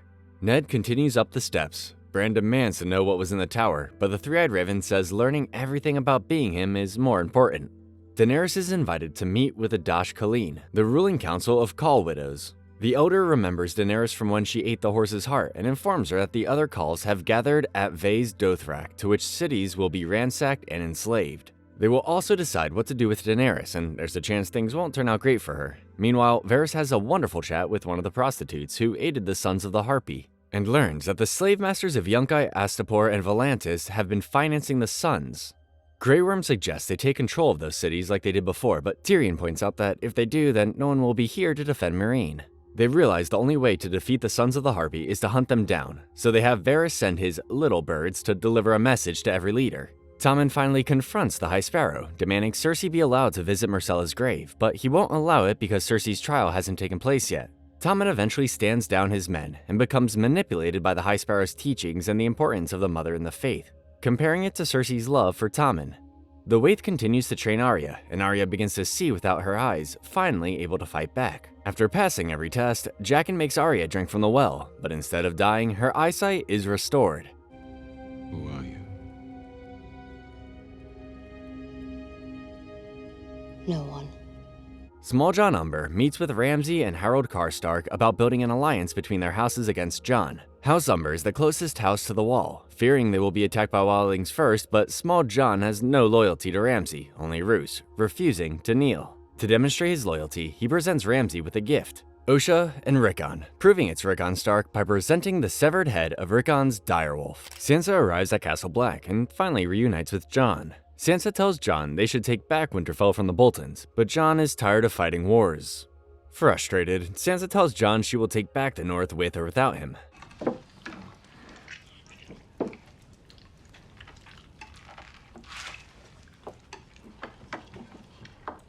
Jon receives a letter from Ramsay, saying he betrayed the North when he let the wildlings pass through and that he also has Rickon in his custody. He wants Sansa back in exchange for Rickon, and if he doesn't, he will slaughter every wildling and everyone he loves. Sansa informs them that Ramsay has 5,000 men, and with the wildlings they only have roughly 2,000, not even close to a fair fight. Sansa argues that if Jon unites the North as the last son of Ned Stark, others will join him in taking back the North. Jon accepts. Ramsay invites Osha to his chamber, and she tries to seduce him like she did Theon. However, Ramsay isn't as weak and kills her before she can kill him. Tyrion arranges a meeting with representatives from Astapor, Yunkai, and Volantis. He knows slavery won't be abolished overnight, so he gives them 7 years to end the practice. And in exchange, they cut off all funding and aid to the Sons of the Harpy. As he eases the negotiations with slave girls for each of them, former slaves confront Tyrion, opposing these terms of negotiations. Grey Worm and Missandei are against this too, but when asked their opinions regarding these negotiations, they reluctantly support Tyrion. Alone, Grey Worm warns Tyrion that they will use him if he tries to use them.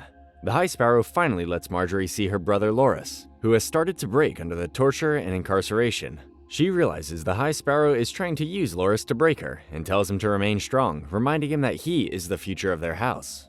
Tommen tells Cersei that Margaery's Walk of Atonement will happen soon, so Cersei informs Olenna. Olenna is horrified, and Jaime suggests Olenna order her army, the second largest in Westeros, to storm the Sept of Baelor and bring an end to the Sparrows. Kevan agrees to this, desperately wanting his son Lancel back. Theon returns to Pike, where he finds Yara still furious with him for not coming with him when he tried to rescue him. Men died trying to rescue you. Good men. My men. Yara accuses Theon of only coming back to seize the throne, but Theon assures her he only heard about their father's death when he docked. He asks to help her rule the Iron Islands and support her claim at the Kingsmoot. Jorah and Darius reach Vias Dothrak and disarm themselves before entering. However, when Darius hands over his favorite knife, he accidentally sees Jorah's grayscale. You know what happens? I know what happens. They enter the city at night and find Daenerys. They tell her they are here to rescue her, but she has another plan that they can help with. The Khals bring Daenerys into a temple and decide her fate. Tired of their debating who gets to her, Daenerys proclaims herself as a better leader than all of them combined to lead the Dothraki. They all laugh, so Daenerys knocks over 3 braziers, setting the hut on fire and killing the Khals. She emerges from the flames, naked and unharmed, just like she did when she burned Drogo's body. The Dothraki, along with Jorah and Darius, bow down before their Khaleesi. Sansa receives a letter from Littlefinger, telling her he's recruited the Knights of the Vale for their fight, and they are currently camped at Moat Cailin. Sansa isn't interested in that, as she forces Littlefinger to admit he knew Ramsay would abuse and beat her. He apologizes for everything, but she doesn't believe him anymore and never wants to see him again. Before he leaves, he tells her the Tullys have retaken Riverrun, and she will want to recruit them as soon as possible. Jon and the others discuss strategy on how to retake Winterfell. Ramsay has the Umbers and the Karstarks, while Davos suggests they get House Manderly before they do. Jon decides to rally the 24 other houses still loyal to House Stark, while Sansa sends Brienne to recruit House Tully. Jon says goodbye to Ed, and everyone departs for their assignments. Jaqen gives Arya another assignment, an actress called Lady Crane, who is playing Cersei in a play recounting the War of the Five Kings. He adds that this is her chance to prove herself. Arya figures out a way to get the poison into her rum, and asks Jaqen to use one of the faces. He says she's not ready. She asks who wanted her dead, but he doesn't say. Kingsmoot begins, and Yara steps forward to claim the throne. There's opposition against Yara, because a woman has never claimed the throne, but Theon comes forward and defends Yara's candidacy. We will find no better leader. This is our queen. However, Euron comes forth, also claiming the throne. Yara figures out he killed their father, and Euron doesn't deny it, saying he did it to save the Iron Islands. He plans to build a massive iron fleet and give it to Daenerys. And maybe something extra. Everyone sides with Euron, and he is made Lord of the Iron Islands. Realizing Euron will kill them, Theon and Yara flee with the best ships in the Iron Fleet. Daenerys is grateful to Jorah and wants him to come back, but Jorah finally reveals his grayscale and can't come back. He confesses his love for her and says goodbye. As he leaves, Daenerys pretends to scold him for leaving without being dismissed, and commands him to find a cure and come back to her. When I take the 7 kingdoms, I need you by my side. While everyone is sleeping, Bran can't help but enter another vision. He finds himself surrounded by an army of whites and comes face to face with the Night King. The Night King touches him and Bran comes back. The Three-Eyed Raven reveals he can find them now because he marked Bran.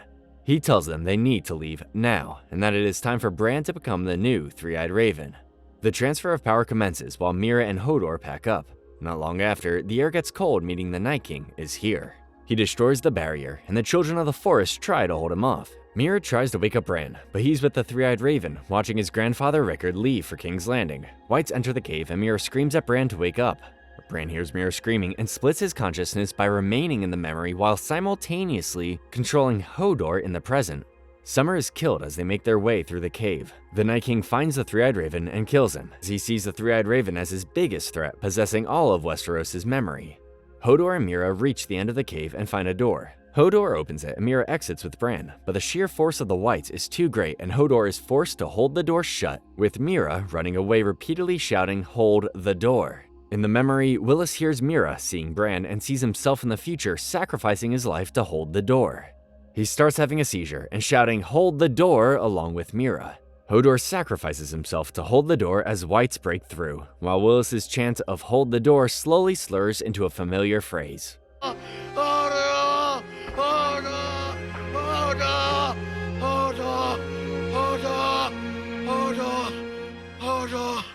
I'm just going to say it. Saddest death in the entire show. Whites continue to chase them, and Bran officially becomes the new Three-Eyed Raven. Meera can't save Bran from them and accepts their fate, when suddenly they are saved by an unknown rider. He takes them on his horse and rides away. He takes them to safety and reveals he's Benjen. He says that he was stabbed by a White Walker's ice sword, but the Children of the Forest found him and stopped him from turning into a White by plunging a shard of dragon glass into his heart, the same way they first created the Night King. He instructs Bran to learn how to control his ability as the Three-Eyed Raven, as the Night King will come for him again, and he must be ready, or else it will be the end. Sam and Gilly arrive at Hornhill, and we finally meet Sam's family. Gilly is treated like a lady, as Sam tries to hide the fact that she's a wildling from his father, Randall, who hates wildlings as much as he hates Sam. At the dinner table, Randall expresses his disappointment in Sam, as he hoped the Night's Watch would turn him into a man. Gilly tells them that Sam killed a Thenn and a White Walker north of the Wall. Gilly and baby Sam are allowed to stay in Hornhill, but Sam is never allowed to set foot inside again. He says goodbye to them, but then changes his mind and takes them both to the Citadel, but not before taking the family Valyrian steel sword called Heartsbane. The High Sparrow allows Tommen to see Margaery before she begins her Walk of Atonement. They're so happy to see each other, but Tommen notices she's acting differently, as if she's really embraced this new religion and its teachings. She admits that when she cared for the poor and sick, she never meant it. She just wanted people to see her doing it and think she cared. She doesn't want to be that kind of person anymore. As planned, Jaime and Mace lead Tyrell troops and stop Margaery from taking her Walk of Atonement. Jaime demands the release of Margaery and Loras, but the High Sparrow claims he doesn't have the authority to release them. He does, however, cancel her Walk of Atonement, because she has converted someone into their religion, Tommen. A new age of harmony. A holy alliance between the crown and the faith. Tommen strips Jaime of his position of Lord Commander of the Kingsguard and commands him to take back Riverrun. Meanwhile, Walder Frey's upset his sons lost Riverrun and has a plan to bargain with the Tullys by giving them back Edmure, whom he's had prisoner ever since the Red Wedding. Arya figures another actress, Bianca, wants Lady Crane dead, but still slips the poison into her rum. As she leaves, Lady Crane stops her, recognizing her from watching the previous performances. She assumes Arya must want to be an actor like her, and the two of them get to talking about the play and acting. Arya gets close to her and stops her from drinking the rum. She reveals Bianca wanted her dead and leaves. Unaware, the waif saw everything. She retrieves Needle from where she hid it and goes into hiding. The waif reports back to Jaqen that she failed again, and Jaqen orders her to kill Arya. Daenerys rides back to Meereen with the Dothraki when she sees an unusual gust of wind. She leaves to investigate and comes back riding a fully grown Drogon. She chooses the Dothraki to ride with her to retake the Iron Throne, and they shout their agreement.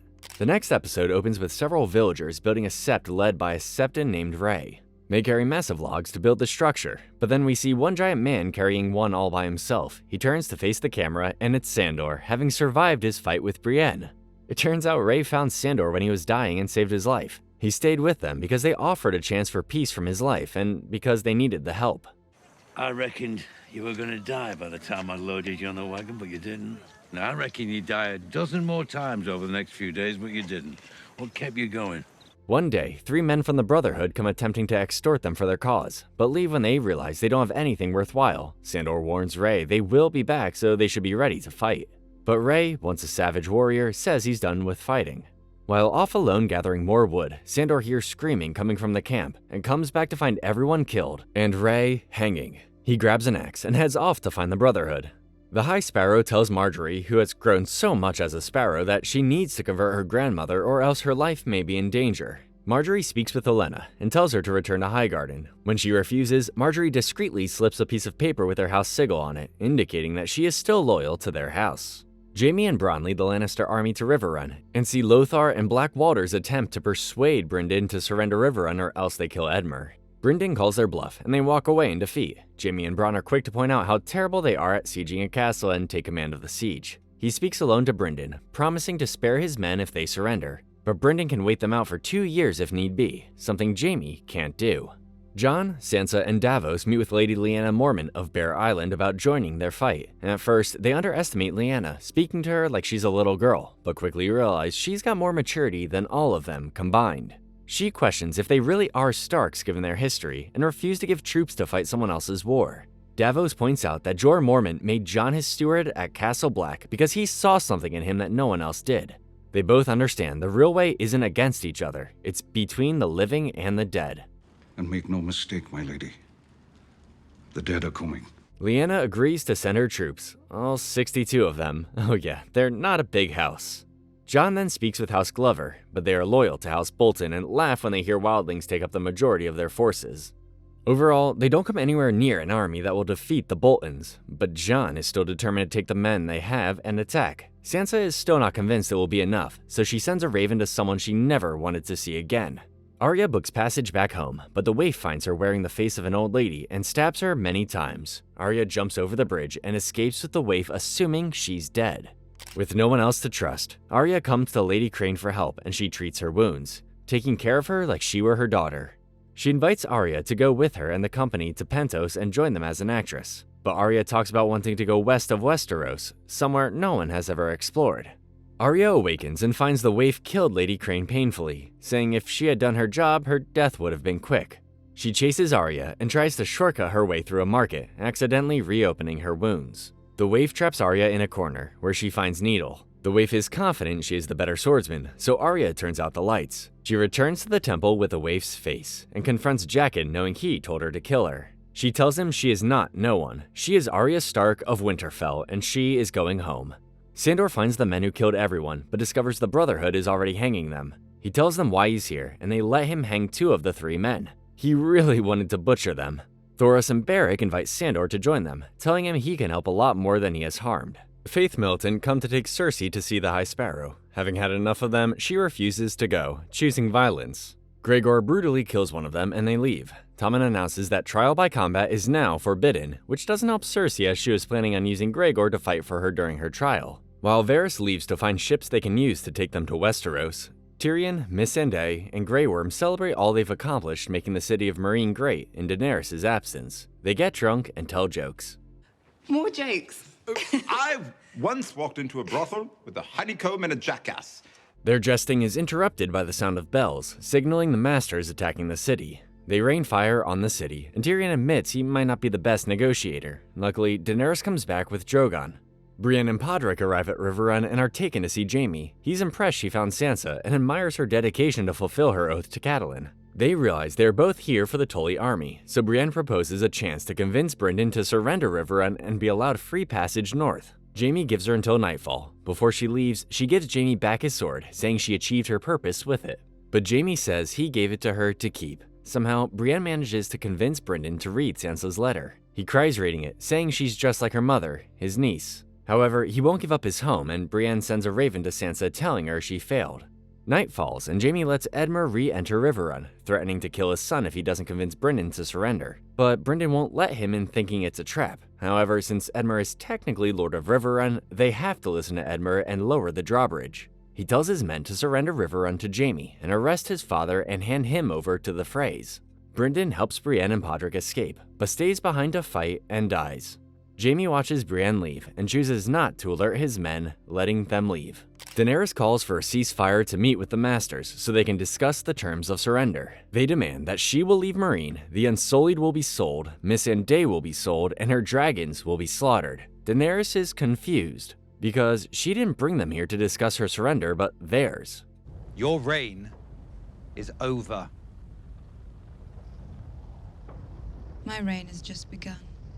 Suddenly, Drogon appears, and Daenerys boards him. He, along with Rhaegal and Viserion, attack the hundreds of ships, while Darius and the Dothraki kill the Sons of the Harpy. The Masters leave, and Daenerys and Tyrion are greeted by Theon and Yara along with 100 of the Iron Fleet's ships. They offer them to her to sail to Westeros, and in return, Daenerys supports Yara's claim to the Iron Islands. Daenerys agrees to help them, but they will have to give up their way of life that involves thieving and... Yara agrees, and Daenerys finally has her ships. Again. Jon and whatever army he's brought together camp out in the same place Stannis did before he attacked Winterfell. Davos can never sleep before a battle, so he goes walking and finds what's left of the pyre used to burn Shireen. He finds the wooden stag he gave her all burnt up and is confused, wondering what really happened to Shireen. They meet Ramsay in the Battle of the Bastards the next morning, and Ramsay clearly has the numbers and the strength to slaughter them.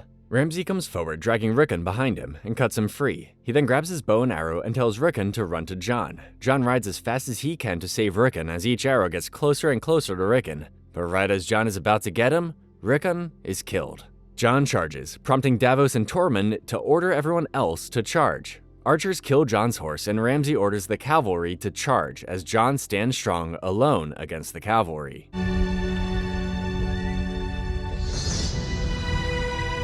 Both cavalries engage, and Jon finds himself in a sea of horses and carnage, with arrows and bodies flying everywhere.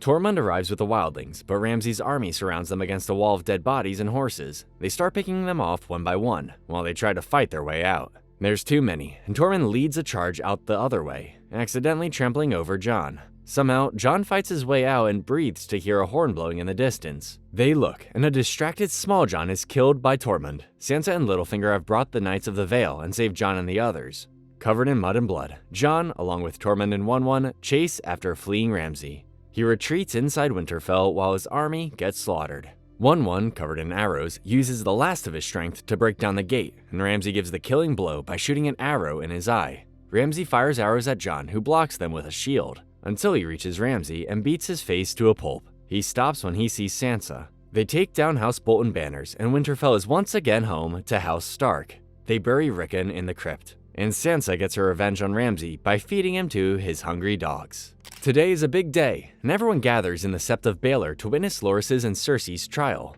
Loras confesses to all of his crimes, and wishes to devote his life to the Seven, renouncing his Tyrell name, or renouncing his Tyrell name depending on which character you ask. He joins the Faith militant. Cersei's trial is next, and Tommen prepares to leave for it, but Gregor stands in his doorway, forbidding him to leave. It appears Cersei also hasn't left the Red Keep, and the High Sparrow sends Lancel to get her. Margaery begins to suspect something isn't right as she notices all of Cersei's enemies are in the same place. As he leaves, Lancel sees one of Pycelle's little birds running away and follows him to a room under the Sept. Pycelle is murdered by his little birds per the Queen's orders, and Lancel discovers that underneath the Sept are thousands of barrels of wildfire ready to ignite. Margaery tries to leave with Loras, but it's too late. The wildfire ignites, killing everyone including Lancel, Margaery, Loras, Mace, Kevin, and of course, the High Sparrow. Cersei watches the fireworks from a distance, drinking her wine. Cersei locks away Anella forever, keeping her word that she would be the last face she ever saw. She leaves her with Gregor, telling her he is her god now. Shame. Shame. Meanwhile, Tommen is still in shock after witnessing the death of the Sparrows and his wife. He takes off his crown and leaps out of the window, committing suicide. Thus, the last of the Lannister children have been killed. Cersei sees his dead body. She tells Qyburn to burn him and bury his ashes where the Sept was. Cersei then declares herself as Queen of the Seven Kingdoms, and Qyburn is named Hand of the Queen. Sam and Gilly arrive in Old Town. Sam presents himself as Castle Black's new maester in training. The Citadel has on record that Jor is still the Lord Commander, calling this irregular. In the meantime, Sam is allowed to use the library, and it's far grander than Sam could have imagined. Davos confronts Melisandre about what happened to Shireen and forces her to confess that she burned her alive. She confesses they did it because they had no other choice, hoping it would give them victory. I was wrong. Aye. You were wrong. How many died because you were wrong? Davos asks that Jon execute her for murder, but Melisandre argues they will need her when the Night King comes. Jon lets her live, but tells her if she ever comes back to the north, he will kill her. Sansa informs Jon that a white raven came from the Citadel, meaning winter is here. Well, Father always promised, didn't he? Littlefinger speaks with Sansa alone and says that she would make a better Warden of the North than Jon. After all, we all know what happened the last time a bastard was named Lord of Winterfell. Olenna makes an alliance with the Martells to help get revenge on the Lannisters. Illyria says they have another house that wishes to align themselves with them. In walks Varys, revealing it is House Targaryen. Benjamin takes Bran and Mira as far as he can, as the wall also has ancient spells carved into it. He leaves them, saying a war is coming and he will do what he can to fight for the living. Bran touches the weirwood tree and sees the rest of the memory of Ned rescuing Lyanna. He finds Lyanna just delivered Jon, but has lost too much blood in the childbirth. She whispers something into his ear that we can't make out, but Lyanna warns Ned not to tell anyone what she just said, otherwise Jon would be killed. She makes Ned promise, and he promises. Winter has come, the coldest winter in 1,000 years, and the dead are bringing it with them. The Banners of the North argue over who should lead them and what they should do, until Lyanna Mormont argues Jon should be their new Warden of the North. Jon Snow avenged the Red Wedding. He is the White Wolf, the king in the North. Everyone, including the houses that did not come to fight alongside Jon against the Boltons, agrees, and they declare Jon as their king in the north, chanting just like they did for Robb. Daenerys informs Daario to stay in Meereen and help keep the peace. She knows if she is going to rule Westeros, she will need to create alliances through marriage, and Daario will complicate that. Daario doesn't want to leave her, saying he doesn't mind her being his mistress if it means being with her. She's already made up her mind, and Daario wishes the throne brings her happiness. Daenerys confides with Tyrion, admitting she is scared about finally sailing to Westeros. He gives her comforting advice, and Daenerys presents Tyrion with a special gift. She names him Hand of the Queen.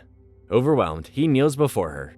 With the ships Theon and Yara provided, Daenerys finally sets sail for Westeros, accompanied by the Dothraki, the Unsullied, and her 3 dragons.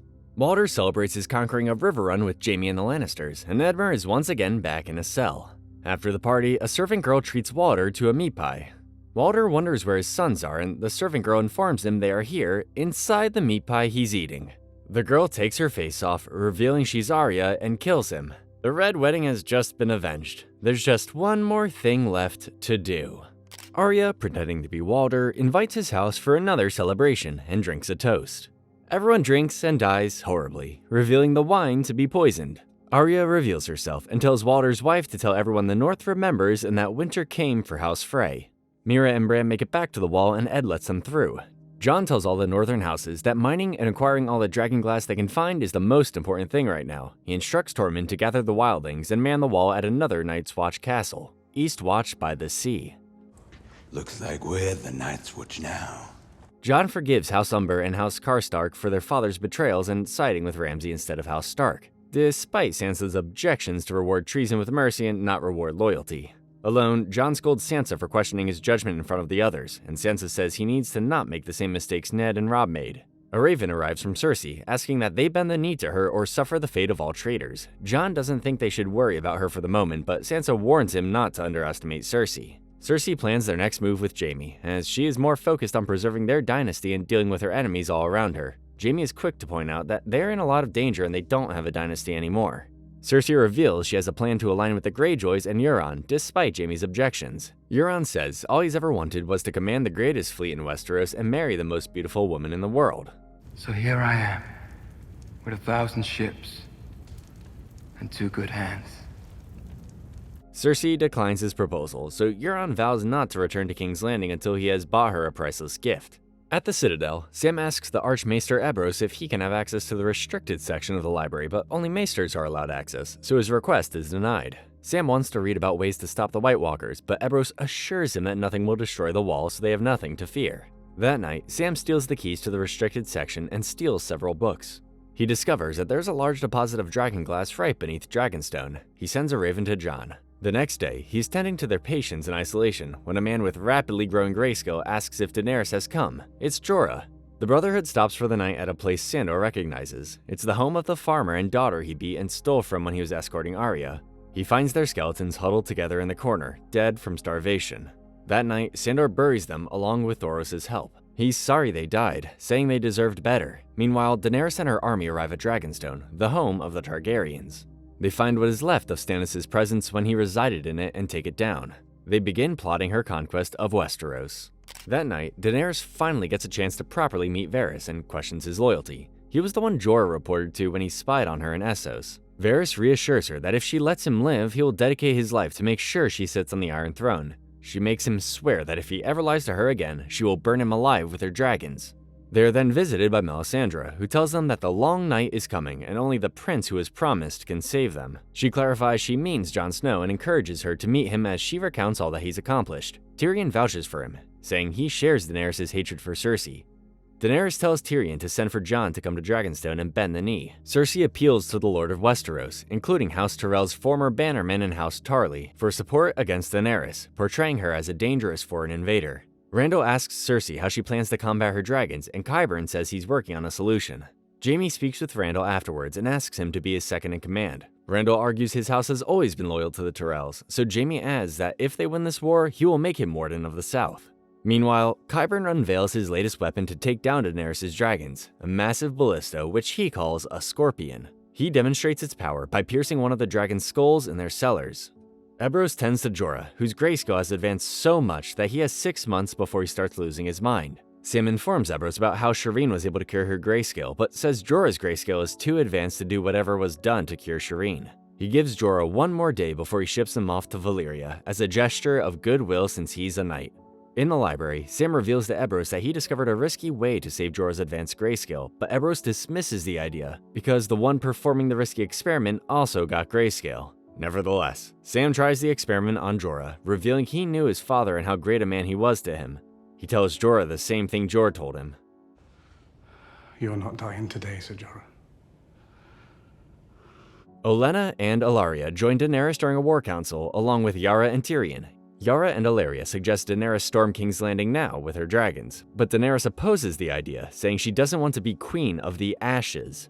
Tyrion argues if they attack with the Dothraki and Unsullied, they will be proving Cersei's image of Daenerys being a foreign invader correct, so their plan is to have Yara and Ellaria's army attack King's Landing while the Unsullied take Casterly Rock. Everyone loves the plan, and Daenerys speaks alone with Olenna. Olenna knows Daenerys' plan for peace is a naive goal, and gives her some advice. Trust her own instincts more than the counsel of her advisors. The lords of Westeros are sheep. Are you a sheep? No. You're a dragon.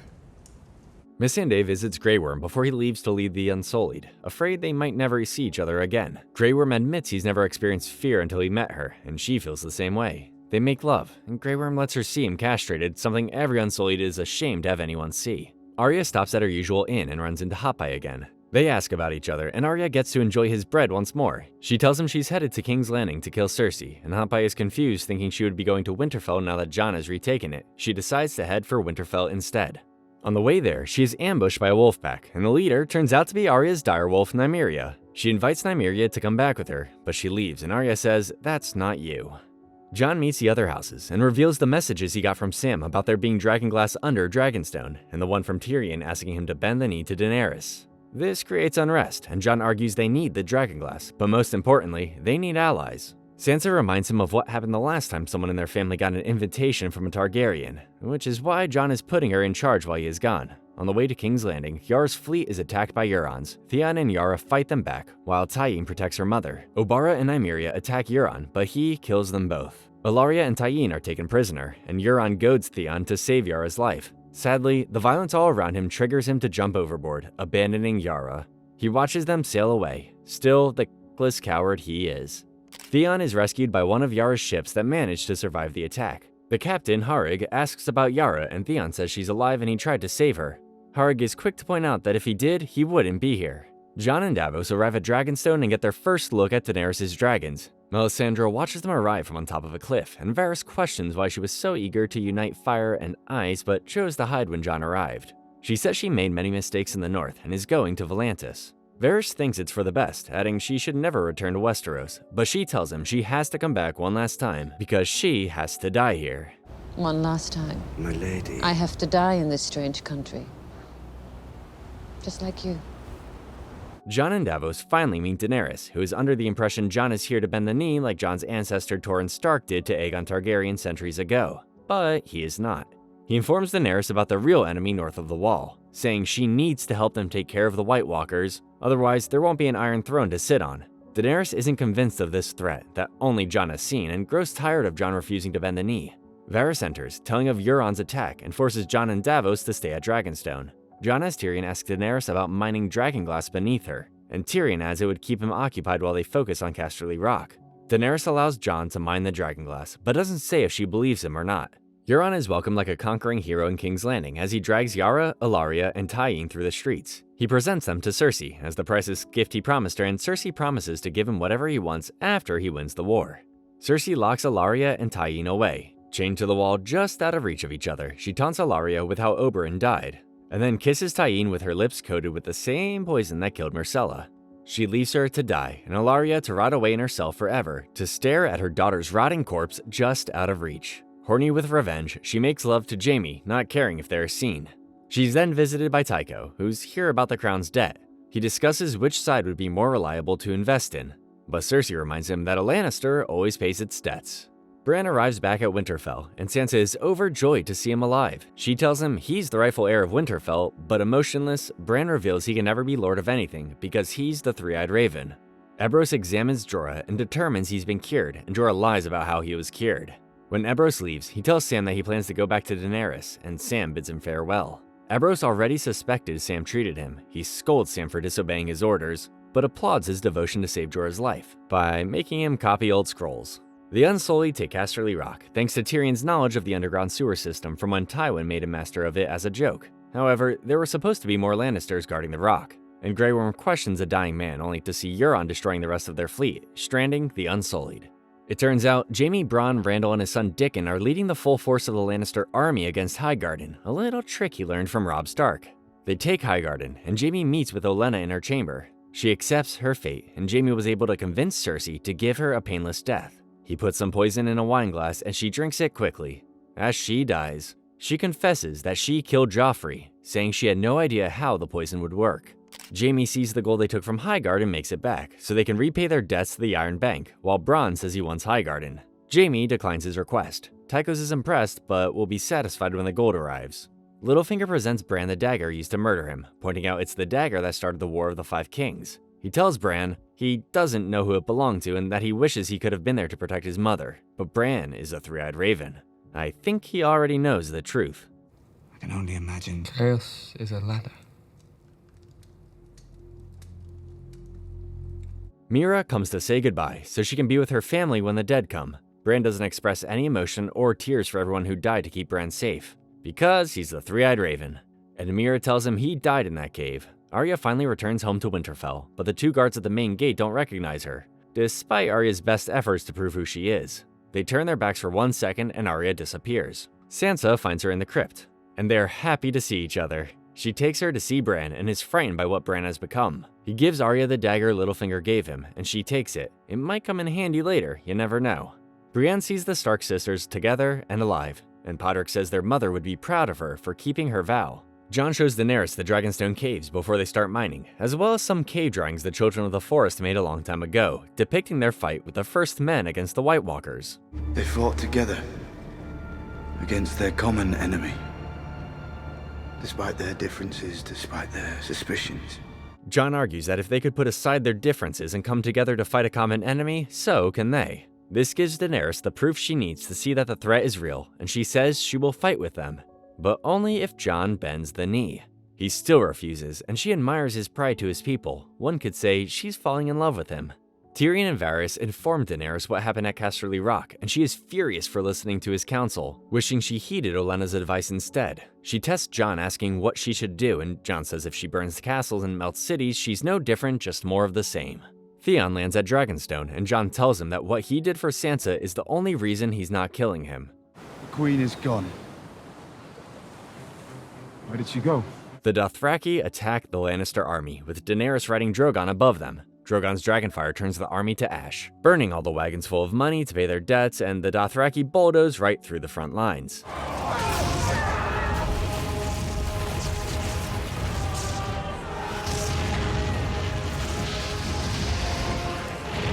It's worth noting that nothing burns hotter than dragonfire. Archers do nothing against Drogon, so Jaime instructs Bronn to ready up the scorpion.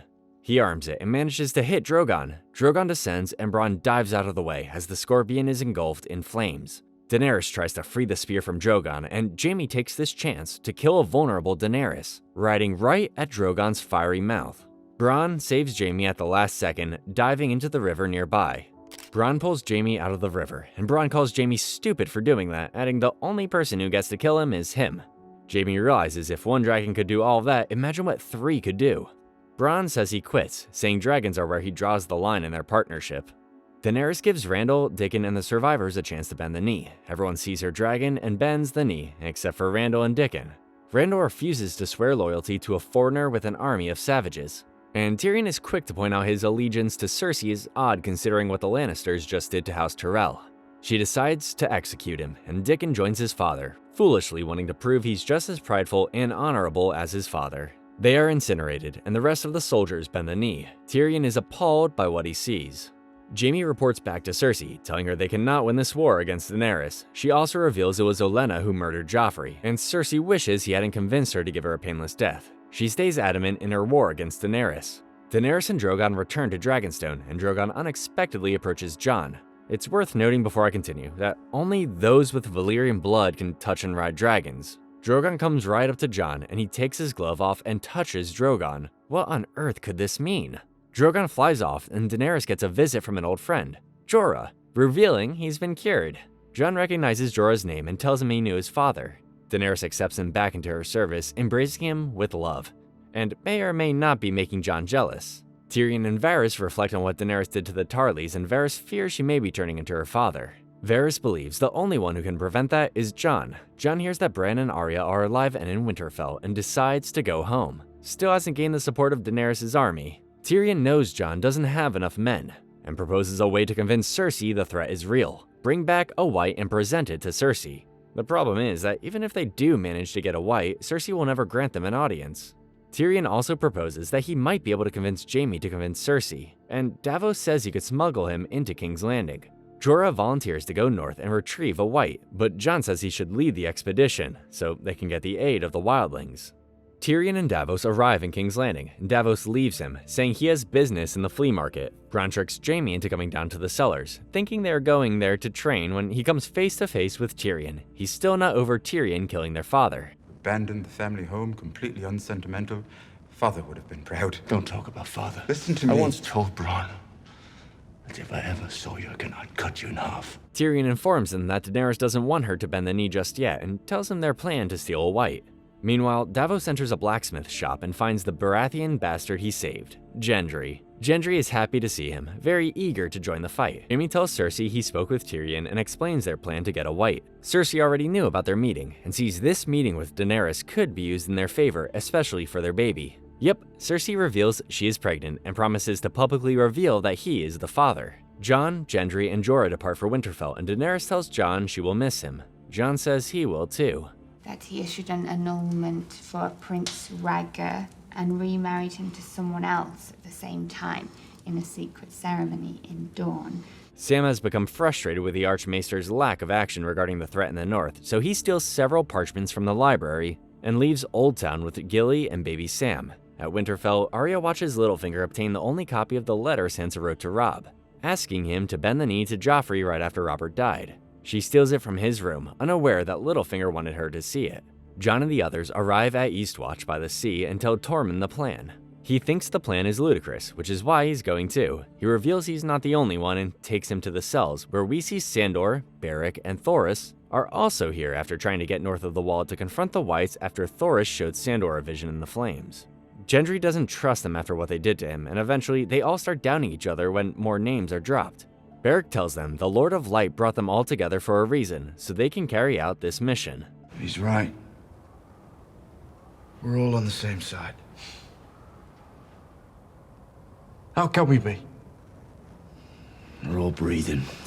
They open the tunnel gate, and Jon, Jorah, Gendry, Tormund, Beric, Thoros, Sandor, and a few wildlings head north of the wall to bring back a white.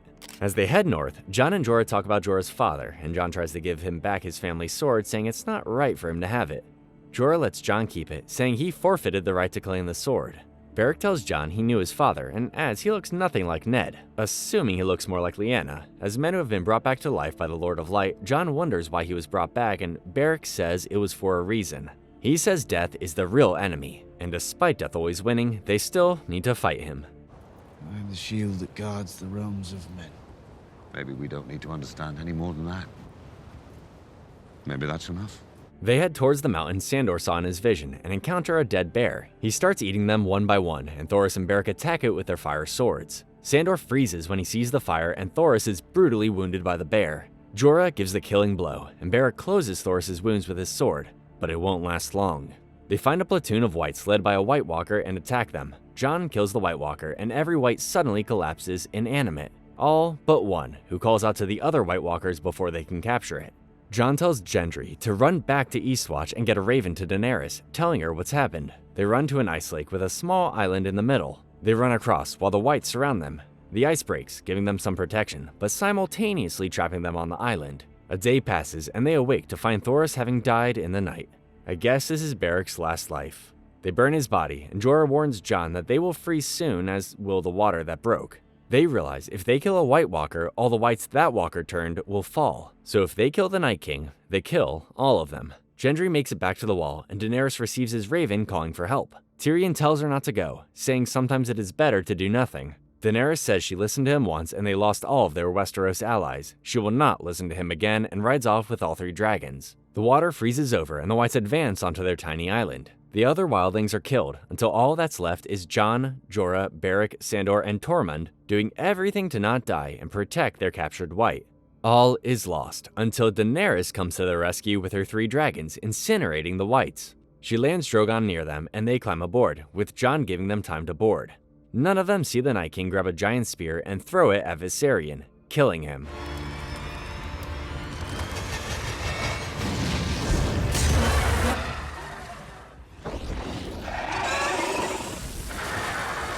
Viserion's corpses sink into the frozen lake, and Jon sees the Night King prepare to fire again. He tells them to leave without him, and he gets swallowed up by several whites who trap him in the water. She dodges the Night King's spear and leaves Jon behind. The Night King marches away with his army of whites, and Jon somehow makes it back to the surface. The whites see him and charge, when suddenly Jon is saved by his long-lost uncle, Benjen. He gives Jon his horse and sacrifices his life to give Jon time to escape back to the Wall. Jon collapses when he makes it back and wakes up to find himself sailing to King's Landing with Daenerys by his bed. She sees the stab wounds on his chest and realizes what happened to him. He apologizes for Viserion's death, but she accepts the loss of her child, now knowing the threat is real. She vows to fight with Jon, and Jon calls her my queen. She holds his hand. The Night King has the whites haul Viserion's dead body out of the lake. He comes forward and reanimates Viserion as the undead dragon. Everyone makes it to King's Landing, agreeing to meet in the dragon pit, and for most, this is one big happy reunion. For others, it's the complete opposite. Jon and his group arrive first, then Cersei and her group, followed by Daenerys making a grand entrance on the back of Drogon. Tyrion addresses everyone, telling them they all have disagreements and have differences with each other, but he also knows it is impossible for them to live in harmony. Jon tells them they all need to come together in order to fight this army of the dead, but Cersei is still certain this is all one big joke. All that Daenerys asks is that Cersei pull back her troops while they deal with this threat, and Cersei thinks they just want her to pull so they can expand and catch her off guard. There is no conversation that will erase the last 50 years. We have something to show you. Sandor brings up the chest containing the captured white, and as soon as he opens it, the white charges straight at a startled Cersei. Sandor holds it back and cuts it in 2. It's still alive, so Jon demonstrates how they can only be killed with fire and dragonglass. There is only one war that matters. The Great War. And it is here. Learning that they can't swim, Euron takes his fleet back to the Iron Islands and stays where there is water. Cersei finally sees reason and accepts Daenerys' truce, at least until they are defeated. Cersei adds that the North must also accept this truce, and Jon refuses, saying he's already pledged his loyalty to Daenerys. Cersei is furious, saying she will deal with whoever survives fighting the dead. As Cersei and her group leave, everyone is furious that Jon just turned away another army they could use in the fight. Tyrion talks alone with Cersei, who scolds him for destroying the family and being responsible for the deaths of her children. Tyrion informs her that if it wasn't for him, King's Landing would already be in ashes. He argues he's had more reason to want her dead than she has, so he asks her to tell Gregor to kill him, but she can't. He pours himself a glass of wine and then one for her. Ironically, she doesn't go for the wine, but touches her stomach as her baby kicks. Tyrion realizes she's pregnant. Tyrion returns with Cersei and tells them she will allow her armies to fight alongside them against the dead. Back at Dragonstone, Theon speaks with Jon, admitting he's never known the right thing to do. It's always seemed like that. Like there was an impossible choice I had to make. Stark or Greyjoy. Jon says he can't forgive him for everything, but adds he's a Greyjoy and a Stark. Ned lives on in him and he betrayed him, and he was more a father than Balon was. Theon knows what he needs to do. He approaches the men who saved him and tells them they need to save Yara. Harrig's already made up his mind to resort back to the and plundering ways they promised to turn away from, arguing Yara's already dead. Theon doesn't back down, so Harrig punches Theon, starting a fight. Theon is powerless against Harrig, and Harrig warns Theon that if he keeps getting back up, he'll kill him. But Theon keeps getting back up, prompting Harrig to kick him in the balls. Only Theon has no balls, confusing Harrig, giving Theon the perfect moment to hit Harrig with all his might and defeat him. He gains the respect of the Ironborn, and they join him to rescue Yara. Sansa finds Arya found the letter, and has her brought in the Great Hall for questioning. He accuses her of murder, treason, and then reveals she's actually talking to someone else. How do you answer these charges? Lord Baelish. Littlefinger is confused, so Sansa clarifies his crimes. He killed Lysa Arryn. He convinced Lysa to kill Jon Arryn and then tell Ned it was the Lannisters who murdered him, conspiring with the Lannisters to betray Ned, and then try to have Bran killed with his knife he claimed wasn't his. Littlefinger defends himself, saying no one really knows what happened, but Bran already saw what happened, quoting what Littlefinger told Ned when he betrayed him. "I did warn you not to trust me." Littlefinger pleads with Sansa to spare his life, but Arya cuts his throat with a knife he used to tear their family apart. Cersei catches Jaime preparing to lead their army north and reveals she lied about sending aid to help them. Cersei reveals that Euron didn't turn tail and run, he's actually in Essos bringing the Golden Company with him, with the promise of marrying Cersei. Jaime is furious and leaves Cersei riding north by himself like he promised he would. Outside King's Landing, a snowflake falls on his glove. Winter is here. Sam and Gilly arrive in Winterfell and he speaks with Bran. Bran reveals he knows who Jon's real father is. You guys ready for this? Here we go. Jon's real father is Rhaegar Targaryen. Here's what happened. I told you guys in the beginning, Rhaegar abducted Lyanna Stark and killed her. I wasn't entirely truthful. Rhaegar never abducted her. She loved him and Rhaegar annulled his marriage to Elia and married Lyanna in secret in Dorne. Rhaegar was killed in Robert's Rebellion and Lyanna gave birth to Jon, or I should say Aegon Targaryen. Ned knew all along who he really was and kept the secret from him, as a promise he made to Lyanna. As Bran put it, he's never been a bastard. He's the heir to the Iron Throne. He's also currently having with Daenerys, which if I'm getting the Targaryen family tree correct, means he's currently having with his aunt. I mean, I did say it wasn't frowned upon with Targaryens, so... Back at Eastwatch, Tormund and Beric witness the dead finally arrive at the wall. The Night King appears, riding Viserion, making a massive hole in the wall. The dead cross over to the other side, with nothing stopping them as they march south to Winterfell. Season 8 opens with Daenerys' army arriving in Winterfell, along with Jon and the others. The Northerners aren't as welcoming to Daenerys and aren't happy Jon swears allegiance to her, especially considering what Daenerys' father did to the Starks. The North remembers, am I right? Jon finally reunites with Bran for the first time since Season 1, hugging him like he was still his brother. Look at you. You're a man. Almost.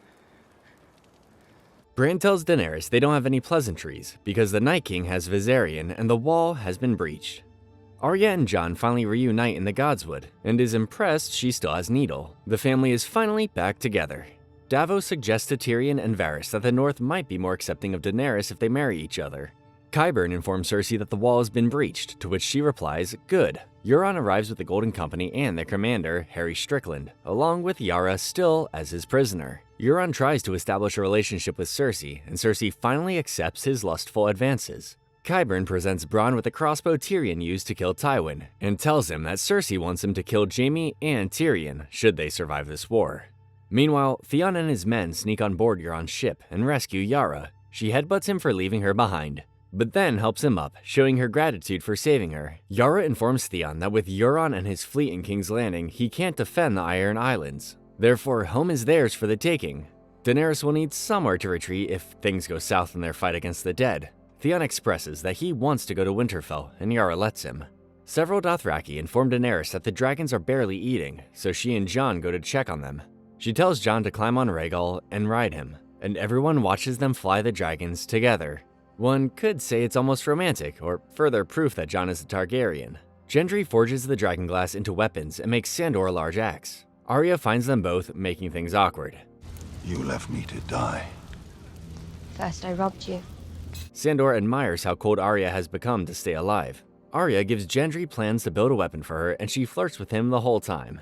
Sansa is furious with Jon for bending the knee to Daenerys, but Jon argues that they desperately need her army. Sansa wonders if Jon bent the knee to save the North or because he loves her. Jorah introduces Daenerys to Sam and thanks him for saving Jorah's life, promising to reward him. Sam asks for a royal pardon from his family, mentioning he's from House Tarly, and Daenerys reluctantly informs him of what she did to his father and brother. He seeks comfort with Bran, and Bran instructs him that it's time Jon knew who he really was. You're his brother. Shouldn't you tell him? I'm not his brother. Sam reveals the truth to Jon, that his real name is Aegon Targaryen and the true heir to the Iron Throne. The news leaves him stunned. Ned Stark, he promised your mother he'd always protect you. And he did. Robert would have murdered you if he knew. You're the true king. Jon still believes Daenerys is the rightful queen, but Sam argues she wouldn't give up the crown to save her people, unlike Jon just did. Tormund and Beric arrive at Last Hearth and find it a mess, but no dead bodies. They run into Ed and his men, and Ed shows them what happened to young Ned Umber. Ned reanimates and Beric kills him with his fiery sword. The dead are between them and Winterfell, so they double up on the horses Ed brought and book it to Winterfell. As more people arrive in Winterfell, a cloaked, hooded figure also arrives, revealing himself to be Jaime. He sees Bran across the courtyard, waiting for him. Jaime is brought before everyone, where Daenerys determines the fate of the man who murdered her father. Sansa determines his fate as the man who tried to destroy her family. Do you want me to apologize? I won't. We were at war. Everything I did for my house and my family. I'd do it all again. Jaime reveals the Lannister army isn't coming, and that he had nothing to do with Cersei's deception.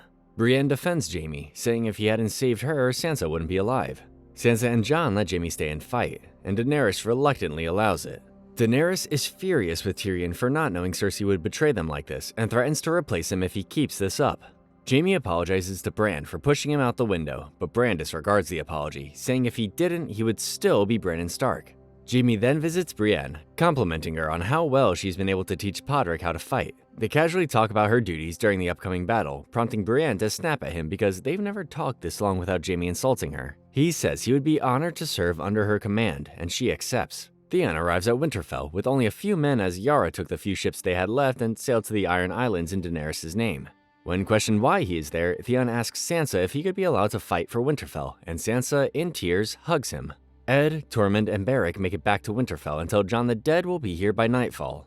They're ready with whatever defenses they've been able to put together in the short amount of time they've had. Jon tells the leaders that they can't beat them in a straight fight, so their only chance is to kill the Night King. Jaime points out that he'll never expose himself, but Bran says he'll come for him, so use him as bait since his mark is still on him. Theon volunteers to guard him in the Godswood, wanting to prove he can defend this castle.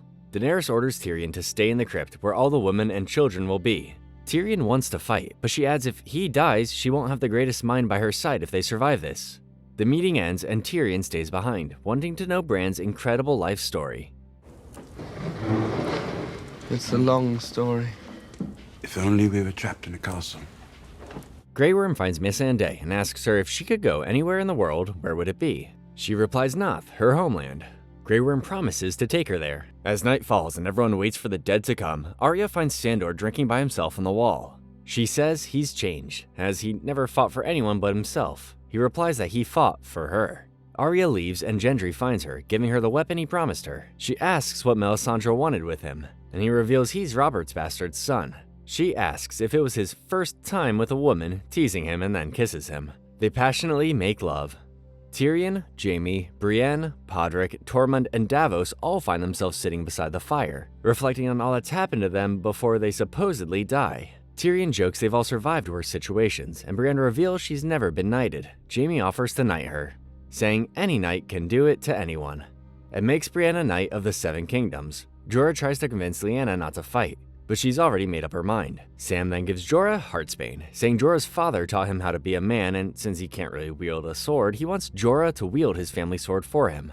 Jorah is honored. In the crypt, Jon reveals who he is to Daenerys. Daenerys doesn't believe it, knowing what it would make Jon if it were true. Suddenly, a horn blares, signaling the dead are here. Thus begins the long night.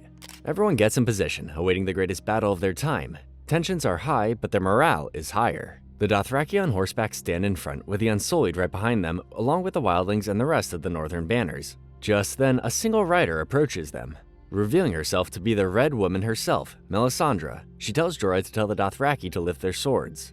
He does, and she places her hand on one of them, chanting some spells in Valyrian. Suddenly, all the Dothraki swords ignite with fire, giving them an advantage against the dead. Davos sees this and opens the gate for her. She reassures him that there's no need to execute her, as she will be dead before sunrise.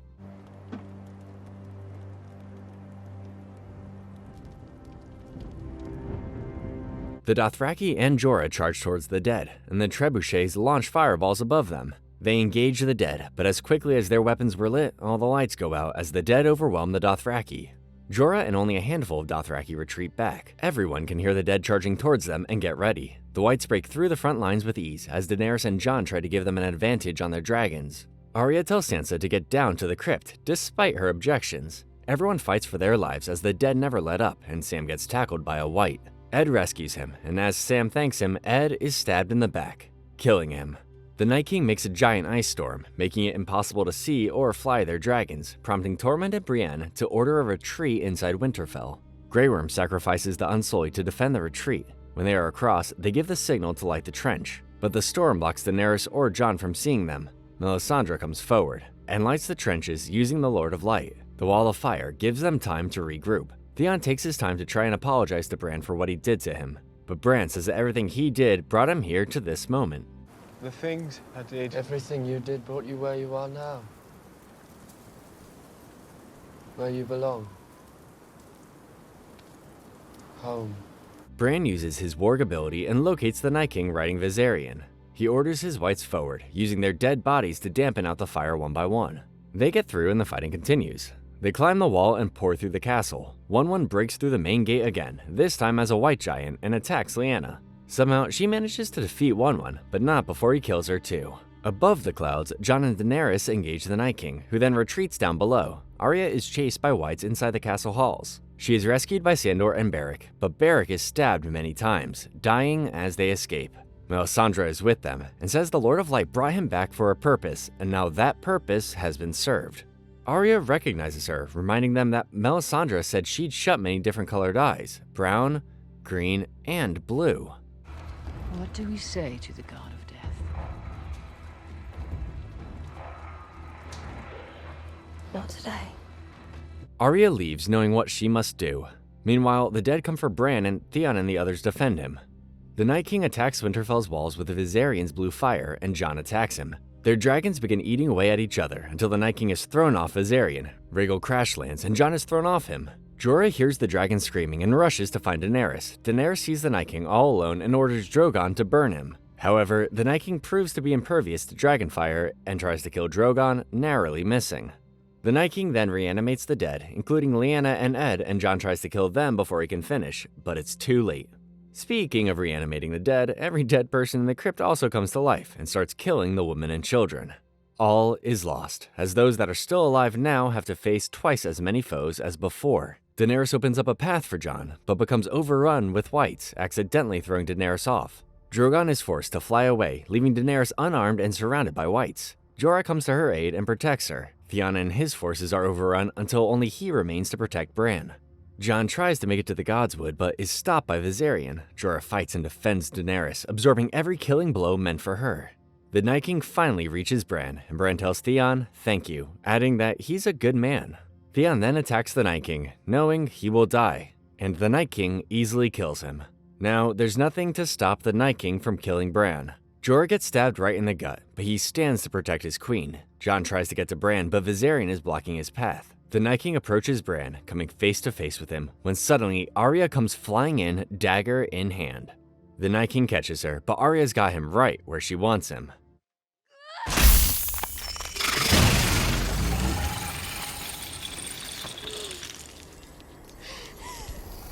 Arya kills the Night King, saving Bran with the same knife that was used to try and kill him, and every White Walker and White disintegrates or inanimates. Jorah finally collapses, knowing Daenerys is finally safe, and he dies in the arms of the woman he loved, defending her till the very end. As the sun rises, Melisandre walks out into the open away from Winterfell. Davos watches her as she takes off her choker and disintegrates into dust as her age catches up with her. Her life's purpose finally fulfilled. Those that survived the long night burn the dead the next day and say goodbye to friends and family, many of whom have been with us since the first episode. Afterwards, Gendry leaves the celebration in the Great Hall to look for Arya when Daenerys stops him. She knows he's Robert's bastard son, reminding everyone of what Robert did to her family, but instead of locking him away or killing him, she names him Lord of Storm's End, the original home of House Baratheon. This means Gendry is no longer a bastard. Tyrion knows Daenerys only did this to gain his loyalty, and she doesn't deny it. Tyrion finds Bran all alone by the fire, calling him Lord of Winterfell since he's technically the last surviving son of Ned Stark. Bran says he's not Lord of anything, as he doesn't really want anything anymore. As more and more people get drunk, Jon gets more attention and praise than Daenerys, making her jealous and thinking people don't respect her as their queen. He climbed on a dragon and fought. What kind of person climbs on a dragon? During a drinking game, Tyrion guesses that Brienne is a virgin and it makes her upset, prompting her to leave. Jaime follows her and they finish the drinking game, resulting in them finally making love. Back at the party, Sansa sees Sandor upsetting everyone around him and tells him to be more friendly. Sandor admires how much Sansa has grown up despite all that happened to her, adding that it never would have happened if he left King's Landing with him when he asked her to. She argues that without the pain she endured, she never would have grown as a person. Gendry finds Arya celebrating in her own way and reveals he's officially a Baratheon. He's so overjoyed that he ends up proposing to Arya, but she declines, saying she's never been lady material. Daenerys visits Jon in his chamber, and they start making out, but he stops. It's hard to be with her after knowing who he is. She urges him to never tell anyone he's the rightful heir, saying it won't matter how many times he swears himself to her if others find out. She's worked too hard to get here, to this moment. It'd be the end of everything if it was all for nothing. He asks to tell Sansa and Arya, but she begs him not to and leaves. With the White Walkers dealt with, they can now focus their efforts on removing Cersei from King's Landing with the army they have left. Tyrion reminds Daenerys the goal is to remove her without destroying King's Landing and its people, and Jon proposes they turn the people against her by surrounding the city and picking apart her armies with theirs. Sansa argues they should let their armies rest and recover from the recent fighting, but Daenerys is determined to take the throne now, and Jon takes her side. This doesn't sit well with Arya and Sansa, and Jon is forced to reveal who he is, which sadly happens off-screen. RIP. Bronn finally arrives to kill Jaime and Tyrion. He reveals he's been promised Riverrun if he kills them, so Tyrion offers him a better deal, Highgarden. Bronn accepts, but only if the war is won, still promising to kill them if they lose. Arya catches Sandor leaving for King's Landing and rides with him. Despite his desire to be alone, he doesn't plan on coming back and she has similar plans. Sansa expresses her fear of Jon going to King's Landing, considering her family's history there, and she reveals to Tyrion Jon's true identity. What if there's someone else? Someone better? Before Jon departs, he says goodbye to Tormund, who informs him he's taking the wildlings back north where they belong. Jon tells him to take Ghost with him, saying he'll be happier up north, and Tormund argues that so would Jon. He then says a tearful goodbye to Sam and Gilly, who reveals she's pregnant. Tyrion tells Varys who Jon really is and remarks that everything that's happened in the last 20 years was because he loved someone who didn't love him back. They both know that if more and more people find out, Daenerys will lose the north as well as the throne, especially since Jon is more beloved here than she is. Varys points out that despite them being Targaryens, their romantic relationship wouldn't sit well in the north. Yara's fleet and Daenerys and her dragons arrive at King's Landing, when suddenly Rhaegar is killed by Euron and his fleet already at King's Landing. Daenerys descends to attack, but pulls back as she evades dozens of scorpions. Euron attacks their ships instead, destroying all of them, and Missandei is captured. Daenerys wants to burn King's Landing to the ground, but Varys finds out that Cersei has gathered the people into the Red Keep to be used as human shields, urging her to not kill innocents. But perhaps it's good the people see that Daenerys Stormborn made every effort to avoid bloodshed, and Cersei Lannister refused. Jaime finds out what happened and decides to leave, upsetting Brienne. He tells her he's not a good man because everything he does is for Cersei, the woman he loves. Daenerys meets peacefully with Cersei, demanding her surrender and the release of Missandei. Coincidentally, Cersei demands Daenerys' surrender, and if she doesn't, Missandei will die. Tyrion tries to appeal to Cersei to get her to reconsider, but she refuses to bend the knee. telling Missandei to say her last words. Missandei looks at Daenerys and says Dracarys, and then Gregor beheads her in front of Daenerys and Grey Worm. Daenerys becomes enraged. One could say, mad. Varys, despite Tyrion's warnings not to do it, writes a letter revealing Jon as the true heir. Jon arrives, and Varys urges him to take the throne, despite not wanting it, arguing he would be the better Targaryen on the throne. They say every time a Targaryen is born, the gods toss a coin, and the world holds its breath.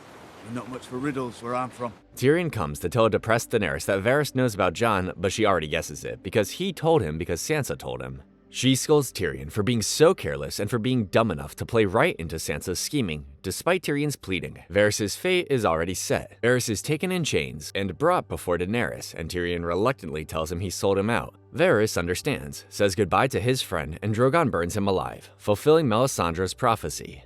Daenerys has had enough and decides to burn King's Landing to the ground. Tyrion begs her to reconsider, to give them a chance to surrender.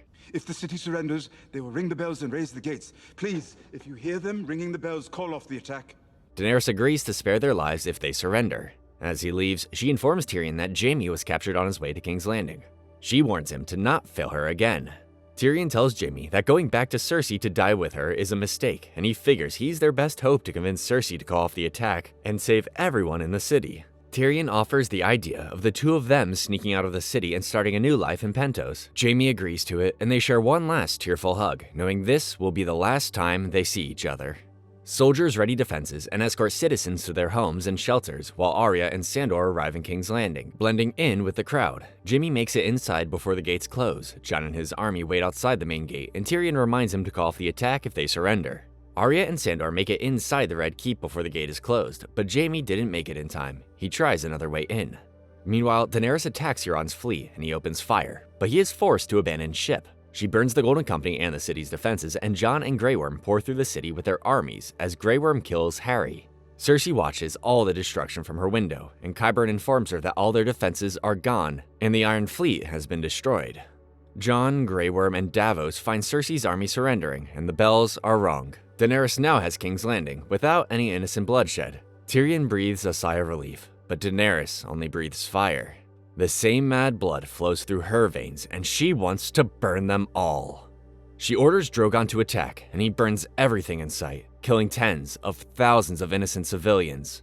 Grey Worm, still heartbroken over Missandei's death, attacks the soldiers that surrendered, and the fighting continues despite Jon trying to stop it. As Daenerys attacks the Red Keep, Jaime finds the back way and a boat, but Euron appears and fights Jaime. Jaime kills Euron, but not before Euron fatally wounds him. Sandor sees the Red Keep crumbling all around them and tells Arya to abandon revenge and save herself. Arya objects, but Sandor convinces her not to turn into him. She thanks him as he leaves. Qyburn, Gregor, and the rest of the Kingsguard escort Cersei out of the Red Keep when they encounter Sandor. He kills the Kingsguard, and Gregor, seeing Sandor, abandons his duties to protect Cersei no matter what. Qyburn orders Gregor to listen to Cersei, but he kills him without hesitation. Killed by his own creation, as he's only here for what's left of his big brother. Sandor fights Gregor, knocking his helmet off, and we finally see his monstrous face. Yeah, that's you. That's what you've always been. Cersei finds Jaime, and she falls into his arms. She sees he's bleeding, but all he cares about is her. Down below, Arya escapes one collapsing building and wall of fire after another, as she somehow survives all the destruction from Drogon. Gregor beats Sandor with his bare hands, shoving his fingers right into his eyes like Oberyn. Sandor shoves a knife through his head, but it still doesn't kill him. Until finally, he pushes Gregor over the edge, falling together into the dragonfire below, killing them both. Jon orders his men to fall back as the destruction intensifies. Jaime and Cersei make their way down the cellars, but the passageway to the boat is blocked. With nowhere to go, they hold each other close as the Red Keep collapses on top of them. Arya, after surviving so much madness and death, sees a white horse standing on its own. She rides it out of the city and to safety. The battle ends, and Tyrion wanders through what is left of the Red Keep, taking a trip down memory lane. He makes his way to the cellars and finds his brother and sister buried under a pile of rubber, having died in each other's arms. He mourns their deaths. Daenerys and her army celebrate their victory in taking King's Landing and the slaughtering of their enemies. Shapka reagis anhan reagis andati. She tells her army that they have liberated King's Landing. Now they will liberate the rest of Westeros, or as she put it, break the wheel. Tyrion hears this and resigns as her hand. Jon confides with Tyrion, and Tyrion admits Varys was right and he was a fool to think he could counsel her to do the right thing. Jon tries to justify what Daenerys did, but Tyrion argues he would have done the same knowing what it's like to be on a dragon.